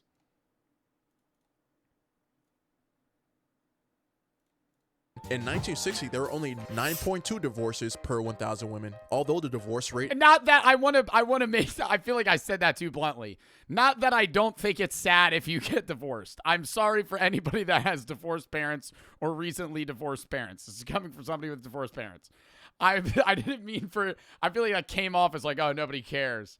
I'm saying the college applicants don't care. Or not college applicants. The college applicant readers don't care. In the 90s did decline and level off, it was not by that much, and divorce was starting to become a norm in society. As we'll see in the case of will not have more kids, divorce is a common cause for people to not have more kids, as the emotional exhaustion of finding a new partner to commit your life to and the fear of instability of the future tends to deter people from adding more kids to the mix, even if they did remarry later on. There's a fear of repeating old mistakes, so to speak, and in the 90s, single-parent households became more visible. The average child rate per family in the 1990s was roughly 1.87 kids, slightly down from the 1.9 last decade and the 3.6 of the 1950s. And if you thought divorce was unstable in the 90s, imagine that coupled with the early 1990s recession. In the early 90s, post the savings and loans crisis and the Persian Gulf crisis, unemployment reached an all-time high of 7.8% by mid-1992. As usual, layoffs were everywhere, wages stayed the same, and tons of homeowners lost equity in their homes, which of course affects future family planning. Do you think you'd be having more kids when the job market is at such a low point? Yeah, I didn't think so.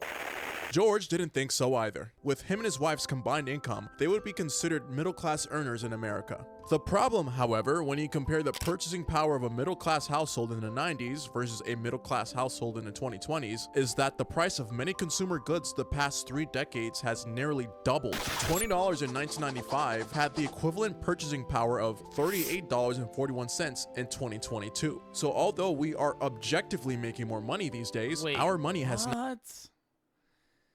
$20 in 1995 with the equivalent purchasing power of $38 in 2022. Wait, chat, can I have a take? And I want to hear your opinion on it. Let's ruffle some more feathers. I think that a job should offer you a equal rate of pay increase to at least match the rise of inflation every year. Like if inflation's at 3% per year for the devaluation of the dollar, your wage pay should match that to where you're still, because I think part of the problem is like people get raises, but when you get a raise, your raise is still not enough to fix the amount that you're now losing off of the devaluation of your own dollar. Like if you're going to give a raise, that raise should at least be equal to or above whatever that mathematically works out to for how many more thousands of dollars or hundreds of dollars that you're owed. 2022. So although we Because it's like, bro, like motherfuckers be offering, and I understand this is like minimum wage job work too, but like motherfuckers will be getting like a quarter a fucking hour raise per year. I'm like, that's dog shit. That is horrible. Like, what are we doing? Are objectively making more money these days, our money has not kept up with inflation at all. George feels especially bad for parents who have additional expenses just for their children outside of basic necessities, especially if you're... Wouldn't that raise your taxes? Oh, it depends if you jump tax brackets. But yeah, you would get taxed more, but you would also have more of a take home. Be more money for the government too. It would just be hard to get businesses to even do that because it would never be required. That's like canceling out inflation. If pay matches inflation, is not really inflation, or am I tweaking? Well, you would have the cost. No, because there would still be it wouldn't be matched, right? Inflation would still exist because you would have to pay people more money. But then with the problem is inflation goes up, and so the cost of goods go up, but your wage stays the same. And when your wage goes up, your wage doesn't actually match what the inflation rate is. So you're getting paid like 1.5% more, but money's devalued more than you're getting paid. A single parent with a co-parent that isn't helping out as much as you like them to. As of today, approximately 40% of all marriages end in divorce. While less than the highs of the 80s and 90s, all that means is that there is still an influx of people who will be deterred from having more kids in the future or ever having kids at all. Maybe this gentleman has something to say about that. Let's introduce ourselves to James. James has one kid. I wonder how many kids he has. James has one kid, and him and his wife just... That's, if we never talked about it, that's where I would have got it. Has one kid. I'd have been like, oh, he has one kid. I wonder how many kids he has. James has one kid, and him and his wife decided that by design. At first, it was because of personal preference, although James's wife Carla loves... 2005. This is the chat's generation, and mine, 2002. Being a mother and finds it fulfilling. The physical, emotional, and mental toll of pregnancy isn't something she would be excited to go through a second time. However, she was open to the idea for a little bit, but then in the early... Bro said we. Yes, we. The majority of my chatters were probably born between 1999 and 2008. Early 2000s, the dot-com bust occurred. As usual with all the other economic crises in years past, millions of people lost their jobs or savings. This one in particular was pretty harsh because since this primarily hurt the tech market, it targeted college-educated workers the most, which happened to be the same group of people most likely to start having... Yo, some motherfucker just said 2017 in chat, and I swear to God, yo, this is a troll. See, this is a fucking goblin. Bro said 2021, anyone? Yeah, you're fucking 4 years old. Okay. Families later in life. And let's not forget the 08 crisis either. Same deal, but now unemployment hit 10% in the United States. And the number of people aged 25 to 34 living with parents rose from 11% in 2000 to 22% in 2010. Oh, it's so high now. I feel like averagely it's very normal to live with your parents till you're like in your mid-20s. Like even like late 20s for some people. How old do people live with their parents? Over half of 18 to 24-year-olds live with their parents, and 19% of 25 to 34-year-olds. I feel like, dude, 19 to 34, that shit used to be like 0 in the 50s. Dark and partially for the sub. Tharu, thank you for the fucking 150 to PCRF. Jaden B stand for the sub. Vin and LP for the sub. Ailey, thank you for the 50. To PCRF, Word for the sub. To Bandit and Soul, thank you for the raid base. Thank you for the 5 gifted. Mod Demand for the sub. Elgato for the gift for the sub. Thank you for the sub. Pierce, thank you for the sub. Joe, thank you for the subs. Control for the sub. Joe Bartolozzi, thank you for the 4. Dainty and Zerks for the sub. Gex, thank you for the sub. Zoe, thank you for the 3.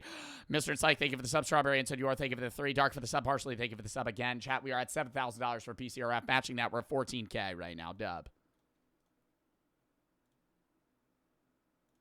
The 2008 recession was the final nail in the coffin for a lot of families, including James and Carla, experiencing 2 historic economic. My brother's 21 and he has no girlfriend. Last time he tried, he got rejected. Yo, why are you flaming your big bro in chat?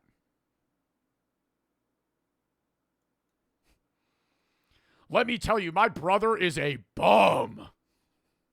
Downturns within the same decade discouraged a lot of couples from becoming parents or desiring more children. Having a child was seen less as an emotional need and more of a financial risk. As a matter of fact, there was a historic drop in fertility rate after 2008. Actually, in the US, there was more than 3.4 million fewer babies that were born between 2008 and 2015. And while we're on the topic of the 2010s, this was the decade where everything changed for society. The average birth rate per family in the 2000s and the 2010s was roughly 1.87 kids. By this point, it's become the expectation for women to pursue careers after college. However, a woman's career entry often overlaps with their most fertile years between age 25 to 35, which unfortunately in a lot of cases means that women are often forced to choose between being a mother or having a successful career, or delaying having a child until they feel like they made it. On top of the fact that a lot of jobs discriminate against new mothers in the workplace with a bias against hiring mothers because they assume they are less committed or less available for more demanding roles, and the fear of taking too long of a break between jobs just to raise a newborn, more and more women find it difficult to justify motherhood. But everyone has a biological clock, and the longer someone waits, the less likely and less safe it is for them to bear a child. The 2010s also saw the rise of social media and access to technology on a greater scale than ever before, and a movement that gained more mainstream recognition throughout both the 2000s and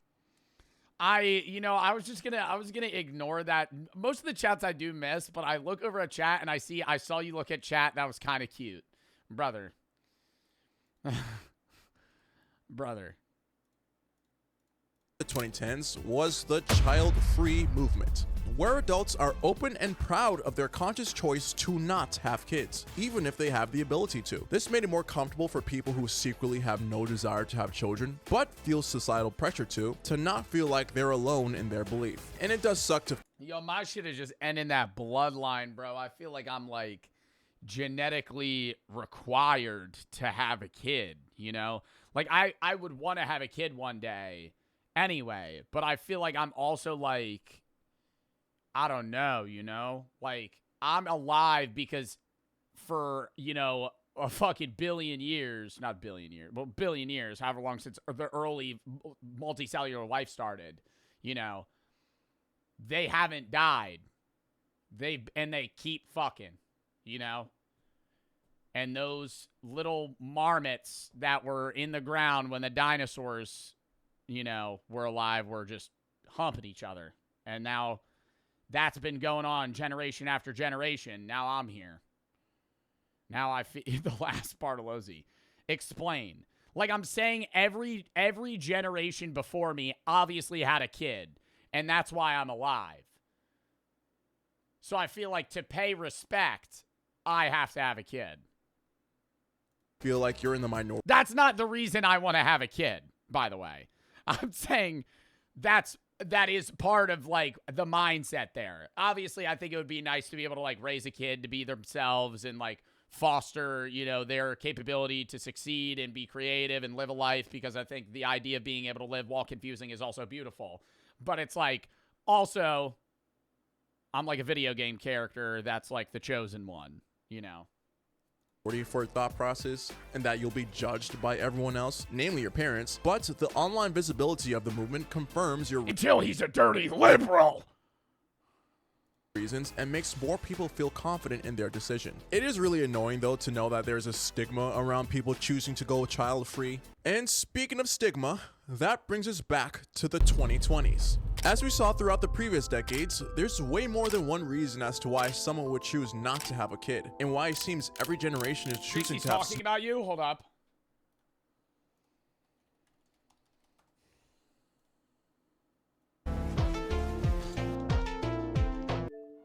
Songs are out. Where?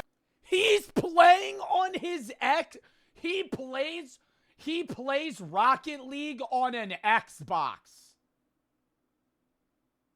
Son. Are we, bro, what? Oh my God, that's part of the reason he sucks. Why does he do that? Why is he not playing on a computer? Dude, he could have fucking, what, 240 hertz? 360? He's playing like some epic music on Xbox, Spotify. Should I send him a song suggestion? Tell him to throw on this.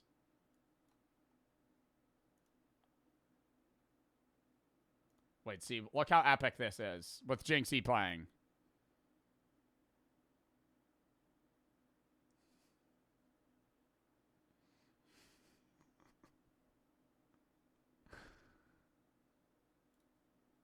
Yeah, let me DJ that motherfucker's stream, bro. Look at that. That was perfect timing, too. Mid crash out. What is he freaking out about? Oh, he is listening to funk music right now.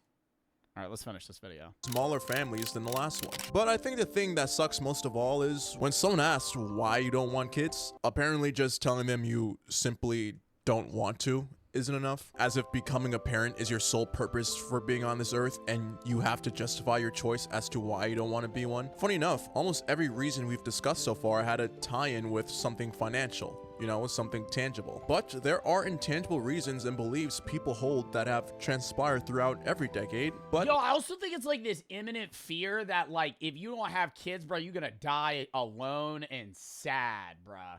Like, I'm not saying that's the case. I think that's a fear in my mind of, like, your kids are the ones that go to your funeral, bro. Like, your kids are the ones that are, like, having other kids, and then you got, like, a family. You know, like, you're the if you would say you're not having kids, I respect it, right? But it's, like, that's a scary thing to be, like, I'm the last in line, you know? Like, say you're an only child and you got, I'm not having kids. You're saying I'm the last guy. You know, I'm cutting it off here. Grandparents die. Nobody left. Parents die. Nobody left. Now it's just you. particularly the 2020s by far. Conflict after conflict, war after war. It's like you turn on the news and there's a new once-in-a-lifetime cataclysmic event affecting our generation. There are people who are generally turned off by the world, and for good reason. Disillusioned by all the evil, despair, and suffering taking place, that they can't morally justify bringing a child into this world knowing how bad it is, and no hope for it to get better soon. Also, passed down trauma. Some people just come from screwed up families, and they're self-aware enough to know that they can't guarantee that they won't pass down those generational curses. Also, maybe it has nothing to do with morality at all. Maybe people simply just don't want the additional stress and effort building a family from scratch can bring. There are some people that look at other people's babies and see nothing but joy and love, and yearn to have one of their own. Others look at that same baby and see nothing but added stress and responsibility, and have no— Yeah, and say, how the fuck do you raise a child, bro? Like, that is the hardest thing to do in life. Like, you're literally it's not like you're just keeping them alive, bro. Like, you're molding somebody in a way to be able to, like, live. No desire to birth one, and both people are completely normal in their thought process. It's just unfortunate when you have family members, most likely parents or grandparents, who are expecting a grandchild or great-grandchild, and you have that peer pressure and fear of disappointing them. But hey, it's better to not be a parent at all than to be a reluctant parent that takes out all their frustration on their kids. Yeah, like, if you know you're gonna be a shitty-ass father, don't have a kid. like, if it might even be like, if you're like, I want to have a kid, but I know I'm gonna be a horrible dad, don't have a kid. Speaking of, I think it's time we check in on George. something's telling me he's finally made up his mind. Now, George, here's what the audience has been waiting for.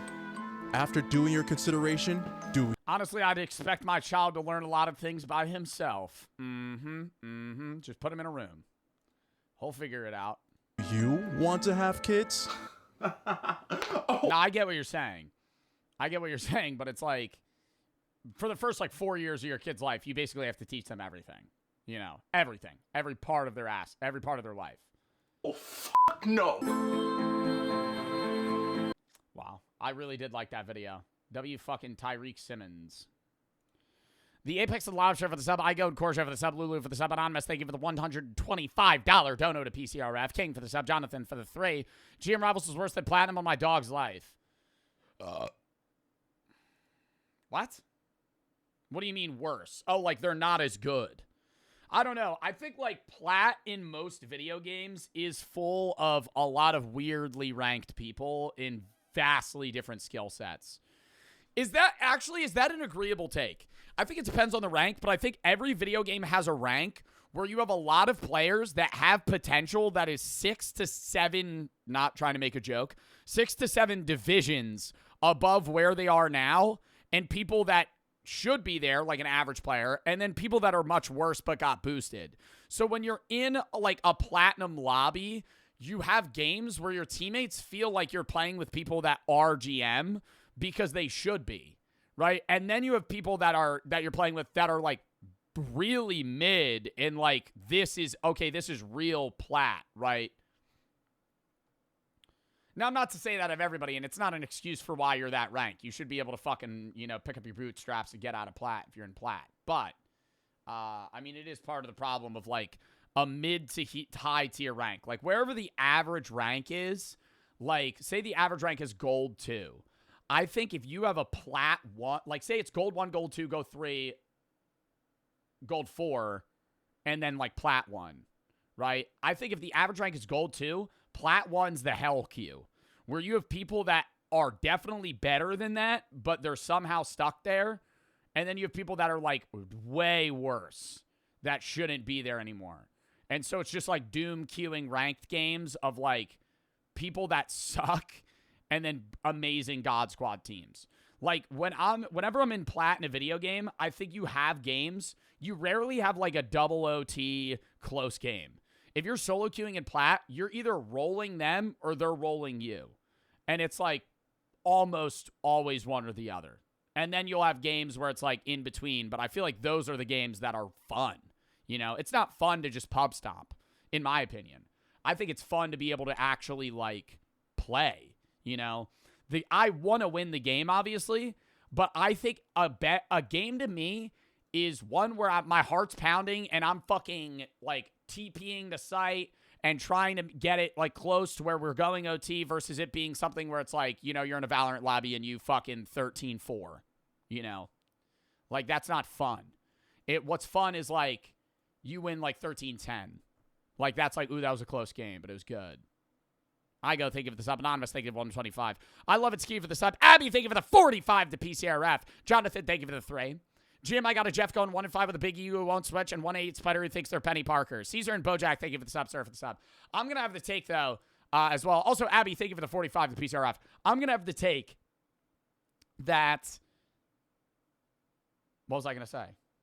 Sorry, the THC drinks hit me. Wow. Spider-Man's. That's what it was. If I'm in a lobby... Yo, take it out of sub-only as well. Why are we in sub-only now? Did I put it in sub-only? I'm going to have to take that if I'm in a lobby with a Spider-Man insta-lock, that I'm going to have a bad time. Most of the time. Maybe it's because of the rank that I'm in, but I think that if I get into a lobby and it is, wow, it's like we let the floodgates out. We're free!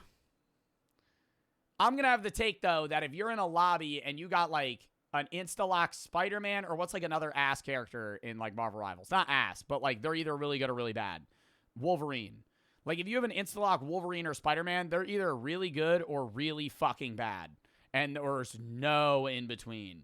Or, yeah, Black Widow people joke about. But I was going to say, Scarlet Witch.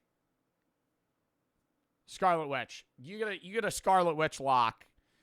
They're either really fucking bad or really good. And, like, I usually lean towards really bad because I think they don't know how to play anybody but Wanda.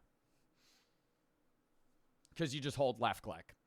Hazo and Chocolate for the sub, Oreo for the sub. All right. Anyways. Do we want to watch this video or one now less serious video? I feel like that, I don't really think that was a philosophy video, but it ended up kind of being one. Like, that would maybe go on the philosophy channel for the birth rate one. Do we want to watch the parallel worlds video or something less serious? I feel like this might be pretty serious. Jonathan, thank you for the 3. W, take people to, people need to know to switch if you're that high of a rank. And what's your peak rank? GM. But I got to grind this season. Yeah, I'm going to piss real quick, then we're going to hop into another video. Do a poll real quick.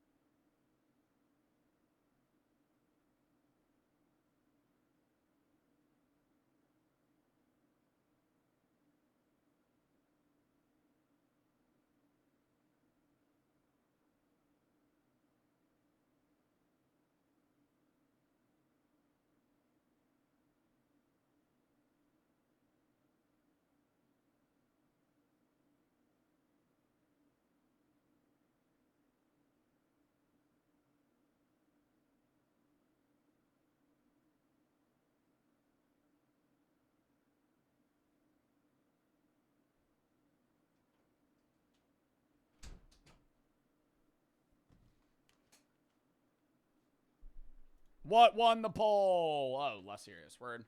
HV, thank you for the sub. Yeah, we usually do like one semi-serious react a stream. Serious meaning where chat crashes out on each other.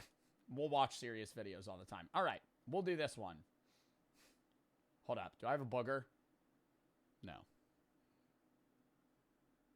One schedule one. Never. Today's reacts. Chat, here's the schedule. Today's reacts. We got one more react we're going to do. Tomorrow, I'm going to be live at like 3:30. We're going to do Minecraft and Fortnite practicing for the tournament. Tuesday, I'm not live. Wednesday, we're going to be doing the Fortnite tourney. And then the 5th to the 9th, so this Thursday through next Monday, I'm not live. I will be doing 2 vlogs, one of which I'll do 2 to 3, one of which I'll be doing at least a segment of one of your guys' ideas. The Pier 39, go to see the Sea Lions. We might go to Alcatraz, Golden Gate Bridge, do a bar hopping scene, bunch of other stuff. But I'll be making YouTube videos, but I will not be live. I'll be posting on the YouTube every day that I'm gone, though, outside of maybe Tuesday. Abby, thank you for the $35 donor. Anonymous, thank you for the 10. Cloaksy, thank you for the 5 HV for the sub. Zeus, thank you for the sub as well. Fix your chain. If you have any videos you want to watch, games I didn't play, video subscribe, game subscribe. When we're back, we're grinding out stream. Bunch of new game drops. Going to be doing the Etsy review thing soon. Bunch of other shit, too. What else? HA, we have another charity stream late February, and then we're doing one in March for F Cancer. Chat, my mic is fine. My mic is fine. My mic is fine. My mic is fine. I don't know why we're saying mic low. Mic's fine. Are we trolling? Why do people keep saying mic's fine every time I walk back? I'm just not. All right. Let's lock in, chat. One more video of the day. What do we want to watch? Do we have any short horror videos? Dude, I kind of want to lock into like a fucking scary vid. But not one that's like a chilling scares. I don't want to watch Mr. Nightmare. Short horror films. Potentially. Potentially. ACM Official comes up with the worst horror films ever, so we're not going to watch theirs. Ugh. Chilling Scares? No. No. I'm down to watch, like, random-ass short horror films, though. Baby. I think this one's good. These are just some random ones you guys have requested. We'll queue like 2 or 3. Because they're like 9 minutes. Animated ones. The animated ones, the problem is, bro, they're so hit or miss. Is the issue.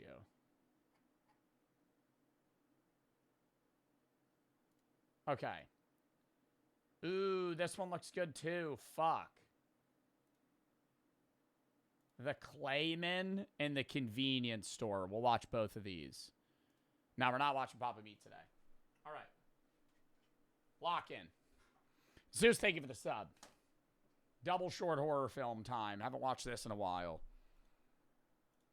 The Convenience Store. I don't like it. I don't like you there all alone. Yeah, I know, Mom, but I need the money. We need it. Look, you don't have to worry, it's dead here. It's not right. It's not safe. There's security cameras everywhere. I don't trust technology. None of it. Security cameras doesn't mean you're safe. It just means that they're going to catch the guy who fucking kills you. I just the things you can't see that worry me. Look, Mom, it's late. I need to study. Go to bed, please. Okay, we're here. Problem solved, please. Mom?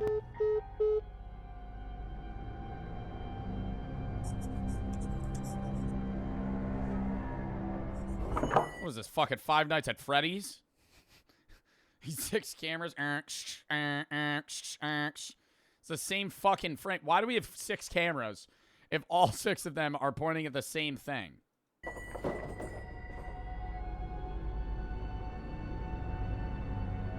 Or not 6 cameras, 6 monitors.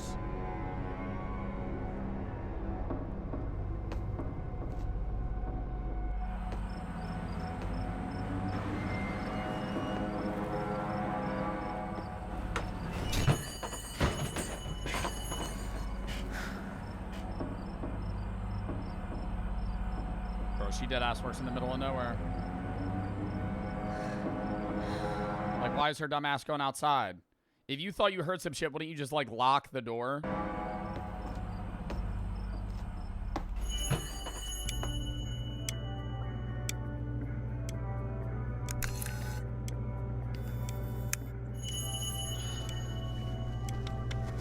Is that you, Tommy? Hey, Kira. You know, you really shouldn't be here on your own. One more person tells me that I need to leave, I swear.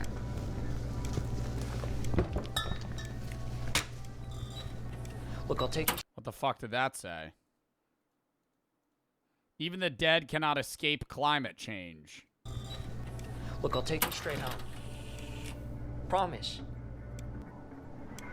Come on, what are your parents gonna think if you turn down a doctor anyway?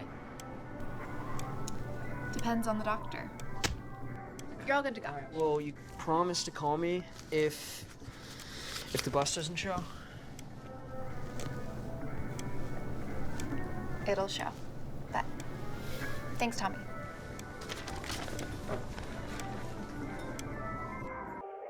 tried to leave, sometimes I'm standing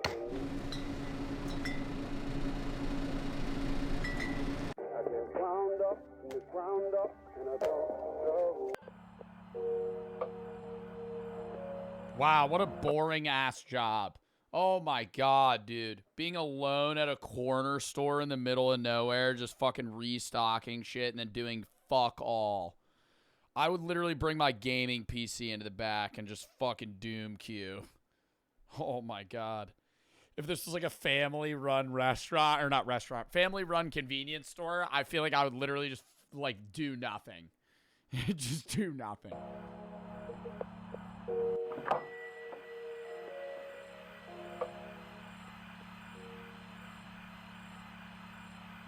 Bro, I'm peeping who it is on the camera first.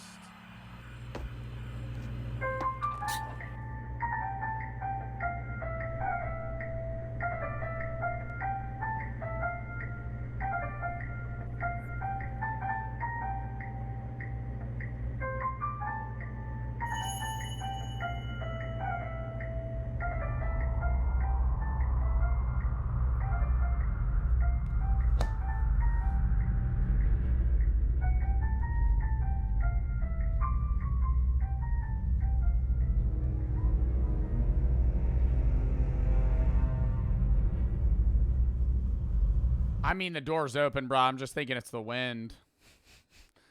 I don't think I'm immediately going to, like, there's something afoot here.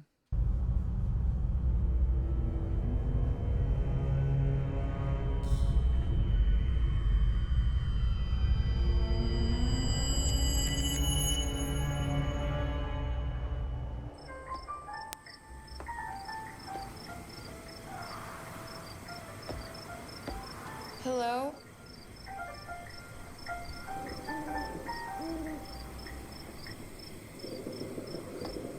Yo, that fucking empty hello call out. Like, I'm not gonna shit on it because I know a lot of people would probably be doing that shit. Be like, hello, who's there? But, like, you ain't got any B plan if they respond. You know? There's, like, that empty hello. Like, if you heard a motherfucker go, hey, in the shadows, you'd fucking freak out.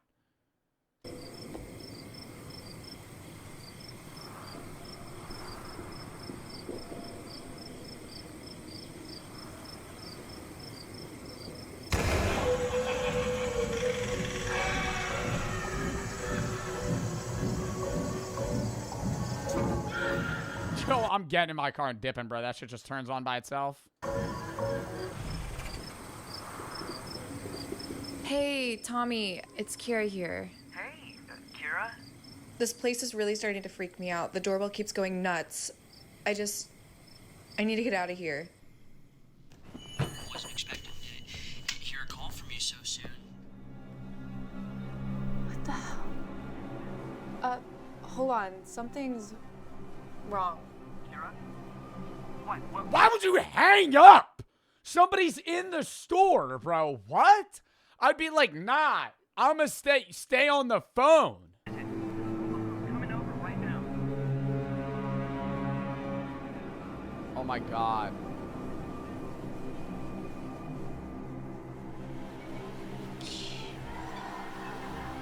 Punching that bitch in the face. Oh, is there some? Oh my God.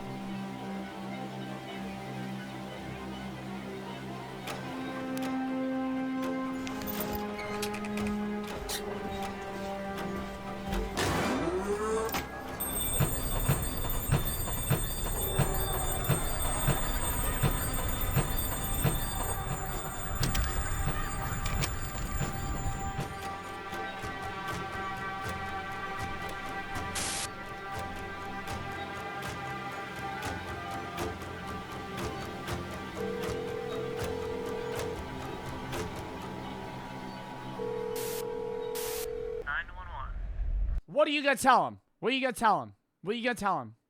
There's a ghost. There's a ghost. Please hold to speak with the first respond unit.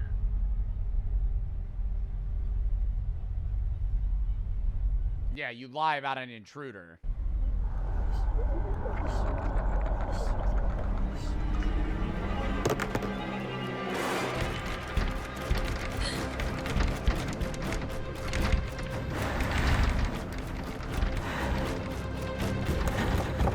I like that play. I like this play.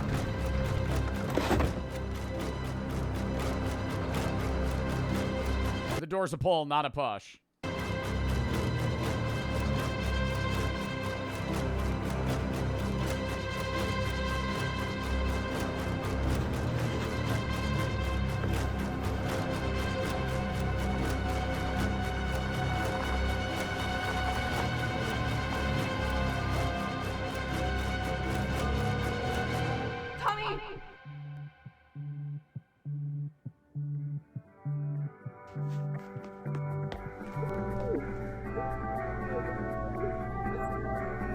Hello?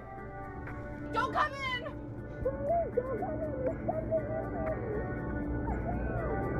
Shit!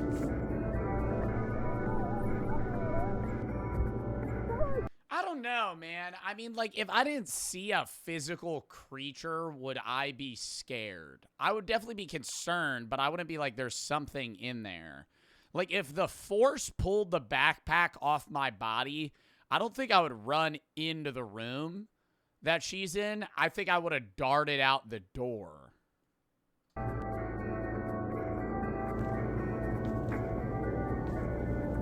What the fuck? Shadow Freddy. I'm Shadow Freddy. I'm so awesome. Oh my god, it's Shadow Freddy. Oh, never mind. What the fuck was that thing?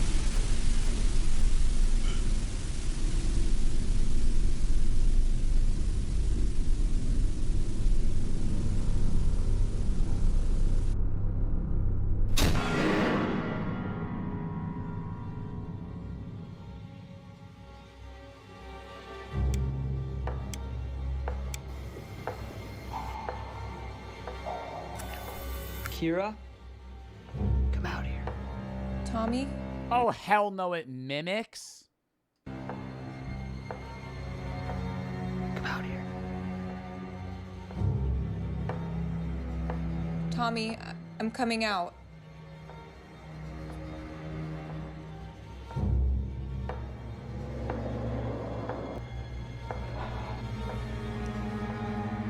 Tommy?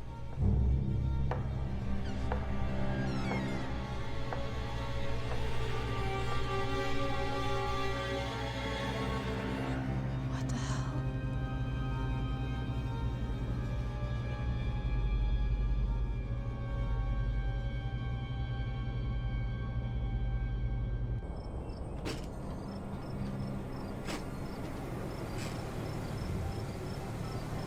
Leave! Leave!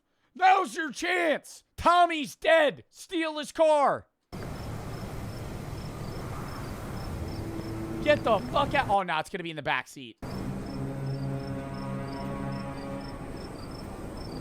think it's in the car?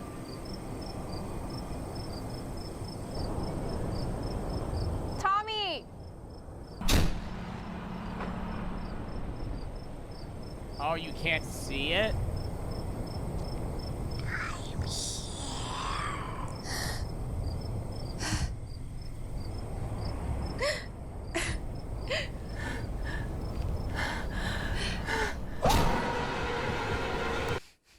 All right, that last scare was pretty lackluster. I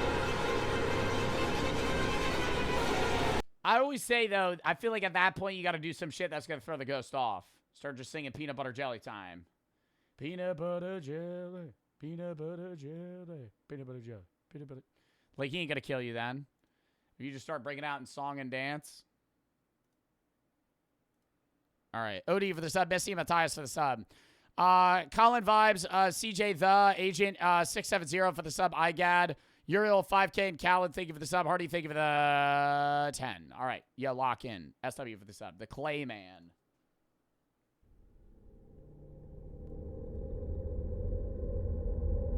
What do you think this one's going to be about?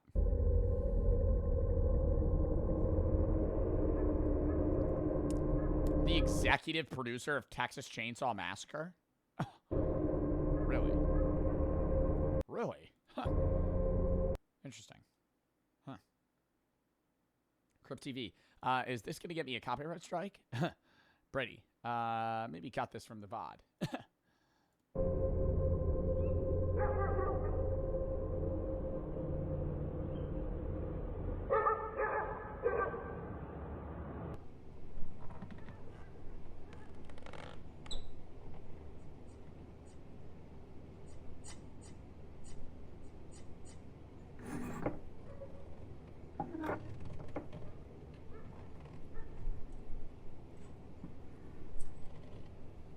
Oh my god, are the clay figures that he makes gonna come to life?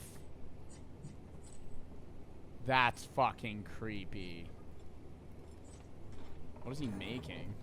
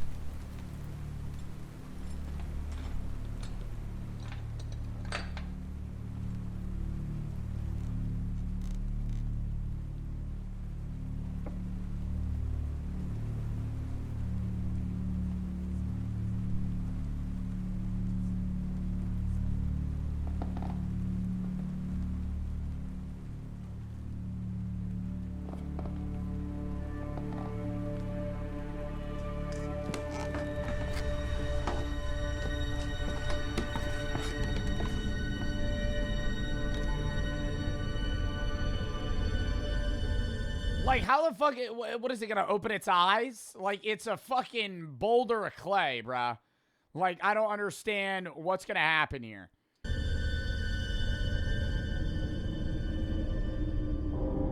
It just ends. The clay man.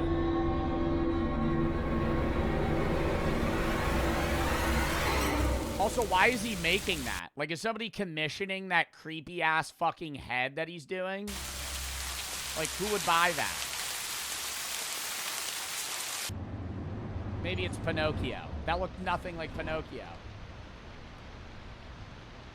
Looked more like Richard Nixon. Or like a random guy. A passion project. You think his passion project was making that fucking claymation figure? Or clay figure.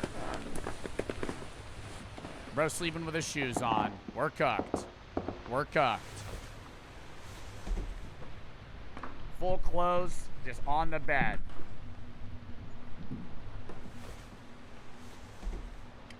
Yeah, sleeping in jeans. Need a long day. Making that creepy clay head.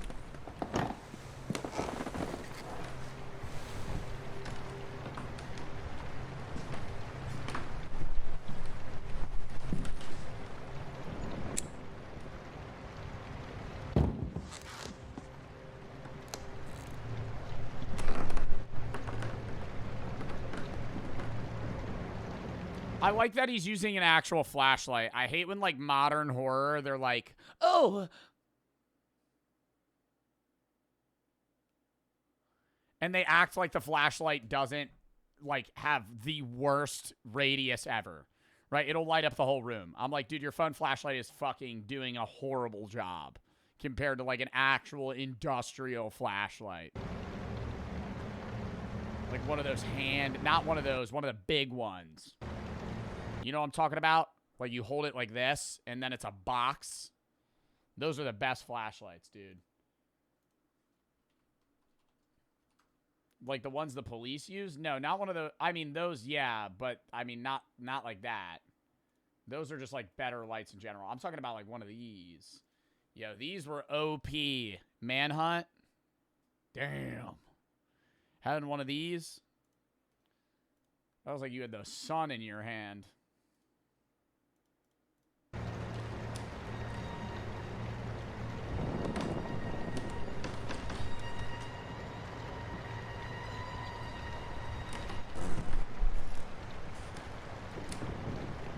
Too heavy, doubles as a weapon.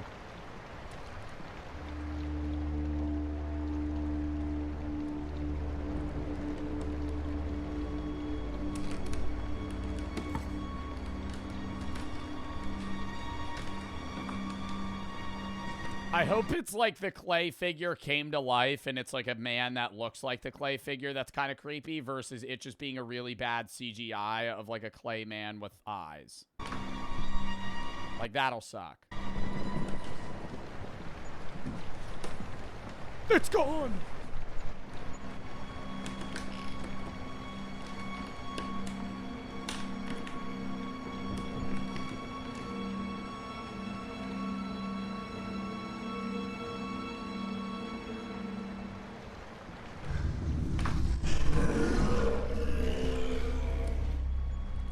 That ain't sounding like, that ain't sounding like a human.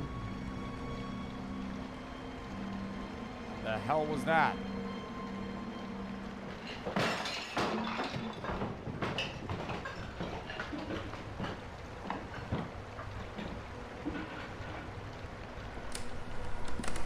Yo, my butt would be clenched like crazy during this.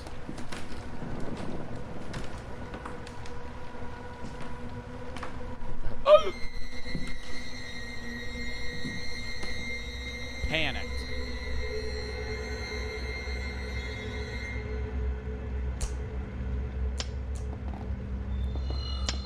Bro, just turn the flashlight off. Let's turn it back on, man.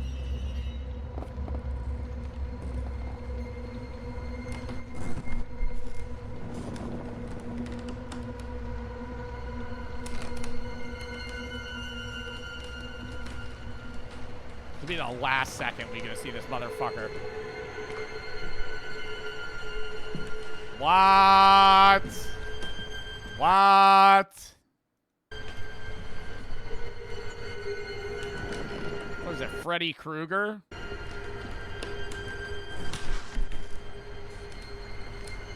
Is he there? Oh.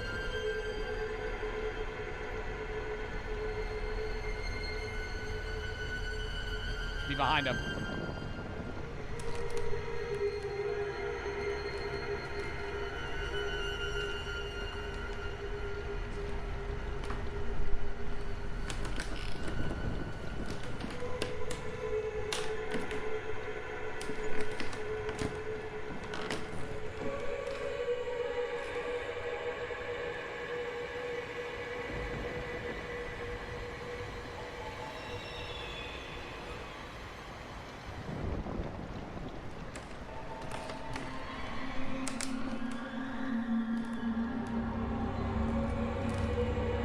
Oh my God.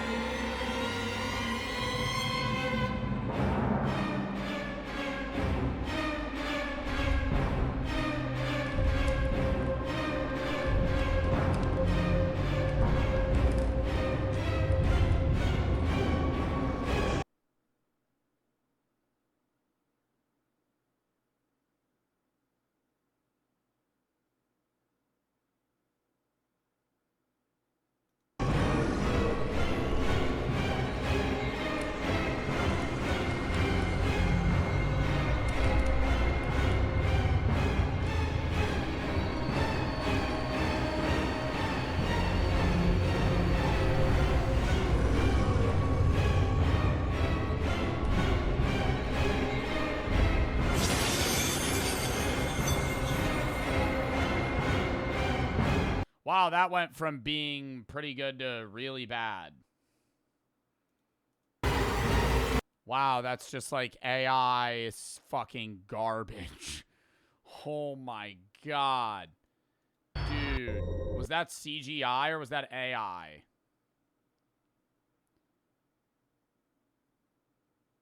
It says they have visual and practical effects. I mean, the blood on him was practical effects, but I don't know if that encompasses the claymation guy. Dude, I was just hoping it was gonna... You're telling me they couldn't get a guy that just kind of looked like that? Like, that would have been cool. If he talked, too, instead of growling like a goblin. Like, why'd he growl? Like, he's a claymation human. Anyways, I don't know. Well, that was fun. W fucking charity stream. We were able to raise $7,295. I'll match that for $7,300. So we'll have raised $14,600. I'll do that right when I end stream, and then I'll post it so you can see. But yeah, that was a fucking awesome charity stream. Dallin, thank you for the fucking 25 subs. Thank you if you got a sub. Thank you for the 25 gifteds. It's going to go to a great cause, chat, genuinely. We worked PCRF a while ago, probably like a year and a half ago or so. So I'm glad to be able to do a charity stream for them again. They do a lot of great work. You can check them out as well. If you're watching the VOD, I'll probably have Brady link the, PCRF charity, or you can just look up PCRF in general, Palestine Children's Relief Fund. Check it out. G-Money for the sub. Anonymous, thank you for the 25. JS and PS for the sub. Amma and PVR for the sub. Landon Matthias, Braden and CJ for the sub. But yeah, we're going to call that there. Chat, I'm going to post on the main and gaming right when I end. We might double post gaming today for the extra video. I'll be live tomorrow at 3:30 EST for some of the S&P and practicing Fortnite for the tournament, as well as some maybe random games and shit. Then I'm gone Tuesday. We'll be back Wednesday for the Fortnite tournament, and then I'm gone the 5th to the 9th, vlogging, posting YouTube while I'm gone, but I will not be live. So we have one more stream, then I'm gone for a day, back for a day, then gone for 5 days. Then we'll be back running out stream basically all of February. A bunch of new game drops and other shit coming out too. So yeah, I think it'll be fun. But go watch the YouTube videos outside of that, chat. Monkey for the sub, you are for the sub. We're going to call that there. I'm probably going to space the gaming videos out by like an hour, but I'll post them today. Or I might post one tonight. Actually, no, it's only 5:30. I'll post both tonight, but like over, you know, maybe an hour or two. Just so I don't back-to-back spam them. But who do we want to raid? Who do we want to raid? Who do we want to raid? Yo, Ron raided me the other day. I feel like we should raid Ron. I normally raid smaller streamers, but Ron raided me twice, so I want to raid Ron. I haven't raided Ron. But yeah, Cave, thank you for the 10, bro. Appreciate it. But yeah, we're gonna call that there, chat. Appreciate y'all. It'll be on fun, and I'll catch y'all tomorrow, 3:30 EST. Be there, be square. Outside of that, chat, W stream, and I'll see y'all later. We're going to raid at 5.